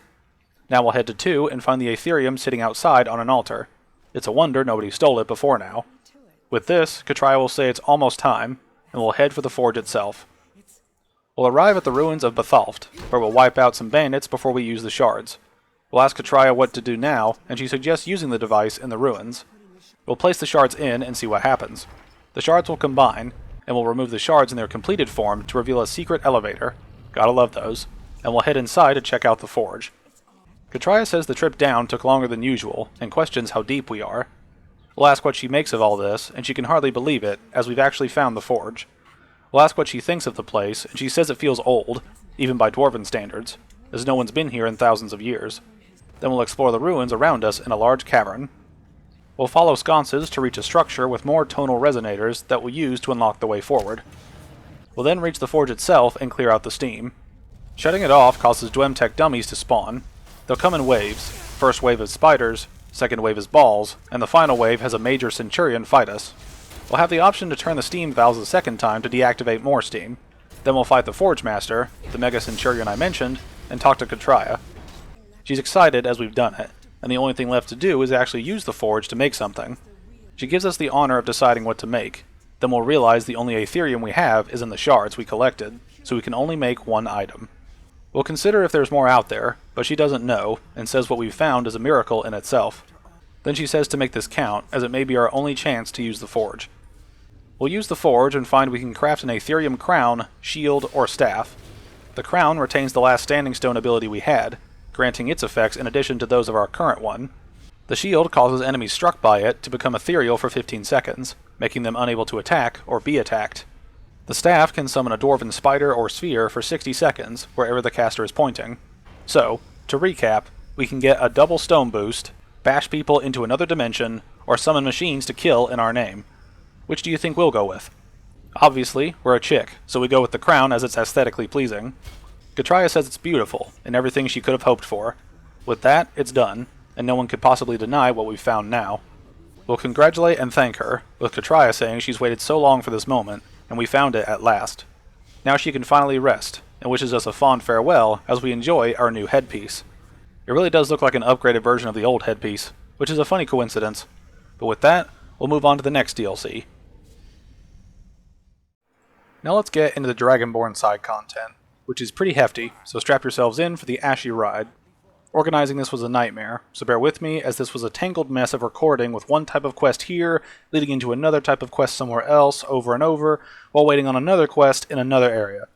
It's all over the place, and I'm trying to present it in a way where it doesn't give you a headache. Anyway, we'll begin in Raven Rock, where we'll talk to Glover Mallory, who asks if we've seen Crescius Corellius, as the old man's taken his pickaxe again.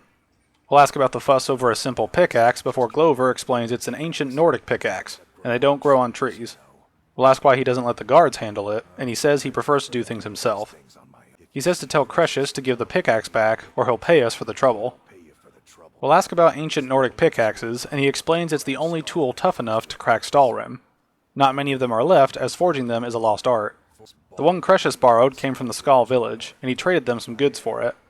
We'll ask about Stalrim being a type of ore, and he says calling it an ore is like calling his forge a campfire. Some folks say it's enchanted ice, but he thinks there's more to it than that. We'll assume it's rare, and he's not come across more than a chunk or two in his lifetime, and smithing is his trade. If we're looking to learn more, we should head over to the Skal village as someone there is bound to know more about it than him. Then we'll head to the Raven Rock mine to talk to Crescius. We'll find him arguing with his wife, Aphia, who says the last time he explored the mine, he almost fell to his death. She won't spend the rest of her days as a widow, but he'll do whatever it takes to find his great-great-grandfather's remains, as he knows he's down there. Aphia says that was 2 centuries ago, and there will be nothing left to find. He tells her to let it go, and she calls him an obstinate fool, who's going to get himself killed. We'll talk to the guy, and he says he's busy. When we ask why, he asks why he should tell us, as he doesn't know who we are. We'll say it's dangerous here for an old man, and he says the town agrees with us. Then he says to mark his words, as these mines hold a secret that could put Raven Rock back on the map. We'll ask what secret would be hidden here, and he says a secret that the East Empire Company swept under the rug 200 years ago. It killed his ancestor, and left Raven Rock with a worthless and tainted mine. We'll ask who his ancestor was, and he'll say he was Gratian Corellius, and he spent his entire life exploring ancient ruins across Tamriel, and died in these mines almost 200 years ago. We'll ask how he died, and learn the East Empire Company called it a terrible accident, claiming he was lost in a rockfall, but Crescius knows better. We'll ask for proof, and he says he and his wife were cleaning out their home, and he came across some of his ancestors' things locked in an old chest. He found an unsent letter that was written to the company, and a key. The letter describes a discovery that was made in the mine by diggers. They wanted Gratian to take a closer look. The company must have felt it was of great value, as they locked that section of the mine off from everyone else. He assumes the key is to the locked section, but he hasn't been able to find the entrance. We'll admit it sounds suspicious, and he's excited to have someone believe him. There's something big down there that the company wanted to hide from everyone. We'll ask why he's telling us all this, and he says his wife nags that he's too old to go traipsing around these mines, and time is his enemy, that caught up with him before he could find the answers he's been looking for. He admits he needs our help, and wants to know what happened to Gratian and what was being kept from them. We'll ask where to start, and he says Gratian kept a journal of his discoveries. If we can find his remains, it will help. He'll give us everything he has on this, and tells us to do this for him, so he can finally regain the respect that he's lost. We'll mention Glover wants his pickaxe back, and he says he doesn't deserve to have it, as the pickaxe was made for mining, not selling. He bets Glover stole it from the skull in the first place. We'll say it doesn't belong to him, and Crescius gives it up, saying we should tell Glover he hopes he drops it on his foot. Then we'll ask him if he's sure Gratian's death wasn't an accident, and he says he knows he doesn't have much to go on, with the unsent letter being all he's going off of. But he also has a miner's instinct that runs in his family before Gratian was born. He may sound crazy to us, but he's telling us the tunnels are solid and would never collapse like that. Then we'll ask what he was arguing with his wife over, and learn she thinks that old age has addled his mind, and he's seeing things when there's nothing to be seen. He realizes she cares for him, but has to understand that he can't rest until he finds out what happened to Gratian. We'll ask what will happen if she's right, and he doesn't find anything. He'll settle down peacefully and never set foot in this mine again. He's been waiting for this moment for a long time, even before he discovered Gratian's old things. He just hopes both of us don't mistake his enthusiasm for insanity. We'll return the pickaxe to Glover, with him saying Cretius is quite a character. Since we went through the trouble to find it, we can keep it. We'll ask why, and he just wanted to remind the codger that he can't go around taking things from other people. Now that he understands the message, Glover is satisfied. Then he mentions the pickaxe hasn't done him any good in years, and he hopes we can put it to good use. We'll return to the mine to talk to Aphia and ask more questions and get answers we already heard. So much of the dialogue between these two has significant overlap. One thing that doesn't overlap is a comment Aphia makes about Cretius coming of age right as the ebony mine in Raven Rock was shut down, and he took it hard. We'll ask why he didn't move elsewhere to find work, and she says their home has been in his family for over 200 years. Leaving would have been abandoning precious memories.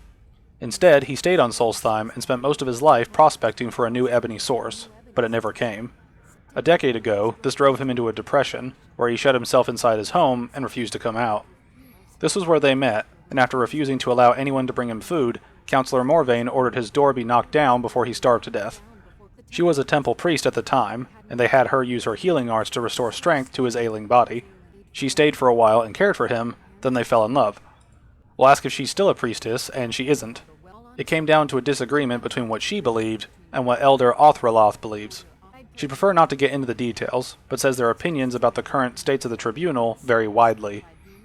Now we'll head into the mine and deal with pests as we search for Gratian's remains. We'll break through a barrier, which is a neat gimmick, and continue into the deep. We'll face Draugr, a lot of Draugr, to reach a Stalrim deposit that we'll use the pickaxe on.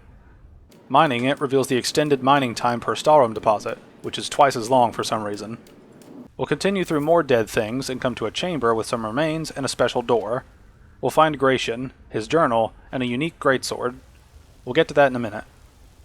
First we'll look at Gratian's letter, which says it would be appreciated if he helped with miners that had stumbled across some sort of ruin and needed his expertise. Then we'll look at his journal. It details him coming here, along with his assistant Milius. They found the miners broke into an old Nordic barrow that belongs to the Bloodskull clan. They came down into the chamber we're in now and found the sword we picked up, the Bloodskull blade. He removed it from the pedestal, and Milius seemed against it, and was right, as Draugr attacked them once it was removed. Milius fought, but fell, and Gratian was able to kill the remaining Draugr, but was badly wounded. He slowly explored the area and notes the glowing lines across the doorway. The sword also appears to emit a ribbon of mystical energy when swung, and he proposes swinging it in different directions to solve the door puzzle before he dies here. We'll swing the blade with certain attacks to send a magical key slice to move the structures around the doorway to allow passage. It's a pretty cool gimmick in my opinion, and plays off the melee combat in a unique way. We'll go through some traps and fight a dragon priest, Zakrissos. We'll kill Zack, loot his mask which increases shock resistance by 50% and shock spell damage by 25%. Then we'll get a word of the dragon aspect shout, and move through another pathway that opens after defeating the floating dude. We'll find a black book, the Winds of Change, and we'll enter Cthulhu Land. Since most of these areas are largely the same minus unique puzzles and rewards, I'll probably skip most of the combat unless something funny happens. We'll make it to the end and choose one of the 3 rewards. Reading books gives an extra skill point, our attacks, shouts, and destruction spells do no damage to followers, or we do 10% more damage and get 10% better prices from people of the opposite sex. We'll pick bonus points from reading because reading is cool, then we'll return to the waking world. We'll leave the barrow through a back entrance, which takes us into a Reaver group hiding in catacombs. We'll do what we do best, and return to Raven Rock. We'll give Cretius the journal, and he says he knew he was right. He says he can get some closure with the company, and make them pay for lying to everyone, assuming people believe the journal is real. We'll wish him luck, and he'll pay us in gold for our efforts. Now we'll talk to a proper local, Milor. We'll mention she's selling quite a few exotic ingredients, and she prides herself on growing or harvesting it herself. She only wants a better source for Netch jelly, as the creatures that produce it are difficult to track down since it's so dangerous out there. We'll offer to gather it for her, and she'd be happy to pay us for it. We'll grab jelly as we find it out there. Outside of town, we'll find Captain Veleth under attack by Ashspawn, and we'll help him out, then chat him up. He didn't think he'd make it, and wishes the same for his man here. We'll ask what the Ashspawn were, and he says some guards call them what they're listed as. He doesn't care what they're called, as all he knows is they're a danger to Raven Rock and need to be stopped. We'll ask how this brought him to this farm, and he mentions searching for clues that might lead to wherever they're coming from. It's not the best start, but they know they're coming from this direction. We'll offer to lend a hand, and he accepts, mentioning he doesn't feel comfortable leaving Raven Rock behind, and would hate to lose any more Redoran guard. We'll ask where to begin, and he says searching the farm where the ash spawn ambushed him could prove useful. We'll ask why he thinks the attacks are from the farm, and he says he doesn't know. All he does know is the ash spawn come from this direction, so this is as good as a place to start as any. He says it's good that the farm's been abandoned for a while. He'd hate to see what they would do to a farmer and his family. He's a very compassionate captain. We'll ask how long the farm has been abandoned, and he's not sure. He was told it's an old imperial farm that was wiped out due to the Red Mountain eruption. It was already a pile of rubble when he arrived in town. We'll ask what the ash spawn are, and superstitious folks say they're the risen forms of those that died long ago, but it's not certain. They started attacking the bulwark a few weeks ago. His men killed them, but they keep coming back. We'll ask how often the attacks are, and he says 2 other assaults on the bulwark at different spots on the wall. He says it sounds crazy, but he thinks they're becoming more organized and probing it for weaknesses. He suspects a motivation to the attacks, and that they have someone directing the spawn against us, and we need to find out who or what that is. We'll ask how things are with the mines open again, and he says he's had to muster some men to protect it, but he doesn't have a problem with that. Counselor Arano is concerned that once word reaches the Reavers that the mine is reopened, they might think about paying them a visit. He says to let them try, as his men are ready. Now we'll inspect the area and find a declaration of war on one of the ash spawn. It details someone calling for unconditional surrender and cessation of all hostilities that have been ignored, so they're going to treat Raven Rock as an enemy of the Empire. Raven Rock is warned that any attempt to breach Fort Frostmoth will be met with equal aggression. This crazy goes on, saying he will do everything in his power to wipe us out, and there will be no further communications. It's signed by General Falkreath, the garrison commander at Fort Frostmoth. We'll give this to Veleth, and he says the general died over 200 years ago, when the Red Mountain leveled the fort. We'll ask what to do, and he says if the general is still alive, there must be something keeping him that way. He needs us to head to the fort and check it out. He's heading back to Raven Rock, and prepare the men for further assaults. We'll head to the fort to deal with the long, not dead general. Along the way, we'll fight some Netch for their jelly. Netch are the mammoths of Solstheim, in that they are tough and often grouped together. They also look cool, as floating brain tentacle monsters. We'll reach Fort Frostmoth and repel the ash spawn, while the general says the fort will never fall. We'll head inside one of the structures to find the old soldier, and come across an area with small spiders. These are a feature of the DLC, and come in a variety of types, most notably, the exploding type. We'll also find a heartstone deposit, which will become relevant later. We'll continue exploring the depths of the fort, and eventually find a journal of Ildari. Ildari was trying to resurrect the general using a heartstone, and he mentions how hostile he continued to be during experimentation. We'll find a key that'll open the pathway to the general, and we'll shoot him to death. We'll loot his weapon, the champion's cudgel, which has a 50% chance for each element to do 25 points of damage.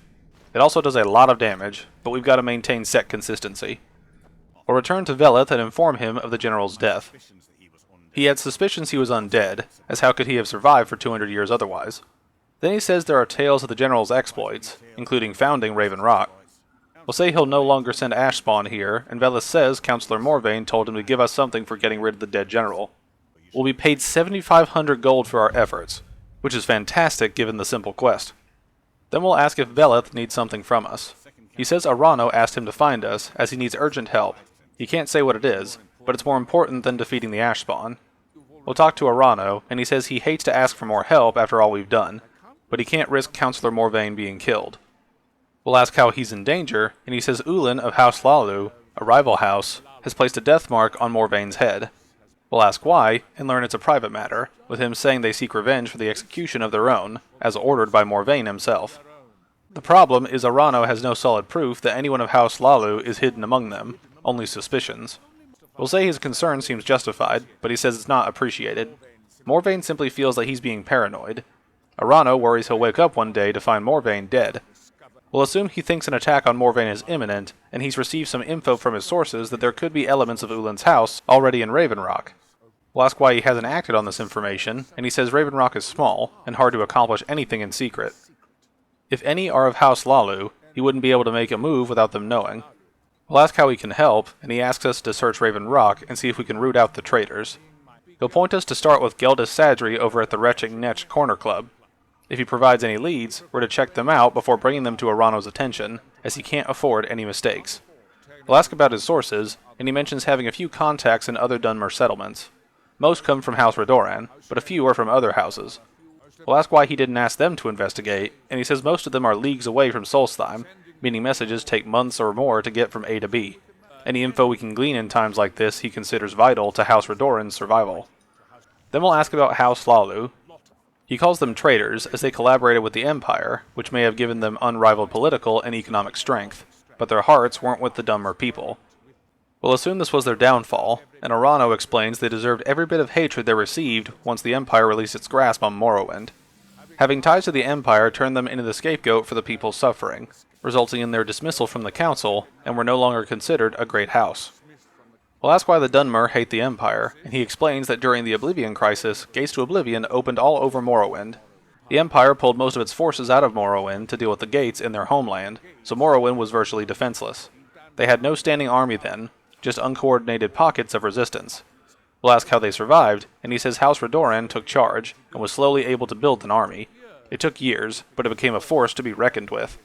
When the Argonians invaded years later, House Redoran's army was able to prevent them from sweeping across Morrowind.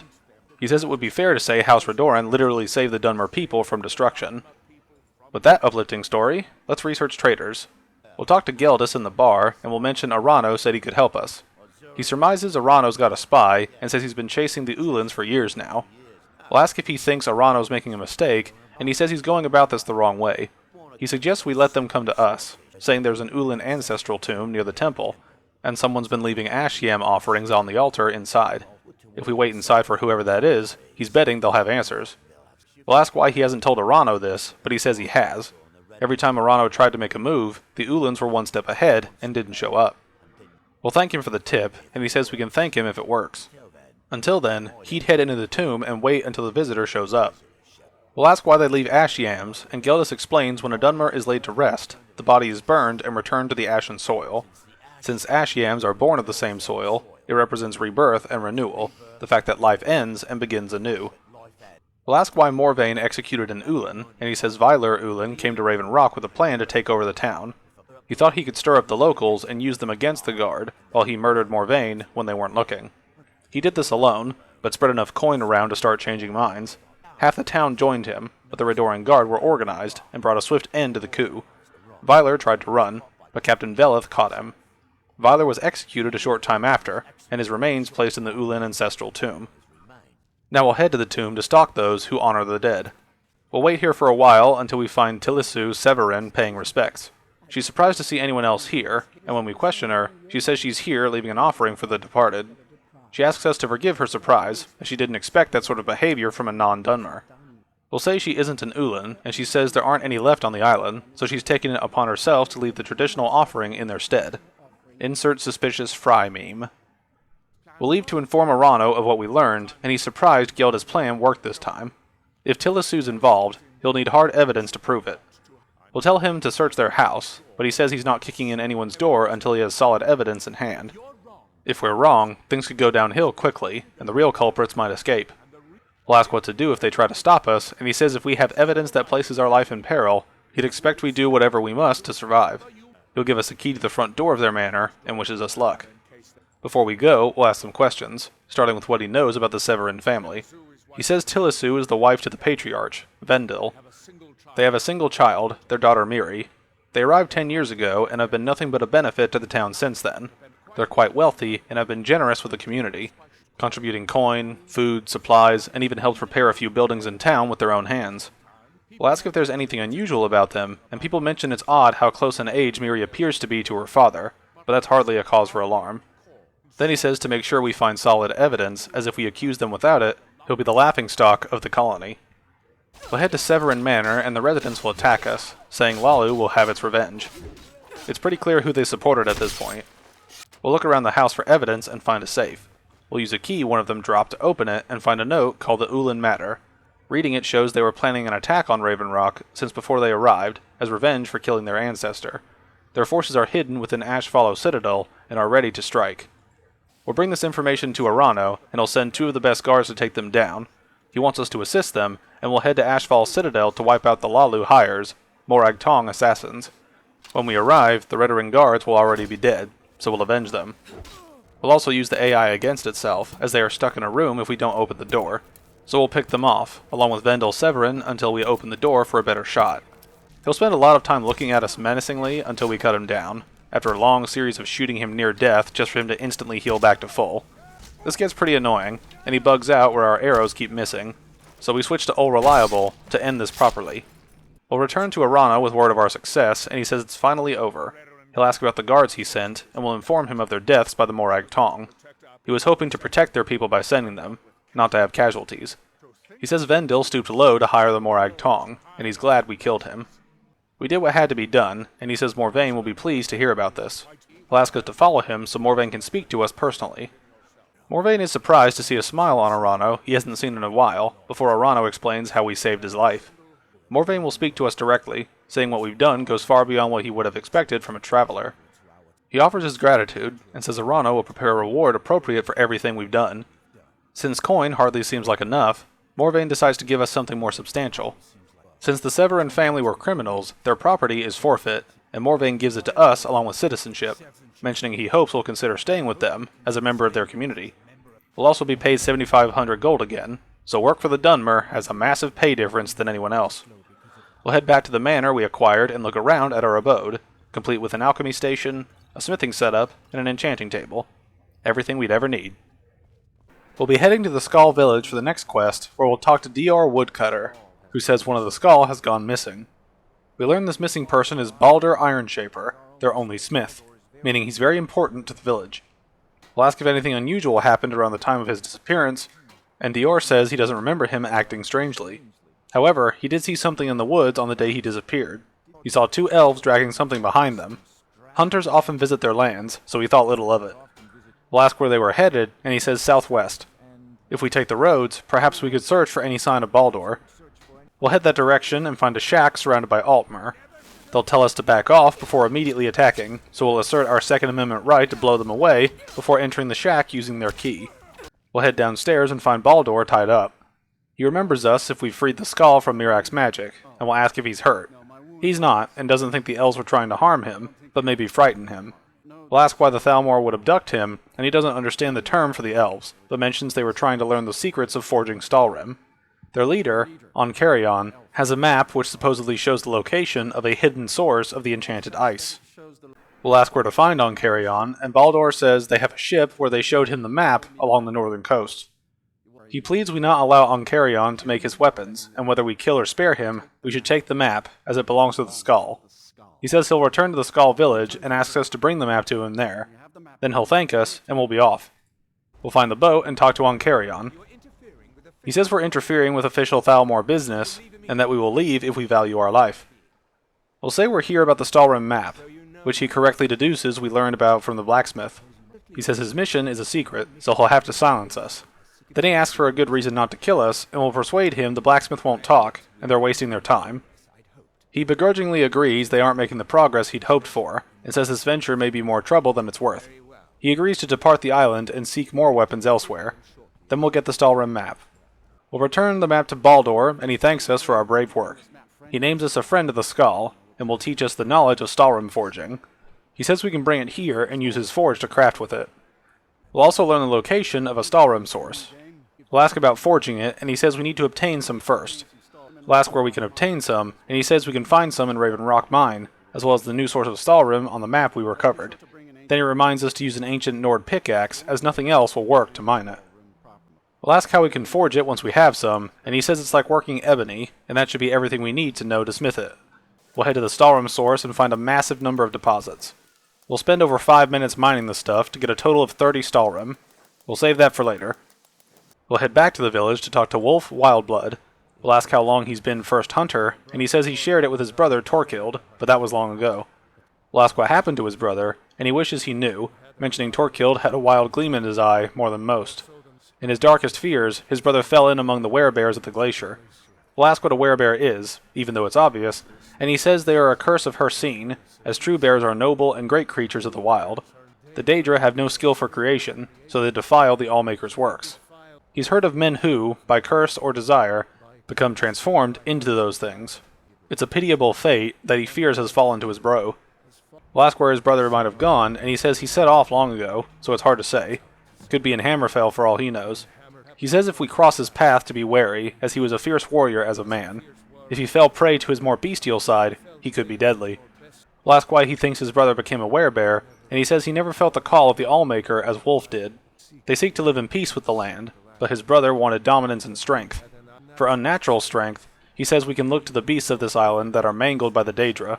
It's a fate he doesn't wish on anyone. We'll begin our search for the lost brother bear and head toward the western edge of the island. We'll find Torkild, who's losing his mind before he transforms into a werebear and runs off, then returns. Apparently werebears are dumber than werewolves. We'll find a letter on his person afterwards, and it serves as a final will and testament. He knew his mind was going, so he wrote this letter to Wolf. He says the power he found was seductive, and he's realized the greatest potential of his strength before then. He hopes to one day meet his brother before the Allmaker, but given what we know about Hircine... Sorry, buddy. We'll give the letter to Wolf and tell him what came of his brother. He'll hope we gave him a swift death, and we'll say he put up a strong fight. Wolf then says his brother died long ago, and thanks us for putting his mind to rest. Now he can hope the Allmaker will show mercy to him in the beyond. Wolf will train us as thanks in archery, block, one-handed, and two-handed skills. Next we'll talk to Tharstan, who mentions hearing about what we did for Baldur, even though it just happened, but he says that was brave of us and exactly what he's looking for. We'll assume he needs us to do something dangerous, and he says he's willing to pay. He's a scholar of history, and always found Solstheim to be intriguing. He's made many forays into the ancient ruins that cover the island, being able to draw a map of them from memory. That's why he noticed the new passage the moment he laid eyes on it. We'll ask what the passage leads to, and he says in an old time that must have been opened by an earthquake when volcano we hear about all the time erupted. He'd love to have a closer look, but the ruins can be dangerous, and he's no adventurer. He'll pay us to watch his back down there, and he's heading there soon. If we're interested, we'll meet him at the ruins and see what we can find. Then he'll be off to pack for the expedition. We'll meet him inside Valok's tomb, where he assumes this tomb has been hidden for centuries. He's had a look around and found an inscription and a switch. He says it's written in the dragon language, and it is a riddle. A sacrifice will bring you closer to that which you seek. He wonders what it means, and will pull the switch. It opens the gate near the central fire, hinting at what we need to do. Tharstan says there are corpses strewn about, and we'll find 2 half-claw holes along with another etching behind a locked door. Tharstan tells us to try to figure out what we can, and we'll throw a body into the fire pit. This lights pathways to the left and right, so we'll pick a direction and start exploring. We'll encounter the usual foes here, and fight our way to a room with 3 colored sides to a pillar. Tharstan reads an inscription that says all men must die, often by their own means. Each side of the pillar has a weapon in front of it, at least until somebody knocks it over, and another smaller pillar in the outside area. Each small pillar needs to be hit by the matching weapon type, red by melee, green by archery, and blue by magic. This opens the door to the next room with an Uber-Draugr guarding a word wall. Once the threat is dealt with, we'll loot a half-amethyst claw off the Draugr Deathlord. Then we'll grab a word for the Battle Fury shout. Tharstan starts translating runes in the room, which detail Mirak's betrayal of the dragons, and then he mentions a secret passage out of here through the sarcophagi. We'll head through a coffin tunnel and return to the main area. We'll repeat the process on the other side to reach another puzzle. This one requires us to walk across the pressure plates in a particular order. The inscription says to continue along the path and not to tread where we've been. This basically boils down to triggering all the plates without triggering an active one again. As you can tell, these puzzles are very basic, which leads to them being a bit boring on repeat playthroughs, as you aren't figuring out things as much as doing a basic picture or reading comprehension test. Anyway, we'll defeat another Draugr Deathlord and get the other half of the Amethyst Claw, along with another word for the Battle Fury shout. Tharstan reads the runes again, which tell of a guardian who inspired both men and dragons. We'll go through another secret passage to return to the main area and fit the 2 halves of the Amethyst Claw to the keyholes, or half-keyholes.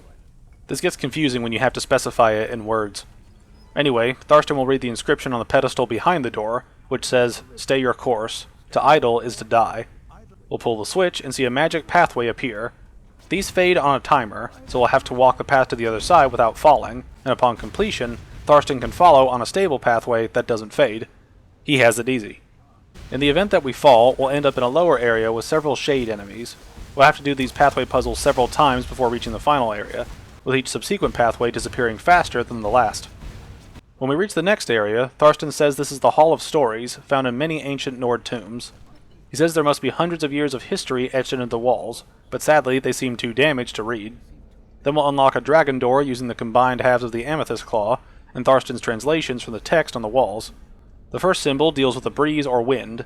The second mentions the night sky and the moon, and the final symbol deals with fire and scales. Based on the claw, it's obviously bird, wolf, dragon.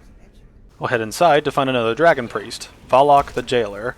We'll defeat him, be depressed he doesn't drop a mask, and we'll get the last word of the Battle Fury shout. Thorsten reads the runes and says the guardian mentioned earlier is in this tomb. It was said he was loyal, and his reward was an honorable death. We'll talk to Thorsten, and he says he never thought he'd see a real dragon priest. He says Valak had this place built for him so he could maintain his vigil, even beyond death. We'll assume he was someone important, and Thorsten says he knew dragon priests were thought to have been powerful men of great will, but had no idea how far it went. He supposes he's seen everything he came for, and he'll pay us for doing our part. He'll spend more time studying the word wall, and is excited to see what book it will make. Then we'll be given 1,000 gold. We'll ask some questions before we go, starting by asking why there were so many traps and puzzles. He says they are partly to keep unwanted intruders away, but also could have been meant as tests to prove the worth of individuals seeking the main chamber. He says the motives of dragon priests are as inscrutable as the dragons they worshipped, so who knows. Then we'll ask if this place has any connection to the skull, and he believes so. He thinks their ancient ancestors built this tomb for their master, the dragon priest they called the Guardian. These people were potentially Nords who came with the dragon priest to settle on Solstheim. When separated from their people on the mainland, they developed a distinct culture that became the skull we now know. But this is all theory and conjecture, with Thorsten saying we may never know the truth.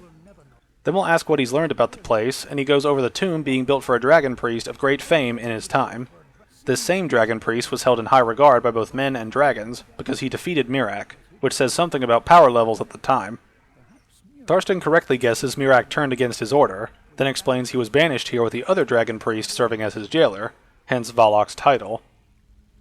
With that done, we'll return the Netch jelly we needed to Melor, which will pay us in ultra potions that restore 100 of everything. Then we'll head to Tel Mithrin and talk to Neloth. He tells us to hold still so we can get a good look at the goods. We'll ask what he's looking for, and he says incipient madness, loss of self-awareness, black spots in the whites of the eyes, any indication of Hermaeus Mora's permanent influence. Then he says we look fine, or no different than when he first saw us. We'll ask if he knows what happened with Miraak, as we've defeated him on this character to open up the side content. He assumes we killed him, or Mora turned on him when we looked like a winning bet. Miraak's influence vanished from Solstheim, so he assumed we handled things. Then he asks if something interesting happened. We'll say he doesn't seem grateful, and he retorts that he didn't ask us to kill Miraak, as that was our own project. He also will never know what would have happened when Miraak returned. Then he admits he was a serious nuisance, so he is grateful we dealt with him. He says all that's left are the black books, waiting for another ambitious fool to be lured into Mora's clutches. Then he mentions finding another book if we're interested, which we are. He'll give us the location of it, but before we go, we'll ask if he needs help with his research. He says he's running low on heartstones, and if we have any, he'll buy them. We'll give him the one we already found and get 250 gold for it. Then we'll head outside to find the book. We'll be interrupted by Talvas, who begs for help after he conjured an Ash Guardian that's running amok. We'll ask how it got loose, and he says it's his fault, as Neloth refused to teach him the spell, so he read some books and learned it. Only he didn't learn it well enough, as the creature is attacking anything in sight. We'll ask why he hasn't destroyed it, and he says he has to keep Neloth busy so he doesn't find out. While we take care of the creature, he'll figure out what went wrong. We'll kill the Ash Guardian floating around and return to Talvas. He says it's a relief, as Neloth surely would have punished him had he found out. He doesn't have gold, so he'll pay us with an Atronach staff. We'll ask what went wrong with the Ash Guardian spell, and he says the spell requires a Heartstone to cast properly, and he didn't have one when he cast it. It's like flying a plane without engines. It probably won't end well. We'll talk to Neloth again to help with research, and he asks if we're willing to be an experimental subject. He says this experiment will provide an additional spectral tether from our life spark to the Adric realm, meaning we'd experience a sort of increased vigor where we could fight longer, feel stronger, and so on. Then he confidently says it may work, but we can never tell. We'll agree to be a plaything, and he tells us to stand still, as this is the first time he's cast the spell, and doesn't want any distractions. He says we shouldn't feel a thing, then says if we do, to not scream too loudly, as his ears are sensitive. He'll cast his spell, and we'll go out and do whatever we want while we watch for side effects. We'll head for the book while we wait, which is in White Ridge Barrow. We'll find several reavers killed along with dead spiders. We'll fight through various Solstheim spiders until we witness bandits that are being controlled by spiders, reminding me of the Flood from Halo. Don't take me back there, game. Please don't. Anyway, we'll fight through many a spider or spider victim until we find Marilar Rendas, who possesses spiders we can use as a weapon, which is kinda cool, along with a journal and a key. We'll read the journal, and it informs us that Meryl was concerned with someone taking all the credit for finding these spiders, so she locked someone in a room, and we see her lose her mind. We'll continue through the ruin to find the Black Book guarded by Dukan, another dragon priest with a mask that boosts frost resistance and spell damage by 50% and 25% respectively. We'll also find a word of power for the Cyclone Shout. We'll read the Black Book, the Sallow Regent, and go through another nightmare. This book has a gimmick where being in darkness drains health slowly, so we'll do our utmost to avoid the shadows. Then we'll fight through a few enemies and find the final part of the book. It's a rather small black book, isn't it? Anyway, the 3 rewards are a 10% boost to all combat skills, all spells cost 10% less magicka, or stealth kills are 10% more effective. Given our current build, we'll go with the combat bonus and return to Neloth with the book. Before we turn the book in, Neloth grumpily asks if we've seen Verona, as he's hungry. We haven't, so he tells us to find her and tell her Neloth wants apple cabbage stew with canis root tea. We'll play the dutiful servant, and he says someone finally recognizes his importance around here. Then we'll turn in the Black Book, and he says he'll make a copy for himself, as it's far too dangerous to carry the real book around. He'll pay us 1,000 gold, and we'll move on. We'll search for Verona, beginning by talking to Elinia. She says she left for Raven Rock hours ago, promising to bring back some fresh blisterwort for her. We'll head toward Raven Rock from the Great Shroom, and find Verona was killed by Ashspawn. We'll take her steward's key and return to Neloth with the news. He finds it annoying that she's dead, and tasks us with finding him a new steward. He tells us to try Raven Rock, as they are in awe of him there, and we're sure to find someone willing to serve him. We'll ask what kind of person we should look for, and Neloth says to pick someone with a brilliant mind, a robust physique, and who is blindly obedient. We'll head to town and start asking around. Most people won't leave their current employment and responsibilities, along with comments claiming Neloth is crazy. We'll skip to the one that matters, Drovos Relvi, who finds leaving Raven Rock to work for a crazy wizard to be a great idea. We'll mention his eagerness, and he says he's never been one to pass up an opportunity, then runs off to his new job. We'll talk to Neloth afterward, and he says Drovos will do, but he makes dreadful canis root tea. Then he'll pay us and offer access to his staff enchanter, which basically allows us to enchant a staff as we see fit. We'll head back to Raven Rock and be confronted by Mogrel, who says we've inherited a situation. We'll learn Drovos owed him 1,000 septims, so now it falls to us to pay, as he's untouchable while in the service of Neloth. We'll ask what happens if we don't pay, and he says nothing for now, but he'll send collectors to find us, and they won't ask nicely. Then we'll intimidate him to take only half, and he agrees that half will suffice. We'll head back to the Shroom to talk to Neloth.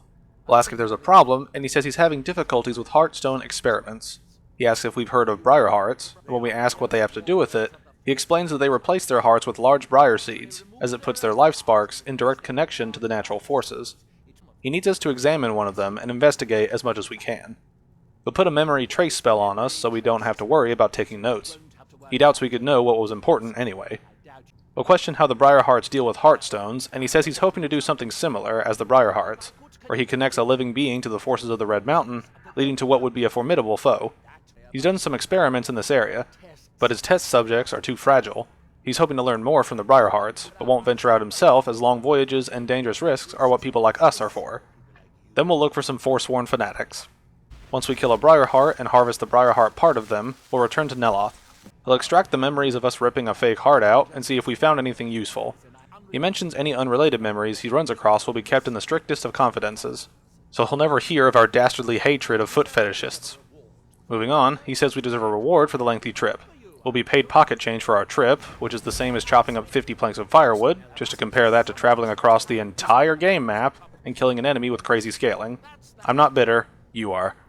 Anyway, he'll then mention there are too many coincidences, and someone must be behind all his recent troubles. We'll ask about it, and he says he has legions of enemies back in Morrowind. In this case, he has reason to believe it's someone on Solstheim. We'll assume he wants us to kill them, but he says we need to identify them first. Then may come some killing. Then he'll give us an enchanted ring that will find the source of the attacks.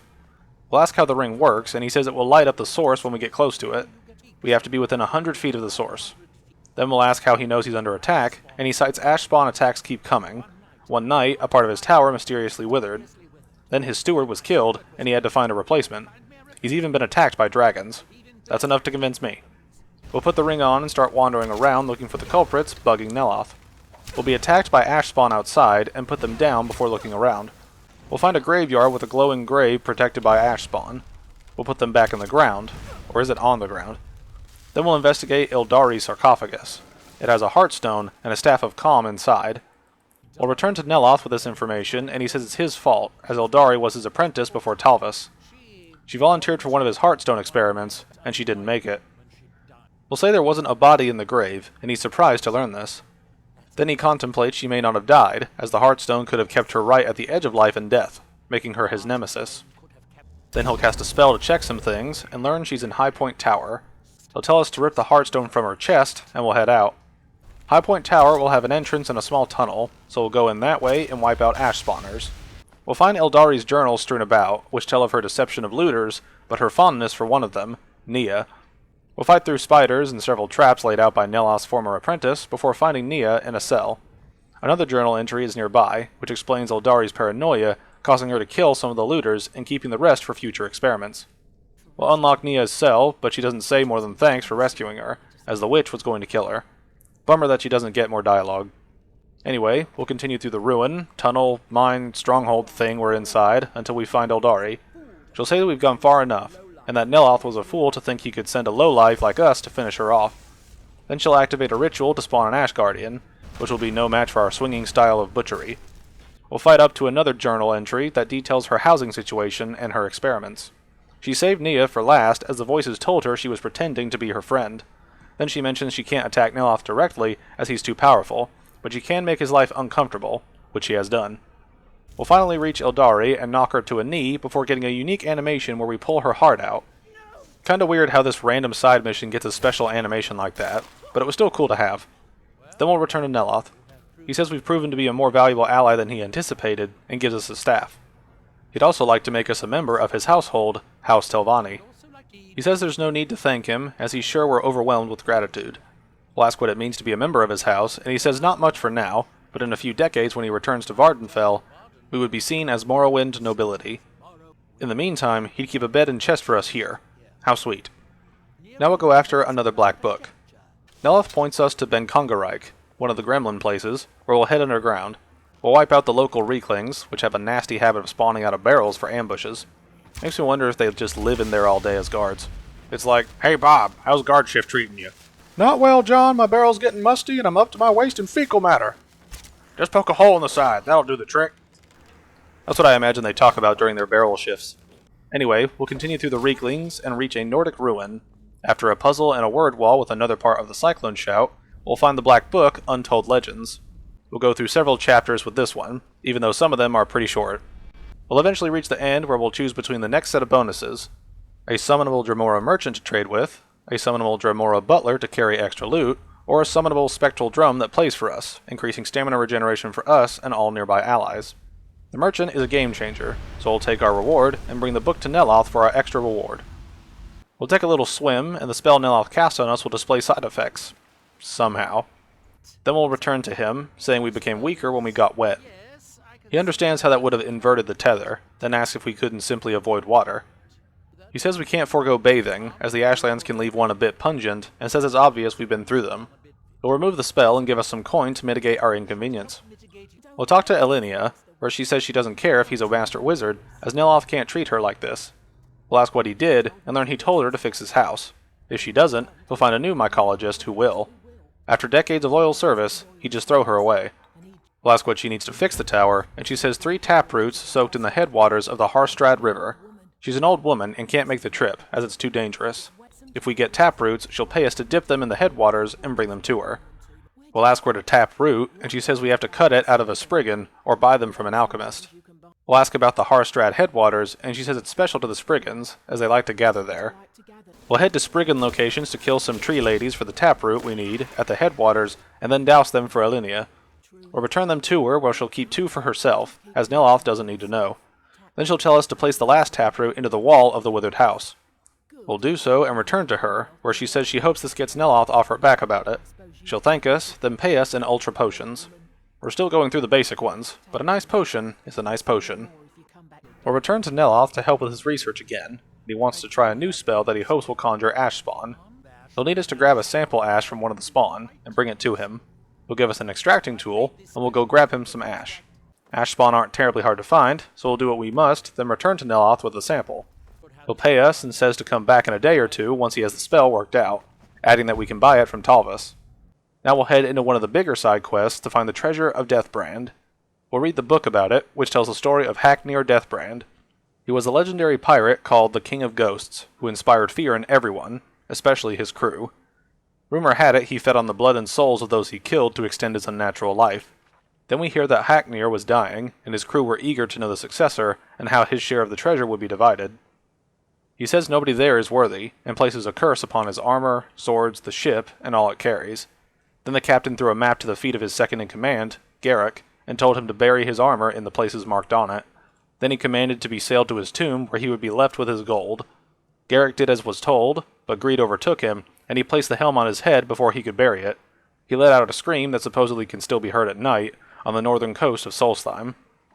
Now we know where to start. We'll head up to Haafingar's Shoal, where we'll find pirates digging up the treasure themselves. We'll wipe them out and search their camp for useful info, where we'll find the treasure map with all locations of Deathbrand's armor set. They essentially dot the four corners of Solstheim, with our current location containing a chest with a helm inside. The Deathbrand helm gives water breathing and adds 100 armor while wearing the complete set. Now we're off to find the other pieces. We'll grab the next one near the Waterstone. It contains the gauntlets, which increase one-handed attacks by 10% while dual-wielding for each Deathbrand item worn. We'll head south toward the Earthstone to reach the next chest containing the chest piece.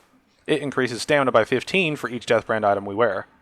Then we'll head for the last piece, the boots, near Tel Mithrin. We'll also get the Gildenhull Barrow key when we pick the chest, which we'll use in a bit. The Deathbrand boots increase carrying capacity by 10 for each Deathbrand item we wear. So, for those keeping track, when the entire set is worn, we'll gain water breathing, an additional 400 armor, a 40% increase to one-handed attacks while dual-wielding, an additional 60 stamina, and an additional 40 carry weight. If you're a dual-wielding berserker, this is the set for you. We're pretty close to that, but we can't give up our axe as we have so many memories of it. Moving on, we'll head to Gildenhull Barrow near the Skull Village. When we enter the barrow, we'll find a dead adventurer with a torn note. It explains he died while waiting out bandits outside, and mentions his pickaxe couldn't break the Stahlrim, but ours can. We'll mine the deposit, which opens up a pathway. We'll follow it and come to a treasure trove where we can loot Haafingar's goodies. The piles of gold are a nice touch, as piling individual gold pieces, like in the rest of the game, would have been tiresome to do, and massively annoying to loot if they continued that practice given Haafingar's hoard. When the hall is ransacked, we'll head deeper to find a burial place. We'll find Haafingar's skeleton and one of his swords, Blood Scythe, which absorbs 15 health and has a chance to weaken enemy armor when paired with Soul Render. The other sword we'll grab in a bit. But now we'll deal with wave defense, as we fight off Haafingar a few times, interspersed with ghosts of his crew. They're all incredibly weak, so we'll make quick work of them all and defeat Haafingar's ghost. He drops a minor ring of wielding, which boosts one-handed attacks by 15%, and Soul Render, the other of his paired swords that absorbs 15 magicka and has a chance to dispel magic defense when paired with Blood Scythe. Now we have the full set, and can cosplay as a crazy Stahlrim pirate. But our build is bold and beautiful, so we'll pass on it. We will put the set on to see how it looks though. We'll head back to Neloth again for research assistance, and he asks what took us so long. He says he's been trying to adapt Redguard magic to the Ash, but the key concept he's missing is recorded in a book, Wind and Sand. He has contacts who find things for him, and he's heard where the book may be. We'll fetch the book from a random location and return it to him. You know how this goes. We show up, we kill, we get book, we travel back to the land of the Ash. When Neloth learns the book was where he said it would be, he implies he did away with the particular source who told him where it was. Then he says he can adopt this into a sort of whirlwind vortex energy. Then he says we can buy a copy from Talvis and pay us for our trouble. Now we'll head to Buyold's retreat to find a camp of Nord warriors. We'll overhear Buyold the Unworthy telling them it won't be easy to get rid of the Reeklings. Kuvar says he never said it would be, but either way, they have to try, whether they succeed or not, to stir up some of the old blood in this crowd. Buyold says she won't lead them to their deaths if they aren't ready, and Kuvar says to train them. He asks what they're doing here, as they should get used to staying here or be preparing to retake the hall. She's having them do neither, and he can't stomach it. Buyold says his stomach isn't her problem, and that they'll act when she says they will, not before. We'll talk to Buyold, and she mentions things are bad enough without people looking death-eyed, so we'll ask what's going on. She says they were kicked out of their home, the mead hall up the hill, by Reeklings. We'll ask how they managed to overpower them, and she says through tenacity and numbers. It didn't help they'd grown too comfortable up there either. Too much mead and stories, too few battles. We'll offer to help, and she says that should be enough to rouse the layabouts to fight again. She'll address the camp, telling them that they're all starting to settle and keep up the fat lives they got used to in the hall, conveniently not including herself in this, by the way. but says we have more fire than any of them, as we volunteered to deal with the infestation almost immediately. Then we'll head up to Thirsk Mead Hall. We'll kill many Reeklings on the outside, then many on the inside, along with their chief. Once they're all dead, we'll talk to Bujold. She'll say that was almost exhilarating, and asks how we're feeling. We'll say it was easy, and she says that's good to hear, as that's what she needs from her second. Then she'll ask if we want to come with her. We'll ask what a second is, and she explains if they're going to live here again, she needs to get the blessing of Hrothmund again. She'll need a witness, and mentions the Horker brains that she deals with around here, and asks again. We'll tell her to go on ahead, and she says she'll be waiting whenever our honor wakes us. She's a rather irresponsible and insulting individual when you get down to it. We'll head to Hrothmund's barrow to meet her for the next part of this quest. We'll ask what this place is, and learn it's the burial place of Hrothmund, who founded Thirsk. He brought a group of warriors away from the Skald to know the wilderness, and to feel the sting of cold and steel. She says it sounds a little silly, but that's how it's written in books, and the phrase always struck her a certain way. Then we'll ask what's going to happen in there, and she says it's simple. Hrothmund's axe is in there, and anyone who attempts to take hold of it has their spirit judged by him. We'll assume she's going to fight his ghost, but she says he doesn't need to fight someone to know them. He's always watched over Thirsk and sees them from the beyond. Since he's already deemed her worthy, it will be a matter of him remembering why he blessed her before, completely ignoring her name, and that she was in charge during the Reekling invasion, and only acted when we showed up.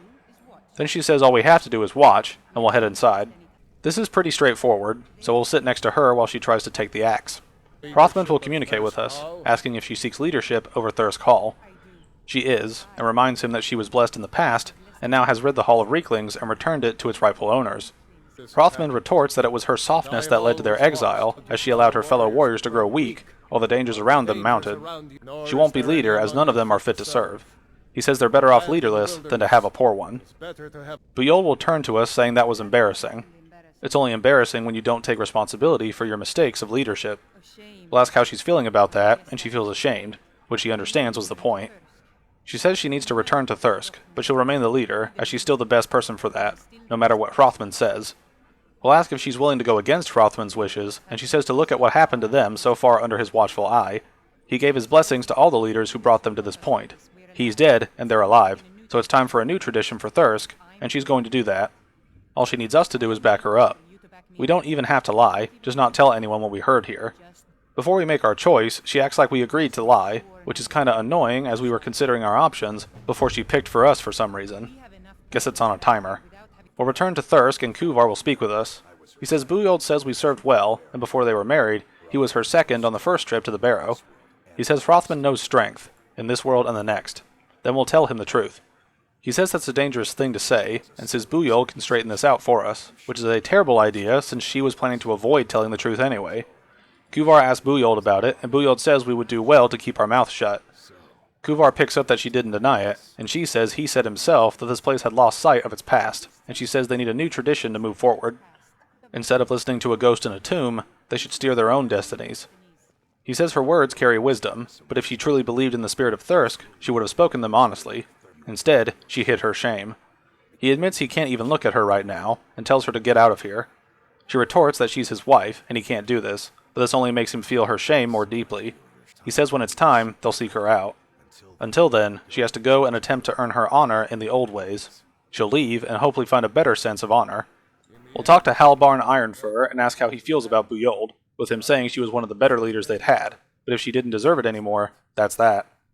He says it's dangerous out here, and they can't waste time worrying about a liar in their midst, as lying is the first step to cowardice. This quest can also go the other way, where we help the Reeklings to wipe out the Nords, but we're racist to them, so they had to die. Just including that for context. Now we'll head to Neloth again for more research, but this time he has a different request. He's a collector of staffs, in particular those made by Azra Nightwielder. Through divinations, he believes he's located one, and if we retrieve it, he'll give us a staff of his own making. He says Nightwielder's creations don't really hold up in comparison to what we can make today, but they have a sentimental value for Neloth. We'll ask who Nightwielder was, and Neloth says he was the original Shadow Mage, and his advances in magic are legendary. Thus well known is that he also pioneered the field of enchanting staves. Every staff of his Neloth found has led him to greater understanding. Today, we'd consider his techniques rudimentary, but the genius is still evident. Now we'll head off to find the staff back in Skyrim. Thankfully, it's in a place we've been before, so we'll deplete some bandits of their lives and grab the staff. Bringing it back to Neloth has him say we didn't have to speak a word, as he sensed the staff was here. We've proven our worth, and he's as good as his word. He'll give us a staff from his personal collection that he thinks we'll find useful, and we'll get a staff of paralysis, which is helpful, but we like whacking what's moving. Now I'll head to Kolbjorn Barrow to begin a long quest, and we'll see why soon enough. We'll talk to Rallis Sedaris, asking what's the matter with him. He asks what's the matter with us, then apologizes, as he's had a lot of cowards coming to mock his efforts. Then he tells us about it, as we look mostly honest. He's got a financer waiting for him back on the mainland, and he was sent here in the interest of obtaining some rare antiques, the relics of Azadal. Now this thing has become a disaster. He came out expecting things to be hard, but this was outside his expertise. When he got here, you couldn't see the barrow, as it was buried in ash. He dug out a pile taller than him to find the barrow, but who knows how much it'll take to reach the door. He admits excavating isn't his specialty, as even if it was, the ash storms fill it in faster than he can dig. We'll suggest hiring miners out of Raven Rock, and he says he doesn't have the money for that, and he only gets paid on delivery, so he can't afford to go out of pocket for 1,000 septims on this. He says it takes money to make money, and there's a lot of it at the other end, but he can't get there without a little kick to start it off. We'll ask about the treasure he's after, and he asks if we've heard of Azadal. He was the first great Nord enchanter, maybe even the first human to master elven methods. His work was buried with him, and a set of the relics for Rallis' patron are in his tomb. They're old and powerful. A combo like that makes them pretty valuable to certain people, and he happens to know certain people. Then we'll mention we have money, and ask if he's looking for a partner. We'll agree to work together, with us sorting out the details later, but for now, he'll manage the dig if we manage the coin. We'll give him 1,000 gold, and he says he'll get to work hiring diggers. Once he has something, he'll send word to us. This will take some time before he'll send word, so we'll go do other things while we wait. We'll head back to Tel Mithryn and read the black book Hidden Twilight on Nellis Enchanter to enter Tentacle territory. We'll go through the traditional horrors and weirdness to reach our rewards. A power summoning a field of writhing tentacles that poison foes, a power that freezes targets between Oblivion and Tamriel for 30 seconds, making them immune to all damage, or a power to fully restore health, magicka, and stamina. Given our proclivities, we'll choose the last one and leave Tentacle Town. After some time passes, a courier will give us a message from Rallis. They've completed the initial excavation, but have run into some difficulties, and he needs us to return to him as soon as we can. We'll do so and talk to our partner in crime. He explains they only got a little ways in when something woke up the Draugr. They wiped out all the miners, so we'll have to deal with them before we can continue the dig. We'll head inside the excavated part of the barrow and take down the Draugr present. We'll lift a skull off a pedestal, which opens a way further into the barrow to find Azadal's boots. These boots have a similar effect as Deathbrand, where they boost each other if we have more or all pieces of the set. The boots allow water walking and give +10 enchanting when wearing any 4 relics of Azadal. We'll head outside to tell Rallis we cleared the place, but we'll need more gold to recruit more miners, which will be hard seeing as none of their friends survived this. We'll have to sweeten the pot for them, so we'll need to pay 2,000 gold for this. We'll give him the gold, and he'll head into town to find more laborers. Now we've seen a full loop of what happens here. Pay for digging, wait for message comes with additional problem, we return to solve said problem, but we need more gold, then the process repeats. It's not endless, but we're just getting started. We'll wander around until another courier gives us a message from Rallis, who says to come quickly. We'll return and learn there's more Draugr, and some miners were killed before the others fled. We'll go back into the barrow and take out the Draugr while searching for missing miners. We'll find more of the inner area is available, unsurprisingly, and we'll find a miner with a book, Azadal's Descent. It describes Azadal's ascent as a young boy from Sarthal who was gifted with magic. His skill grew until he left to learn more. When he returned, he found his home destroyed and his family killed, so he took an oath of vengeance. Over the years, he learned all he could from whoever he could, eventually meeting the companions and enchanting their weapons to defeat the elves who took his home from him. But he was not content when it was done, and his hunger for knowledge not sated.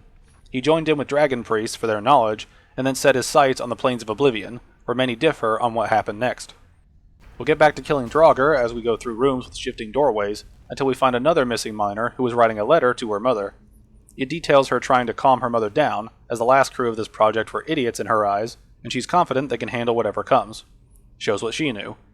We'll continue wiping the floor with undead until we come across Azadal's Ring of Necromancy.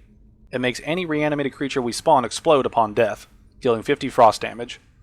Once we've cleaned up another mess, we'll return to Rallis. He says hazard pay keeps piling up, so things aren't getting cheaper, but he'll hire mercenaries this time, as having fighting people around should help. Now we'll give him 3,000 gold to continue the dig, and wait until we're told everyone's dead again. We'll do the waiting game, and then get another message via courier.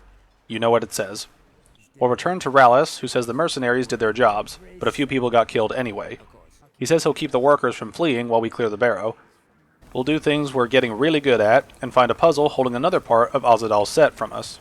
We'll complete it and grab his Ring of Arcana, which allows casting of the spells Ignite and Freeze. Then we'll head topside. Rallis says we're almost to the bottom of the barrow, but we've developed a reputation, so we need to pay a lot for workers.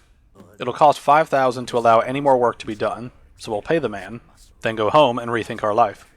After a long time, we'll get a letter from Rallis, which simply says we're needed.